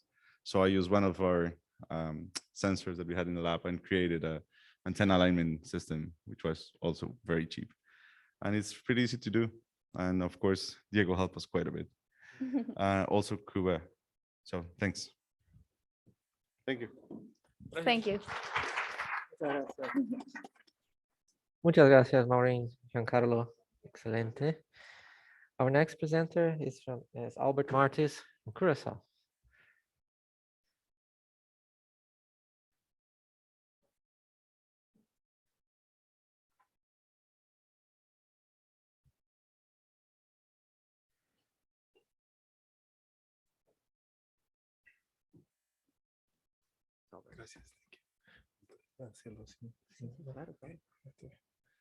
Okay, good afternoon to all, and thank you. First of all, thank you for the organizers to have me here. So I will start mentioning that also this is part of the work of the technical department that is working on this part in Curacao. So actually, before that, this is another approach is actually why we are doing this using satellite information and all kind of information, because what we have discussed at national level is that we're going through a digital transformation of our service in Curacao. Generally, actually, observation and forecast, what we are seeing is that in the future, monitoring, production, and dissemination will be actually automated, because we are getting a huge, how you can say that, requirements, but also users. I would like to have more specialized products. So that's why one or two forecasters, it will not be enough to make analysis of the different monitoring system, and after that start working on their products. So that's why we are working on automating all of our forecast products. Warnings. Warnings is also the same thing, but still we will need to have forecasted, validate the warnings before we issue them. So that's the difference between weather forecast and warnings. And then after that, the forecaster will be doing some briefings, working on partnerships, but also collaborating with the most important clients, such as the aviation clients, but also maritime requests that we will receive, and the public. By doing this is actually you will need then the detection. We have three pillars. You will have a detection pillar, a production pillar, and a dissemination. And you will see the same thing here. Satellite information or satellite data is one part of the huge data that we have to work with, and that the forecaster don't have anymore the time to look through all the data. I can tell you only about the satellite. If you ask a forecaster in the afternoon after his while he's finishing his shift, you can ask him, okay, which channel did you use today to check your weather, to monitor your weather? And he will tell you only maybe the visible channel and the infrared. And we have about 16 bands and a lot more products, but they will not have sufficient time to use them. So that's why it's important to find a way how to automate all of this. And the production, there again, you will see the products is increasing. Everyone would like to have these special products. So that's why we have a lot of products right now. So this is again a way that moving forward. So what we will see is actually how to validate the warnings. Up till now, the text will be there. So by observing all the data, all the models, the satellite information, this is a kind of product that the system will produce. And the forecaster will see this product, and then he has to check, okay, if it is okay with the satellite, do I see some ideas in the satellite information that I have in front of me that for sure there will be flooding? Or the radar, do I see something of the radar? And or I'm already seeing some indication on the weather observation system. So, and there is actually where they will push the button and see, okay, I will publish this watch. What's also important for us is actually right now, we're using the GO 16 and we have 16 spectral bands in it. But also very important is actually we have to continue to develop new products in order to see more details, especially for the tropics. One of them, I already heard that before me. It is actually the Sahara dust. The Sahara dust is a huge problem right now in the Caribbean, especially when we have also high temperature. Together with the Sahara dust, it will be very complicated for the general public. So that's why we need to have more specific studies on the different satellite images so we can integrate them and produce better early warnings for the general public.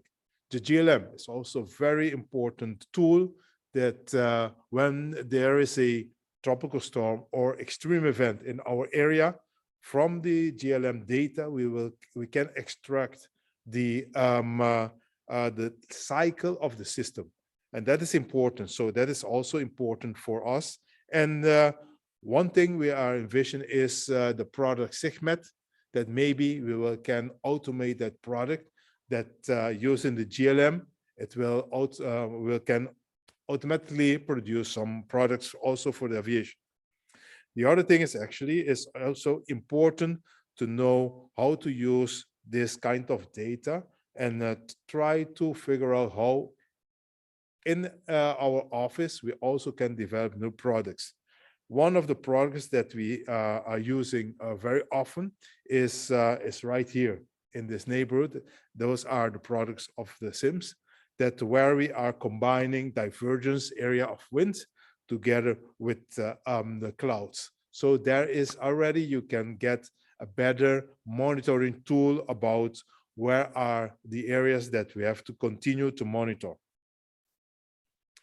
This is actually, so I also heard a lot of the program that we have to find a way to deal with it. That is actually the files that normally all the satellite information is coming with, NetCDF and also HDF5.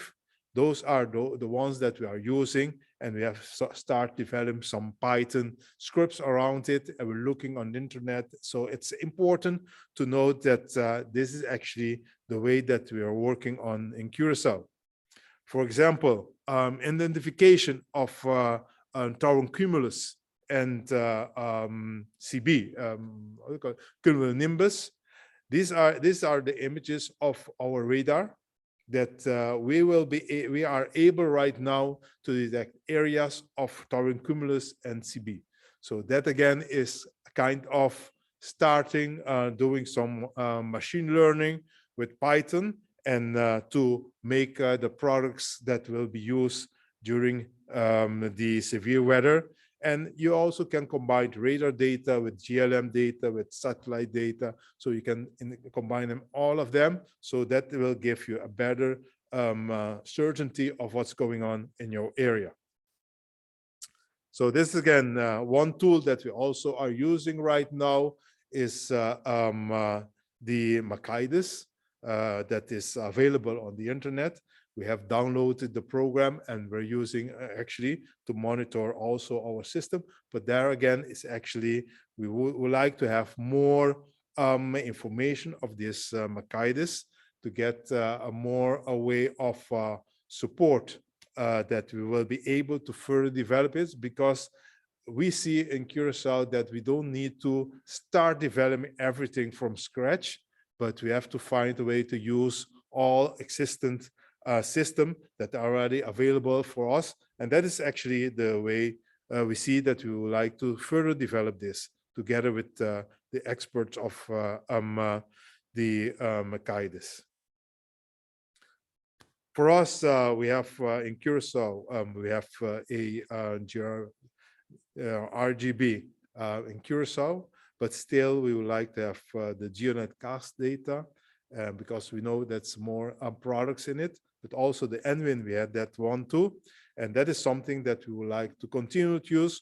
Polar orbital satellite data, that is also, I heard it, I think from Cayman Islands. Sargassum is also a problem for Curacao. So if we will have this kind of information and we can develop some script where we will be able to further monitor the progress of the sargassum also in our area. For that, I would like to thank you. This is a short update, and we would like to further develop our expertise together with other ones. especially on the area of Python. We would like to have a hands-on Python training in Curacao. And that is something that we see that we will be able to do it because we would like to build on all the different data sets that we have nowadays to start working, automating everything so that the forecaster will have more time to spend with the different clients. Thank you very much.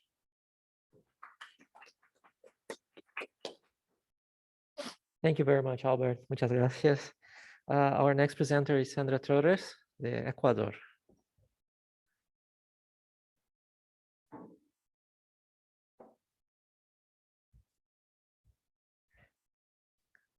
Un momentito.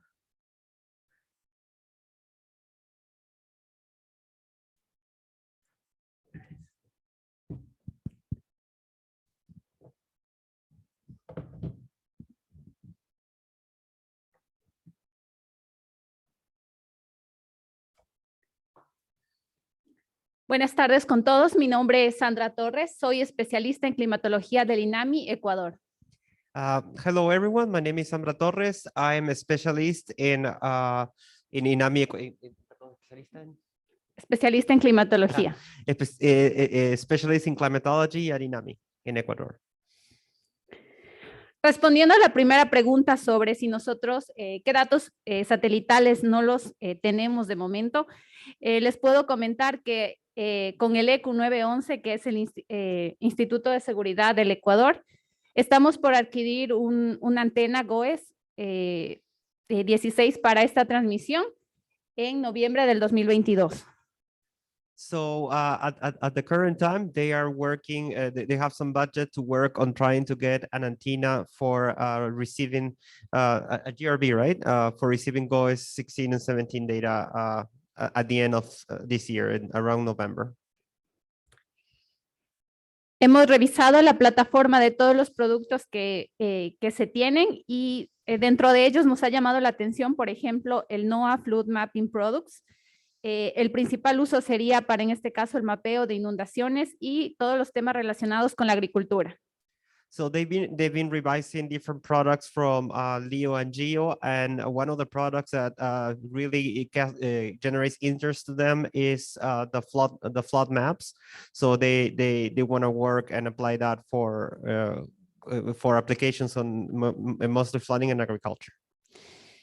En el INAMI tenemos 4 direcciones. La dirección de estudios ha tomado varios temas, en este caso el índice de vegetación, y estimamos también estos 2 productos importantes como lo son Top of the Canopy Enhanced Vegetation Index and Top of the Canopy NDVI para validar los estudios que hemos realizado ya en nuestra dirección. They have several sections inside INAMI, and one of the sections is been working a lot with Top of Canopy Enhanced Vegetation Index, and also with NDVI, and they're conducting research and applications on these products. 2 instituciones importantes en nuestro país que son Amazonía sin Fuego y Servir Amazonía. Son instituciones que ven el tema del fuego como algo muy importante y trascendental para evitar las muertes. Y estos 2 productos que son BIRS Active Fires Algorithms, nosotros los tenemos que potenciar definitivamente y finalmente tener estos boletines para poder informar principalmente en la época de verano que tenemos este problema de los incendios. So there's 2 separate institutions that deal with the problems of fires in the country, and this is a problem that they have, especially in the Amazon rainforest during the dry season. So they've been evaluating products, and they are interested in working more with the BIRS Active Fires algorithm for applications on that. En la dirección de estudios hemos trabajado con productos como IMER, TRIM y otros productos para precipitación. Hemos encontrado que se sobreestima, sobre todo para la zona de los Andes, y los hidroestimadores, en el caso de pronóstico, ellos los utilizan bastante. Entonces, tenemos que potenciar el uso de esto y sobre todo para el manejo del tema de inundaciones, que con la Organización Meteorológica, en este caso, hemos venido trabajando con otras herramientas. Other products that they use a lot are the hydroestimators that helps them, especially with regions without stations. The one problem that they have is that in Ecuador, they usually largely overestimate precipitation, but they are working on that, and they want to improve the application of these into their forecast system. En el caso del uso de todos los productos de la NOAA, con la plataforma GRATS, hemos desarrollado y utilizado algunas de las variables que se cuentan en la misma, y tenemos la generación de varios boletines, y en este caso a diferentes escalas, 3 días, meses, dependiendo de los usuarios en este caso. So a tool that they use, a software tool that they use is GRATS, for example, and they use it to analyze and forecast the weather. And they also produce bulletins that are sent to the public. As you can see, they also have categories for different warnings. Lo que se necesita en este caso es la capacitación, en este caso a bajo nivel, para el procesamiento de todos estos productos y sus imágenes crudas. So something that they need is training, especially on the processing of these different satellite products, and they need to work on satellite tutorials. Estos tutoriales pueden clasificarse en diferentes niveles, que son para principiantes, intermedios y avanzados, ya que, por ejemplo, les comento, en el Ecuador no se tiene una especialización en meteorología a nivel de pregrado, entonces lo que se hace es capacitarse a nivel de maestrías en esta profesión, entonces se necesita tener estos tutoriales en diferentes niveles. So they want to work on these satellite tutorials, but they need to work in different levels. One problem that they have in Ecuador is that they do not have a career of meteorology. So most people that are involved in the field actually have masters in meteorology. So they have different degrees of understanding. La resolución espacial y temporal es un tema trascendental y que necesita tomarse en cuenta, ya que muchos de los productos y los eventos que se tienen en el Ecuador requieren que estos sean cada vez más detallados. So, ¿Detallado? Otra vez. Bueno, la resolución espacial y temporal es muy importante. Esto principalmente porque todos los eventos que se tienen, mientras se tenga una mayor resolución, van a poder, por ejemplo, en el Ecuador hace un mes tuvimos un evento de deslizamiento de tierra. Esto se produce en este caso en minutos. Entonces, la capacidad de estas imágenes satelitales de llegar a ese detalle para productos específicos debería darse. Okay, so they do have another problem they have in Ecuador is the resolution. They have a lot of micro scale processes that they're very hard to track and find. So that's an issue that they're having, and they want to work on see if they can somehow improve their ability to detect things like mudslides, for example, which develop very rapidly. Los recursos humanos y la tecnología limitada son otro de los problemas en Ecuador. Another problem that they have is human resources and technology. They tend to struggle with that. Las personas se están jubilando y se tienen otros, en este caso, otras prioridades. Por ejemplo, resolver problemas como tenemos un proyecto de inversión, el cual necesita que la gente esté en la oficina y no en estos temas como prioridad. So a particular problem they're having is that lately a lot of the personnel is retiring actually. So there are new people coming in, and since there are other priorities to use their funding, they have this limitation with human resources at the moment. Las necesidades técnicas, en este caso los datos y toda la infraestructura y la capacidad de almacenamiento es otro de las limitantes para poder trabajar con datos satelitales. Another big limitation for them is the technological, especially the capacity to archive data. That's a big limitation, and also the programming skills. En las capacidades de programación, se ha dado capacitaciones con el software RStudio, que es un software libre. Sin embargo, vemos que en este caso todo se está dando en Python, entonces debemos dar un cambio trascendental para poder manejar en un solo lenguaje todo este sistema.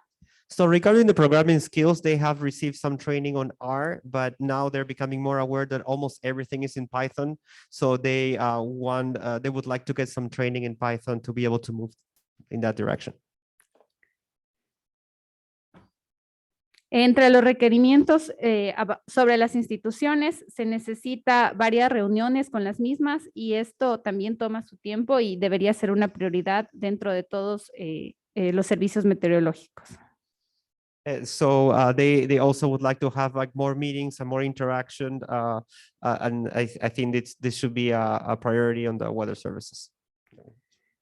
Finalmente, todo esto necesita un financiamiento y este financiamiento es el que se logra luego de la coordinación y la importancia de todos estos productos hacia los usuarios finales. All this requires funding, and they believe that this funding may be able to develop if they improve this coordination and between institutions. So thanks for your invitation. That is my contact here. If you have any question, please ask me.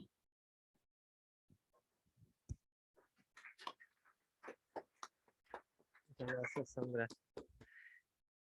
Thank you very much, Sandra. Muchas gracias. Antes de nuestra próxima presentación, before our next presentation, just a quick update. We had scheduled a meeting until 6:30, but we have talked with the organizers. We'll be able to use the room until 7 p.m. So we have 50 minutes more, okay? Our next presenter is William Abarca from El Salvador.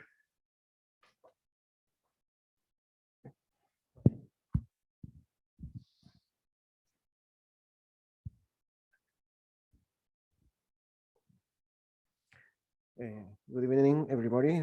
Hola a todos. My name is William Abarca. I work at the Observatorio de Amenazas Naturales, Natural Hazards Observatory at the Ministry of Environment and Natural Resources at El Salvador.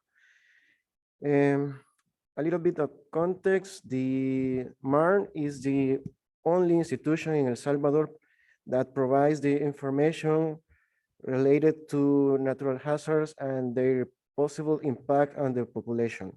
So it includes all the areas from meteorology, hydrology, geology, together in one place. So the main hazard in El Salvador, it is from the raining, because raining affects, we have flooding, landslides, etc.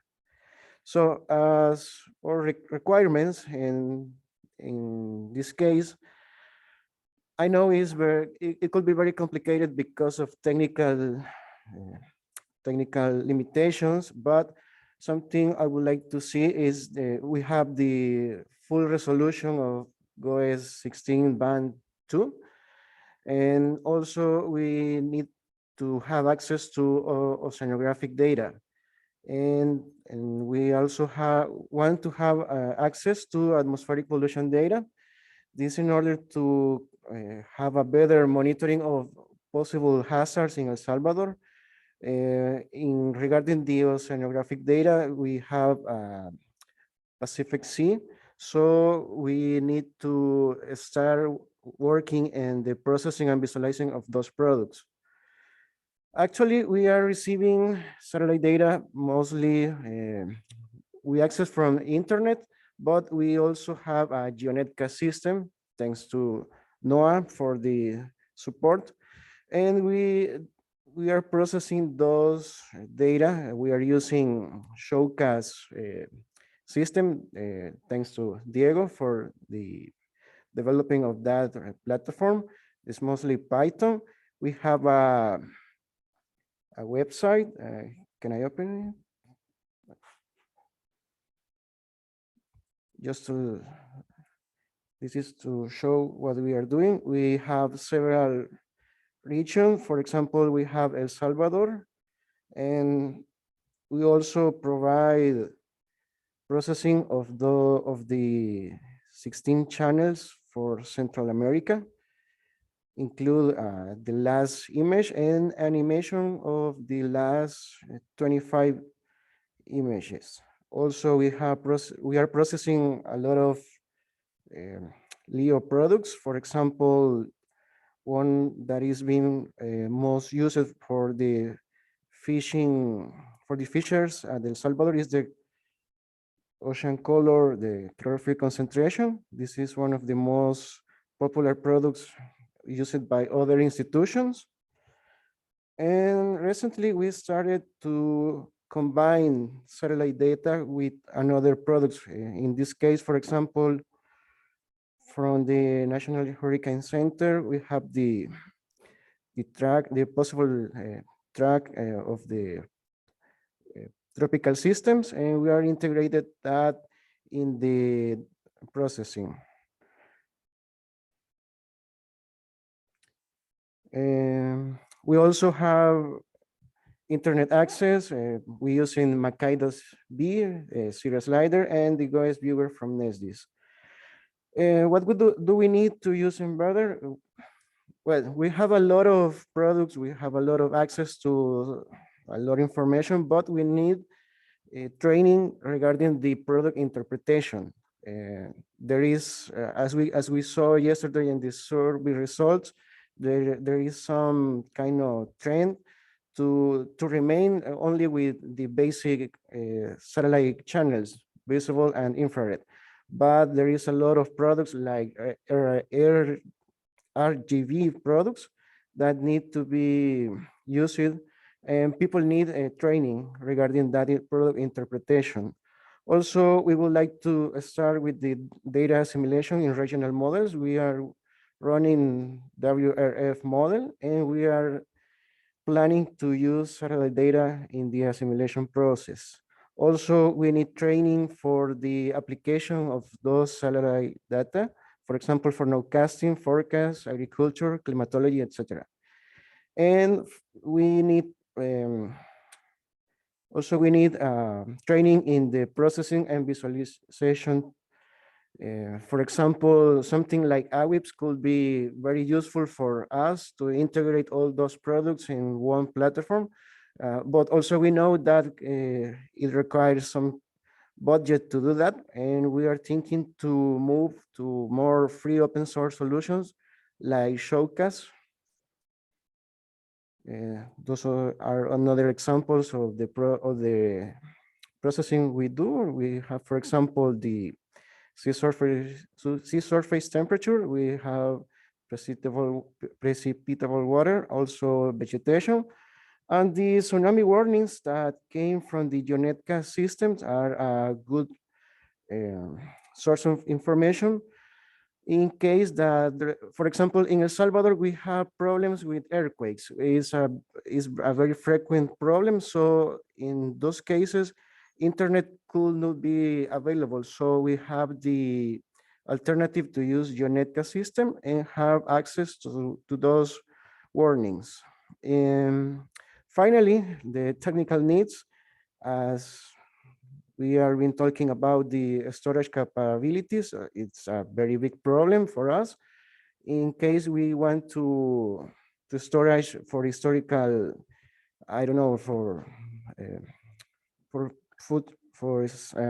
past studies of past events.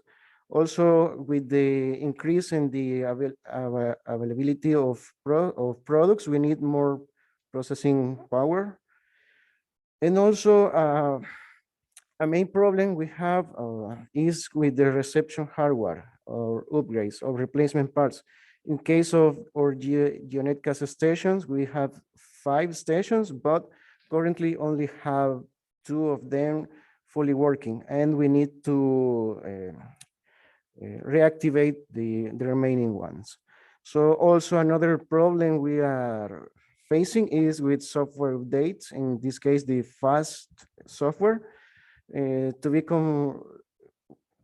be installed in newer operating systems. We need an updated version. So this is kind of a problem because For example, in El Salvador, the IT guys have their own security protocols, and we need to migrate some systems to newer operating systems, and we need a newer version of the fast software. And the challenges, one of the challenges is the validation of the products, for example, the rainfall rate with local surface measured data, and also the GLM. We also have access to a regional network for detection of lightning strikes. So it will be nice to validate those products. In this loop, you can see an example of the storms we had. This was associated with Bonnie a few weeks ago. And as I say, we would like to integrate satellite data with model products and assimilation and visualization. And finally, the requirements, we require constant training in the application and interpretation of those products. And also the collaboration with other institutions is a very important thing, because we can only advance together as a group, not as individual countries. And that's all for me. Thank you very much.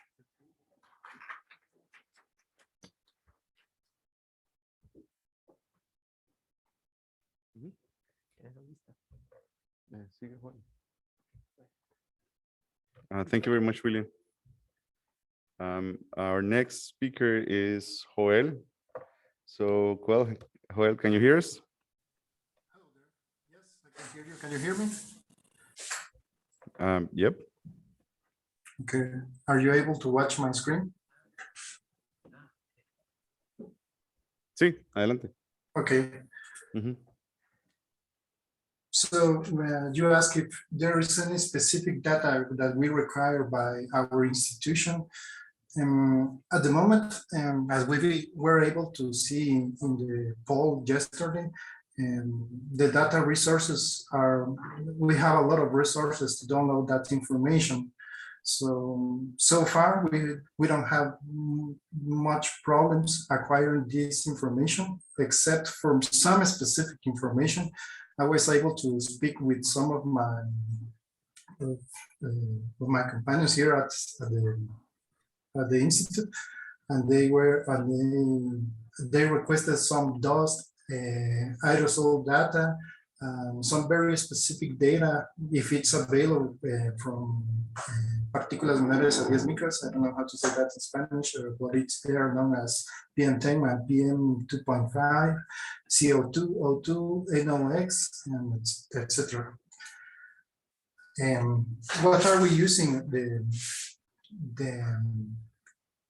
information right now? So far, we are using mostly the information from Amazon Web Services, GOES 16. So mostly is geo information. We have some very specific products, not only plotting the classic bands, which will be visible, water vapor, and infrared. So we are using also some products like GLM, the rainfall rate, quantitative precipitation estimate. We are also extracting the value of the pixels for very specific applications. Here are some applications we are using it at the moment for volcanic ash monitoring. So these are three different events that are showing at the top left, volcanic ash. On the right side is SO2, and on the bottom of the slide, here we have a 2D plot from radianza maxima, the maximum radiance. We were able to have that information before from MODIS. There is a web page called Modbook, but we are using now the GOES information. The advantage of using GOES information is that we have information for the volcano every 10 minutes. And we are also using other information like Landsat, Beers, Suomi, which has stopped working a week ago, I believe. And here is a plot of aerosol from GOE 16 on the right side. That's an event from Saharan dust. We are also using the satellite information for chlorophyll concentration and sea surface temperature. Well, about the technical needs, we only have some technical issues with the GeoNetcast installation, and we will require some help. Also, we need some training for the current personnel. Since the pandemic, we have changed a lot of people here at the Institute. And what challenges do we have? We need, like many other institutes, more processing capabilities and storage. A recommendation, I was speaking with some other friends, that it would be good if we have all the information available at one site. One site that has been working really well for us, it's Amazon Web Services, but there's also resources like Google Earth Engine. The advantages of Google Earth Engine is that we don't require any storage or processing capabilities, but we can process that on their platform. Requirements for the Institute and hardware, which would be mostly that. So that will be all the information I have to share with you. Muchísimas gracias, Joel. Thank you very much.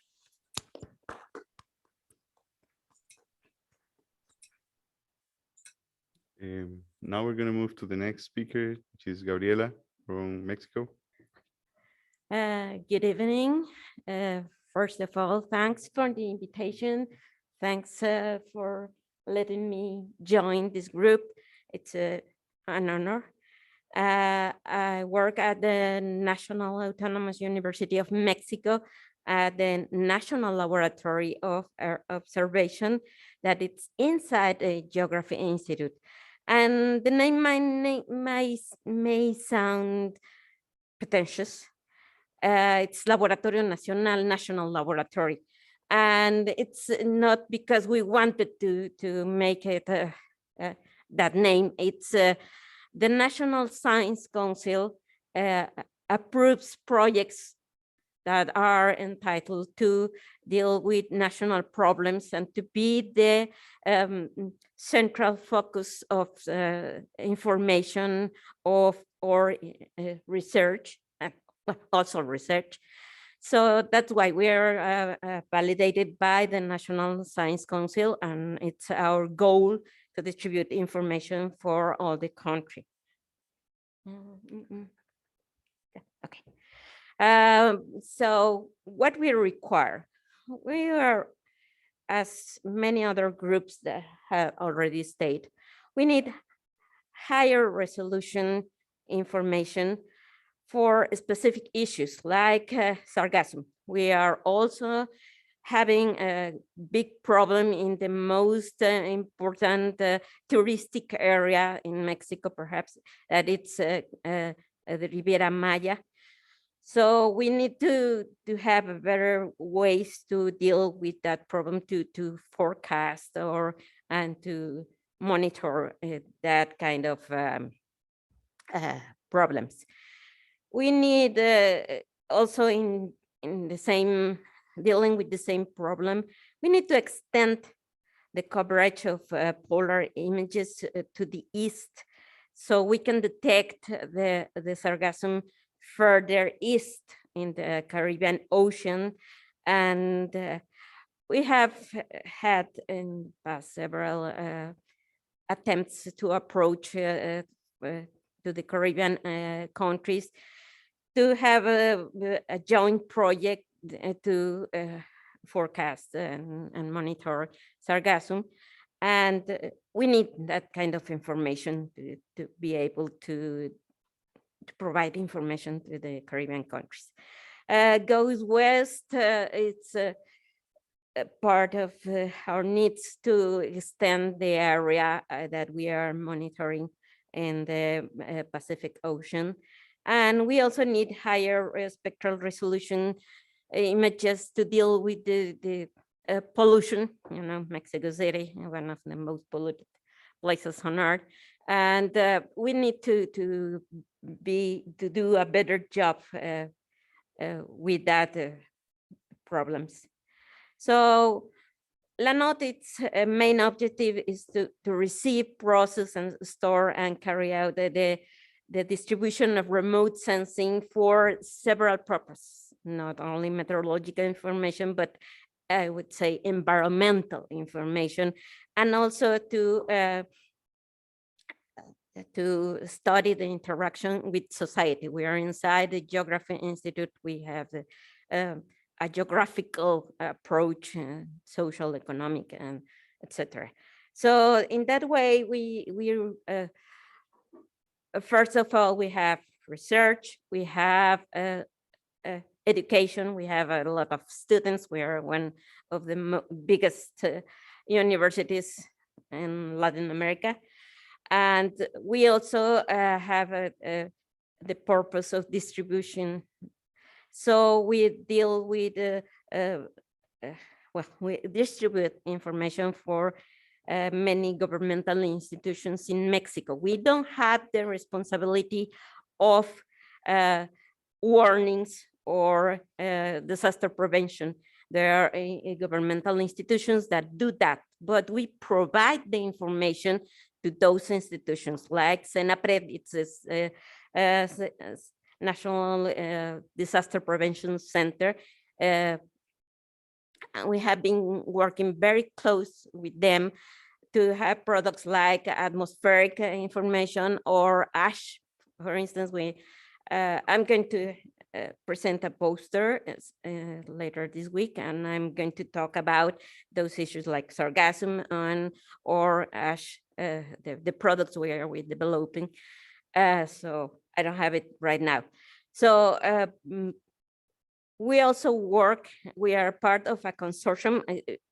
The LANOT is inside the university, but it not only is the university, it has participation and from other institutions like Navy in Mexico.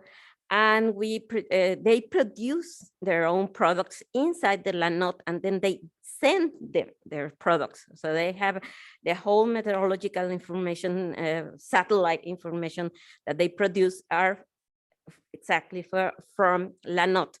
So it's our bigger users. And sargassum, that has been an environmental problem in Mexico since 2013. Well, it's one of our main projects right now. We have developed an automatic processing, and we have vector information. So we pass from just having different colors in images to have a specific area that we can measure. And we're in a Geography Institute. We produce maps, and we produce a lot of information I'm going to talk about later. What do we need? We need to use them better. Well, we are, again, a university, and we have a lot of students, a lot of young people willing to participate, to learn, to do new things. But we don't have much, or we don't have much trained personnel that stays stability of the personnel. It's something we really need, because there are a few positions in that area, and we cannot grow further. If we are really busy. We are a few of them. Training is always something we require, because if not, we are the time we invest in training or figuring out how to do things, it's too much. So we also need to have a a good level of communication, I mean, internet communication between institutions to, because we have good internet connections, but the institutions that receive the information don't. So it's not equal. So it's it is a big problem. So we need, well, of course, we always need processing and archiving capacity from technical point of view. We need high-speed internet again. And the challenges is to have a good data distribution. We need to have means to make the data viable. I mean, the problem is we have a lot of information and we need to improve the ways we get the information to the users. Portals, FTP services, whatever it's needed, because the institutions need it in the different kind of information. So we need to deal with the big user as well to the student that may need some information, or the politicians that needs to make decisions. So we need different type of data in different type of distribution. Well, we can always improve the coordination with different institutions. We are in the academia, and we need to communicate with the government, the people that it's making the decisions. We're just scientists. So we need more awareness. We need to not only have the information, but make the public aware of the importance of that communication. And also, of course, last but not least, it's budget. We need to have more stability in the money that is coming to us. Every year we're struggling with getting budget to maintain or to grow both. So I think that's it. So thank you very much.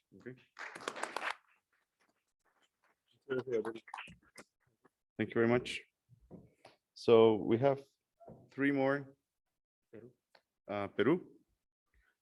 Let's try to keep it under 5. Mantengámonos por debajo de los 5 minutos. Are you able to share the presentation here in Zoom? Because we are not watching the presentation. Oh, okay. Well, I try to speak in 5 minutes. English, let's go. I try. Can you see it now at the Zoom? Yeah. Okay, thank you.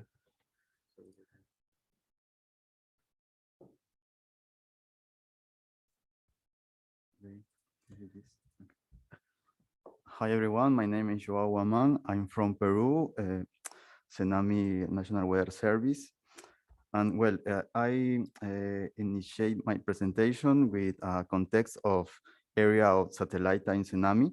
Well, in tsunami, there are no official satellite area.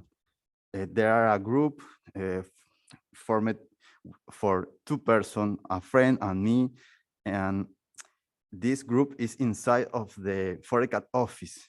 This is the reason why our activity is focused on monitoring of the weather and make product for nowcasting. Well, in the beginning, we received the data for GeoNetCast. In this plot, I represent the data that we use it.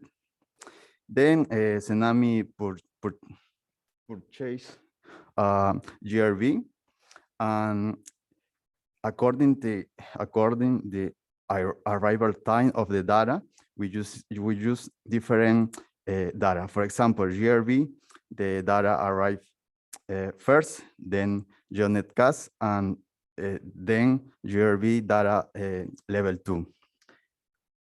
Well,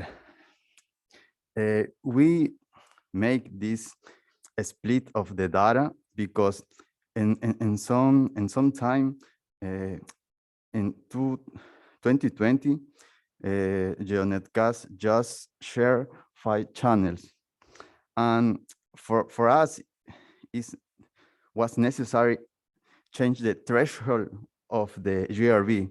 Here is an example of the differing of the result of change the threshold, and to do that we need more than 5 channels than GeoNetCast share. This is the reason that we made a split of the data.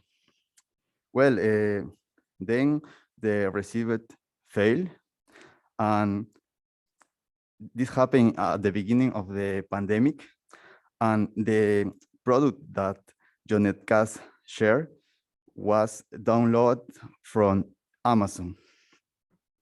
And in this context, we use the data, satellite data. Sorry. In Peru, we are not has a radar, and we need to make a nowcasting. In this context, satellite data is our eyes to know what happened with the time. So the problem is there are a lot of information, a lot of channel, a lot of product, and for the nowcaster, for the forecaster, it's very difficult see all the information. Here, the idea is develop, or the idea was develop an algorithm that help to forecaster identify the more severe area to make the nowcasting. This algorithm use a lot of methodology of Fortrack made by Daniel Villa. And when now Eric going to donate receive it, and now we going to use again the product level 2 of the GeoNetCast. And with that, we also going to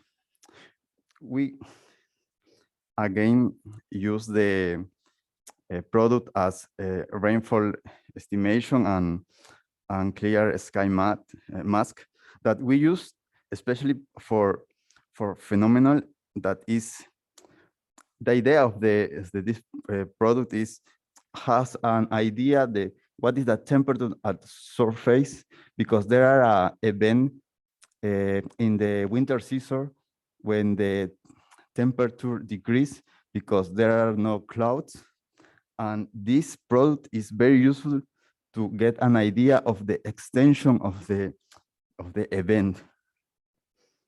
When this is the requirements of the tsunami, our requirement is more focused on the have access to all data of the product that currently GeoNetCast share. For example, clear sky mask is shared for 3 times. I would like a lot if GeoNetCast can share the data for every 10 minutes. This is a list of the product. I would like if you increase the more data every 10 minutes. And this is the list. There are 2 products that GeoNetCast not share. One is wind estimated, and the other is flash extent density. Wind estimate will be very useful to identify some event near to Lima, the capital of Peru, where make the weather cloudy or without cloud. The other product is the flash extent density. The idea with this product is make a tracking or forecast of the area with lightning. currently, Jonet gas share a flash density, but with flash density, it's very difficult make a extrapolation of the area with lining in the next time because the area change a lot time by time. But in my opinion, with flash extend density will be more easy make a track of the area with lining. And finally, I would like share with you a library in Python that I developed. This package, the idea of this package is help to any person that need download data from GOES 16 and 17, process the data, make the plots, and for everything that the people can do. This is the link. I think that this tool will be very useful for Chile, for Colombia, and from Curacao, because has in this code is all my experiences working with AV, with GLM, and well, espero que les guste, espero que les sea útil. Muchas gracias. Hoy, 7 minutos, disculpa. Thank you, Joao. Now our next speaker is Carol from Trinidad and Tobago. So Carol.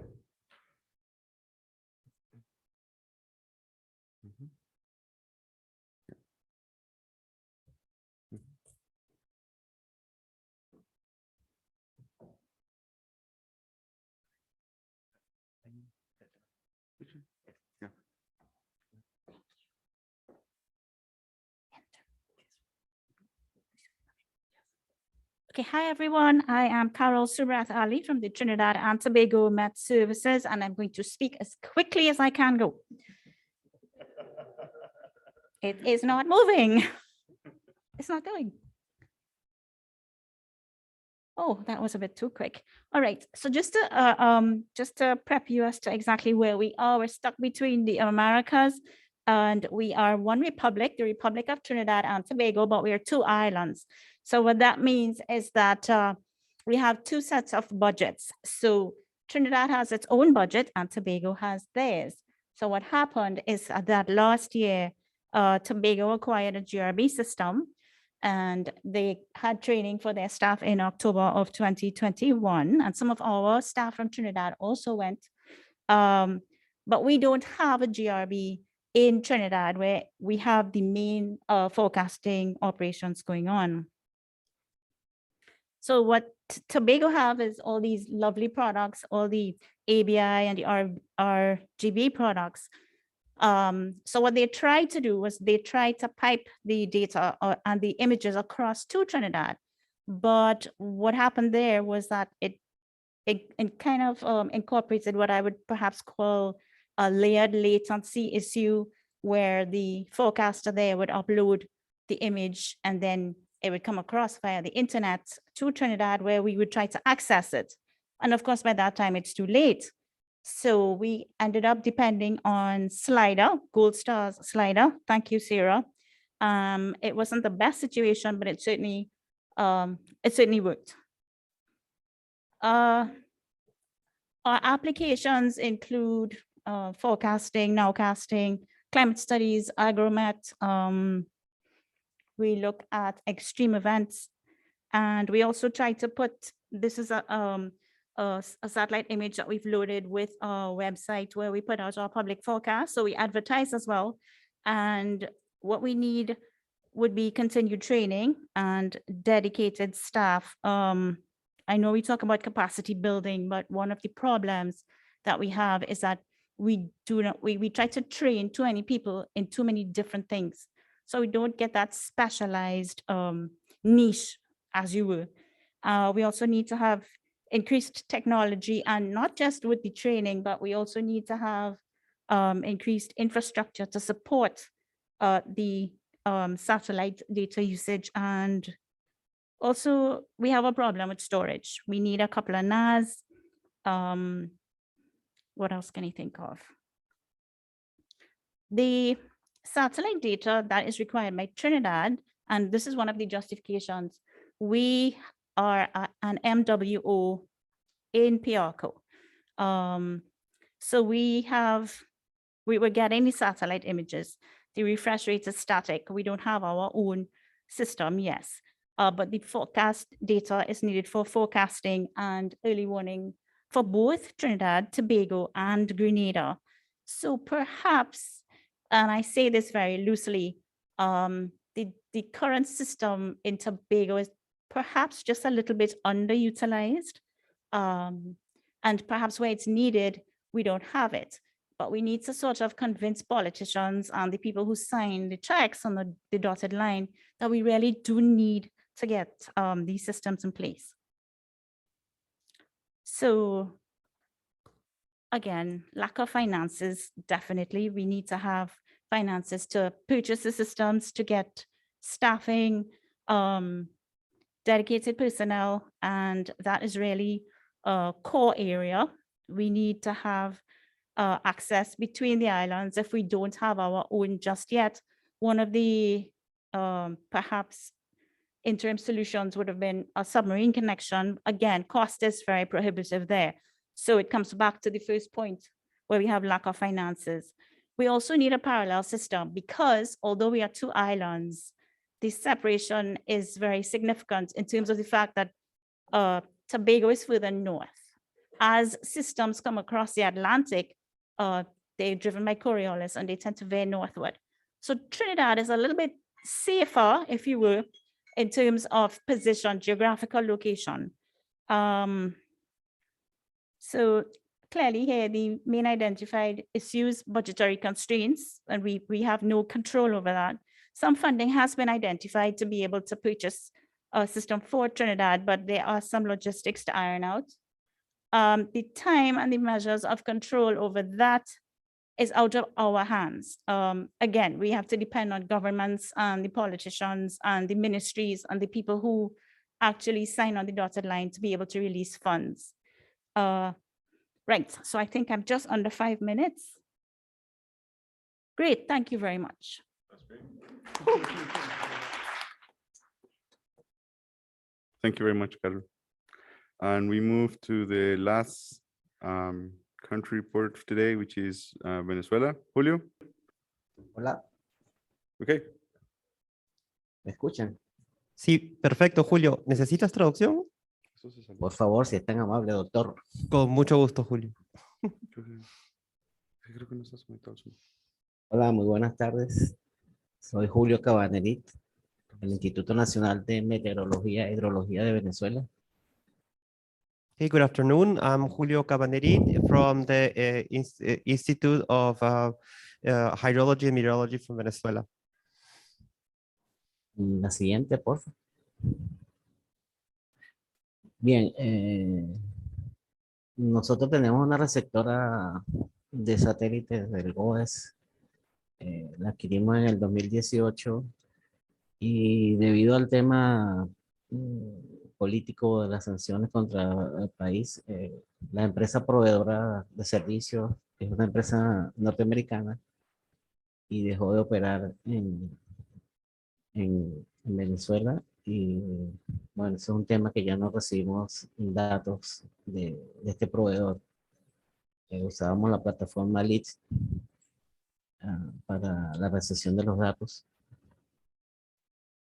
Y generalmente ahora usamos, todo lo recibimos a través de internet, de páginas web.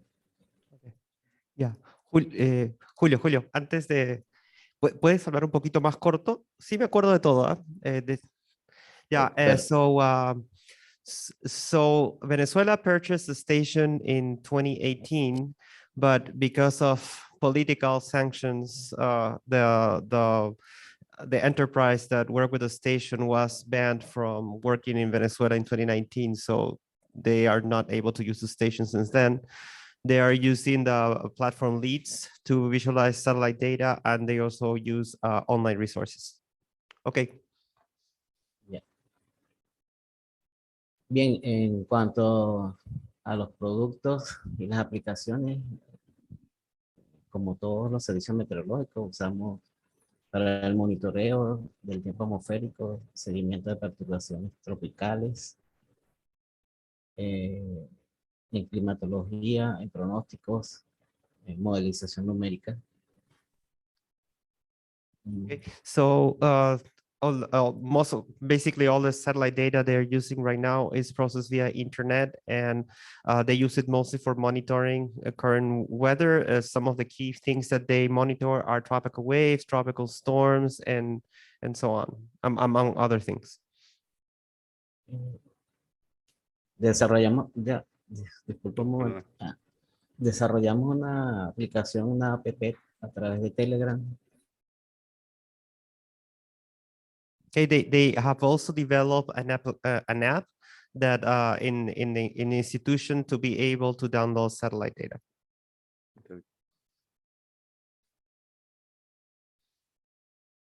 Okay. Oh, no leyó lo último. ¿No? Julio, ¿estás ahí?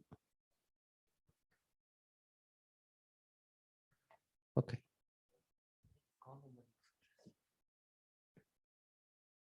Julio. Okay. La conexión está muy mala. Okay. Ahora volví. Okay. Que esta conexión está muy mala. Y bueno, sí, necesitamos capacitación y por supuesto mejoramiento un poco a las imágenes de mesoescala cuando pasa alguna perturbación tropical en la línea costera nuestra. Okay, so the necessities that they have are they would like to have two satellite equipments for GeoNetcast.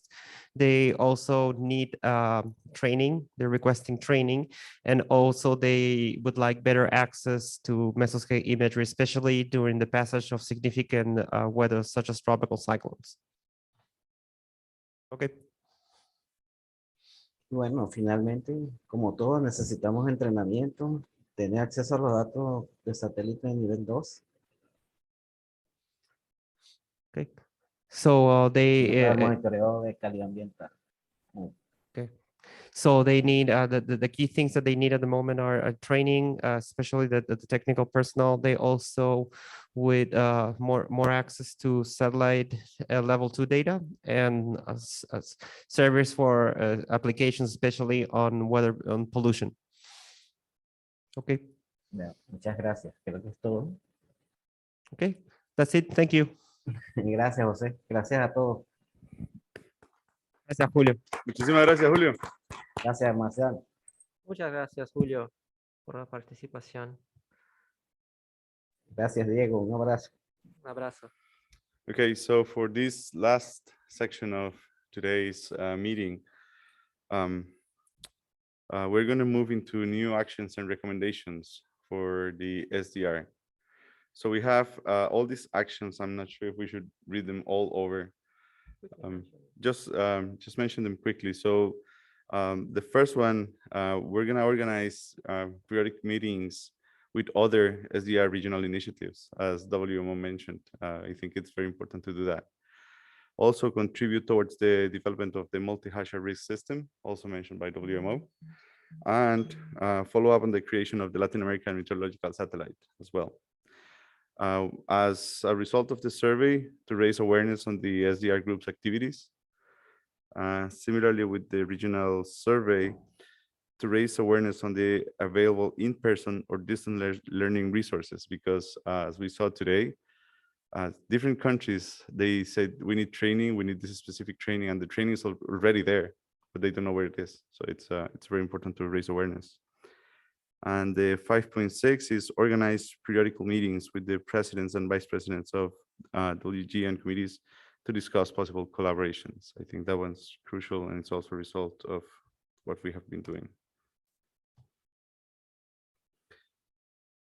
These are recommendations. So we have 3 main recommendations. So asked for the translation of the COMET module about the ocean applications to Spanish and Portuguese, and also the translation of other modules.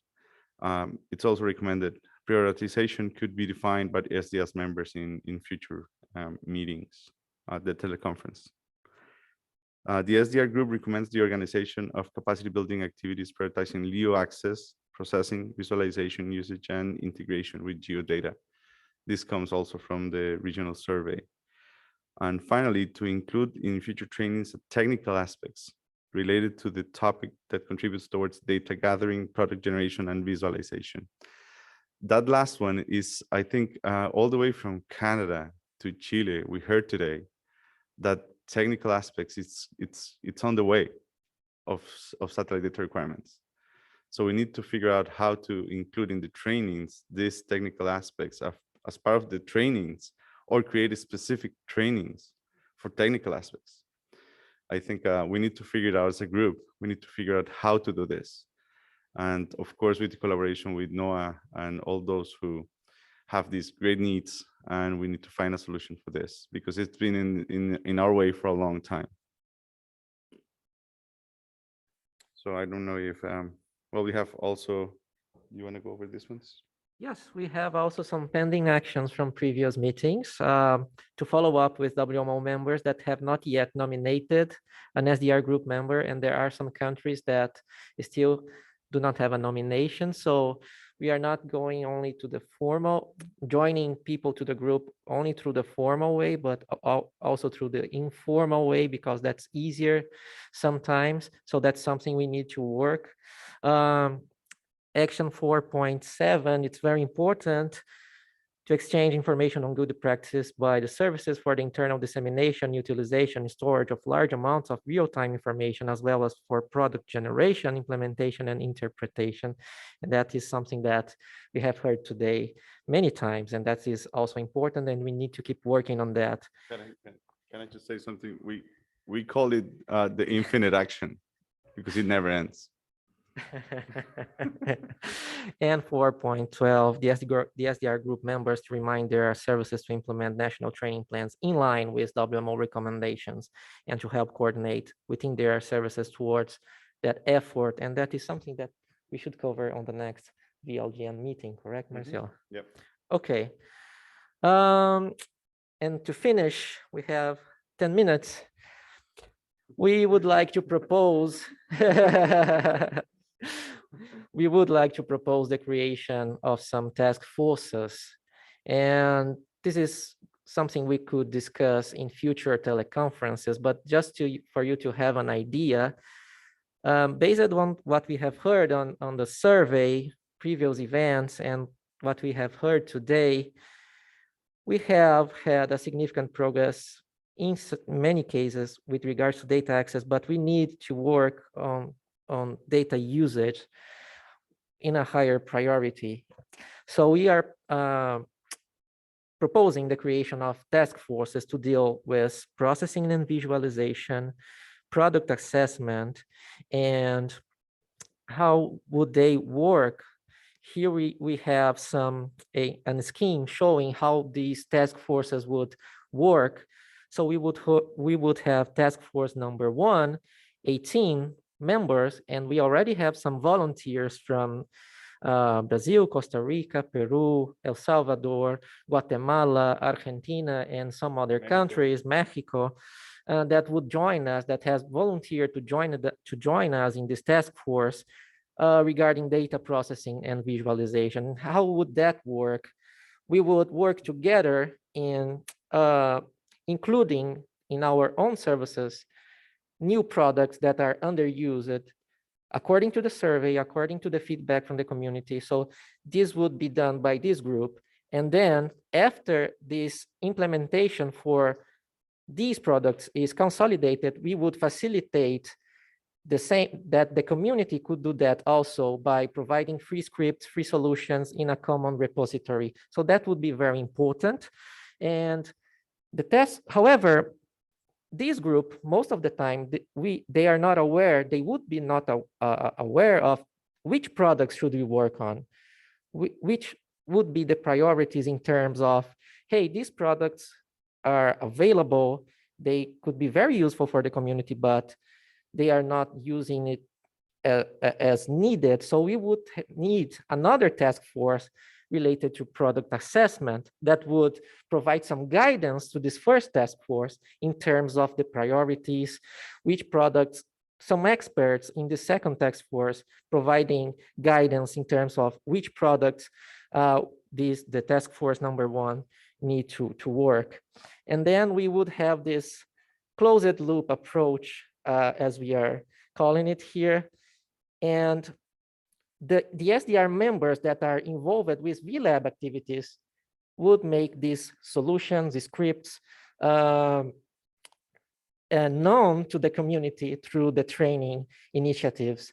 So with that, we would have this closed loop, and new products would be included little by little to the systems of the different services across the region. So this is one proposal that we need to discuss in future teleconferences, but you may have an idea of how that would work.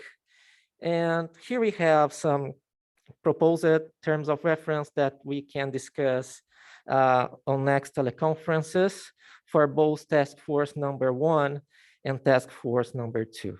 Okay, and to finish, we have presented you the history of the SDR group yesterday, and based on the survey, on what we have seen today, one of the conclusions that we may get is that, as we seen yesterday, 80% of the members of the respondents of the survey said that they do not have any challenges in accessing satellite data, but 20% they have challenges. So we need to keep working on these people, with these people that still are not getting the appropriate data sets. However, we need to focus also on data usage. So that's one of the proposals we have. And until now, and the advent of GeoXO, as we have done with GOZAR, until we need to start preparing for GeoXO and the next generation, we would be working on these actions and task forces to include, to make the best use of everything that is available now in our region. So that's a very high level plan and way forward for the SDR group. We really would like to discuss this with you today, but unfortunately we do not have the necessary time. But now you have an idea of the possible actions and plans, and we should discuss that on next teleconferences. Well, I think we have like a few seconds if there's like any crucial comments or questions, if you would like to. We have 8 minutes. Yeah. Question. I Ken first, and then from Zoom. Jose, microphone.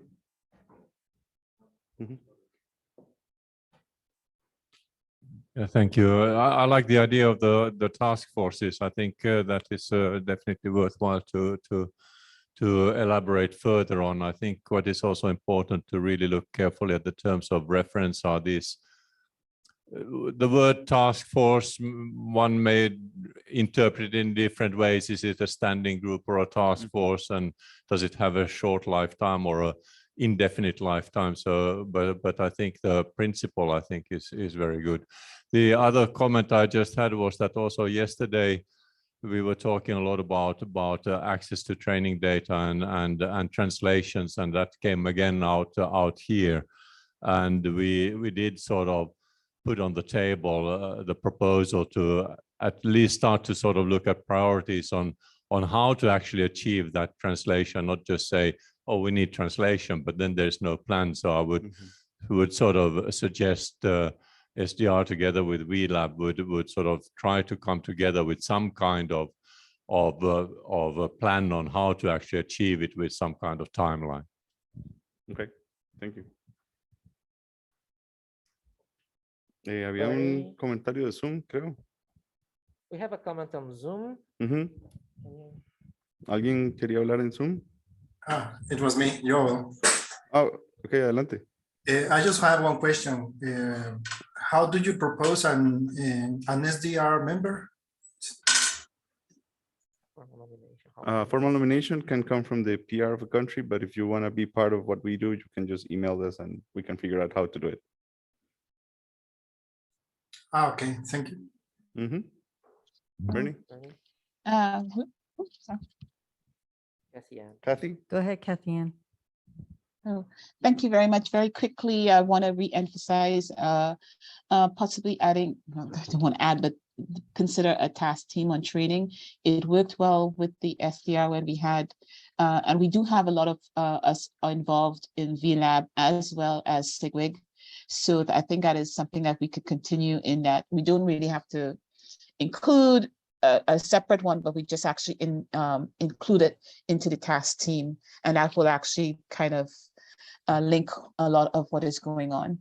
So, and again, of course, with the languages as well. Thank you. Thank you. Bernie? Bernie?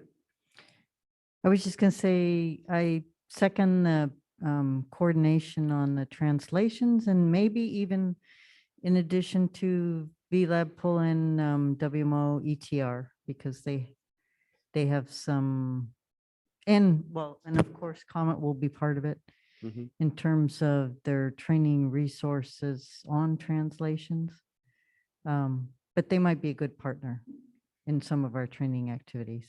Yeah. Thank you very much. I think during VLMG, we're going to have a big discussion about translations. Yeah, I think a lot of these issues, or a lot of the comments and challenges brought up cross with a lot of VLab training activities. So yeah. Yep. Thank you, Bernie. Any other comments? Nat? Nat?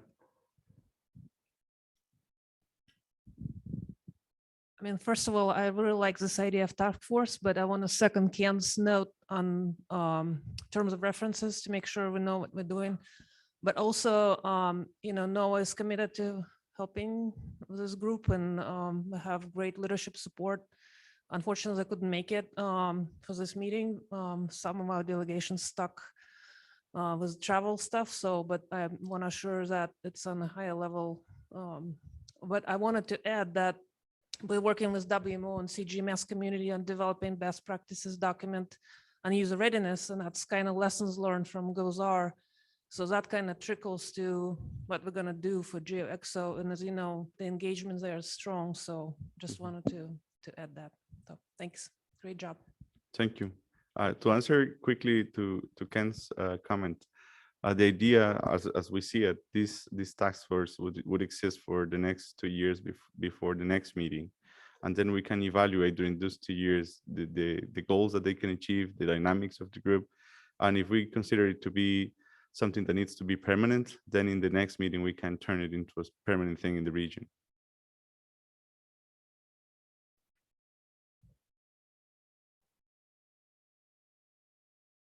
Okay. Oh, okay. From my side, from the regional office of the Americas, we would like to offer the support from the office to those task team, and if you need some help from us to write the terms of reference, or to get meetings, to organize meetings, or online teleconference, we are happy to assist you on those tasks, because this is our job also. So feel free to contact me or the office if you need some help on that. Thank you very much. Excellent. Any other comments, suggestions? Okay. Well, if there is no other comments or questions, thank you to everybody who participated today. 16 countries showed us today what they need, what they have, and how we should proceed. So thank you very much for the information.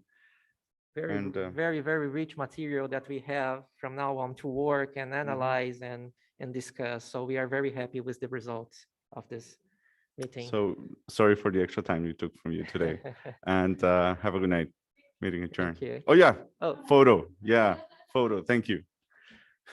With that, please adjourn come the on, go meeting. to the front and take a photo, please. Thank you very much. Gracias.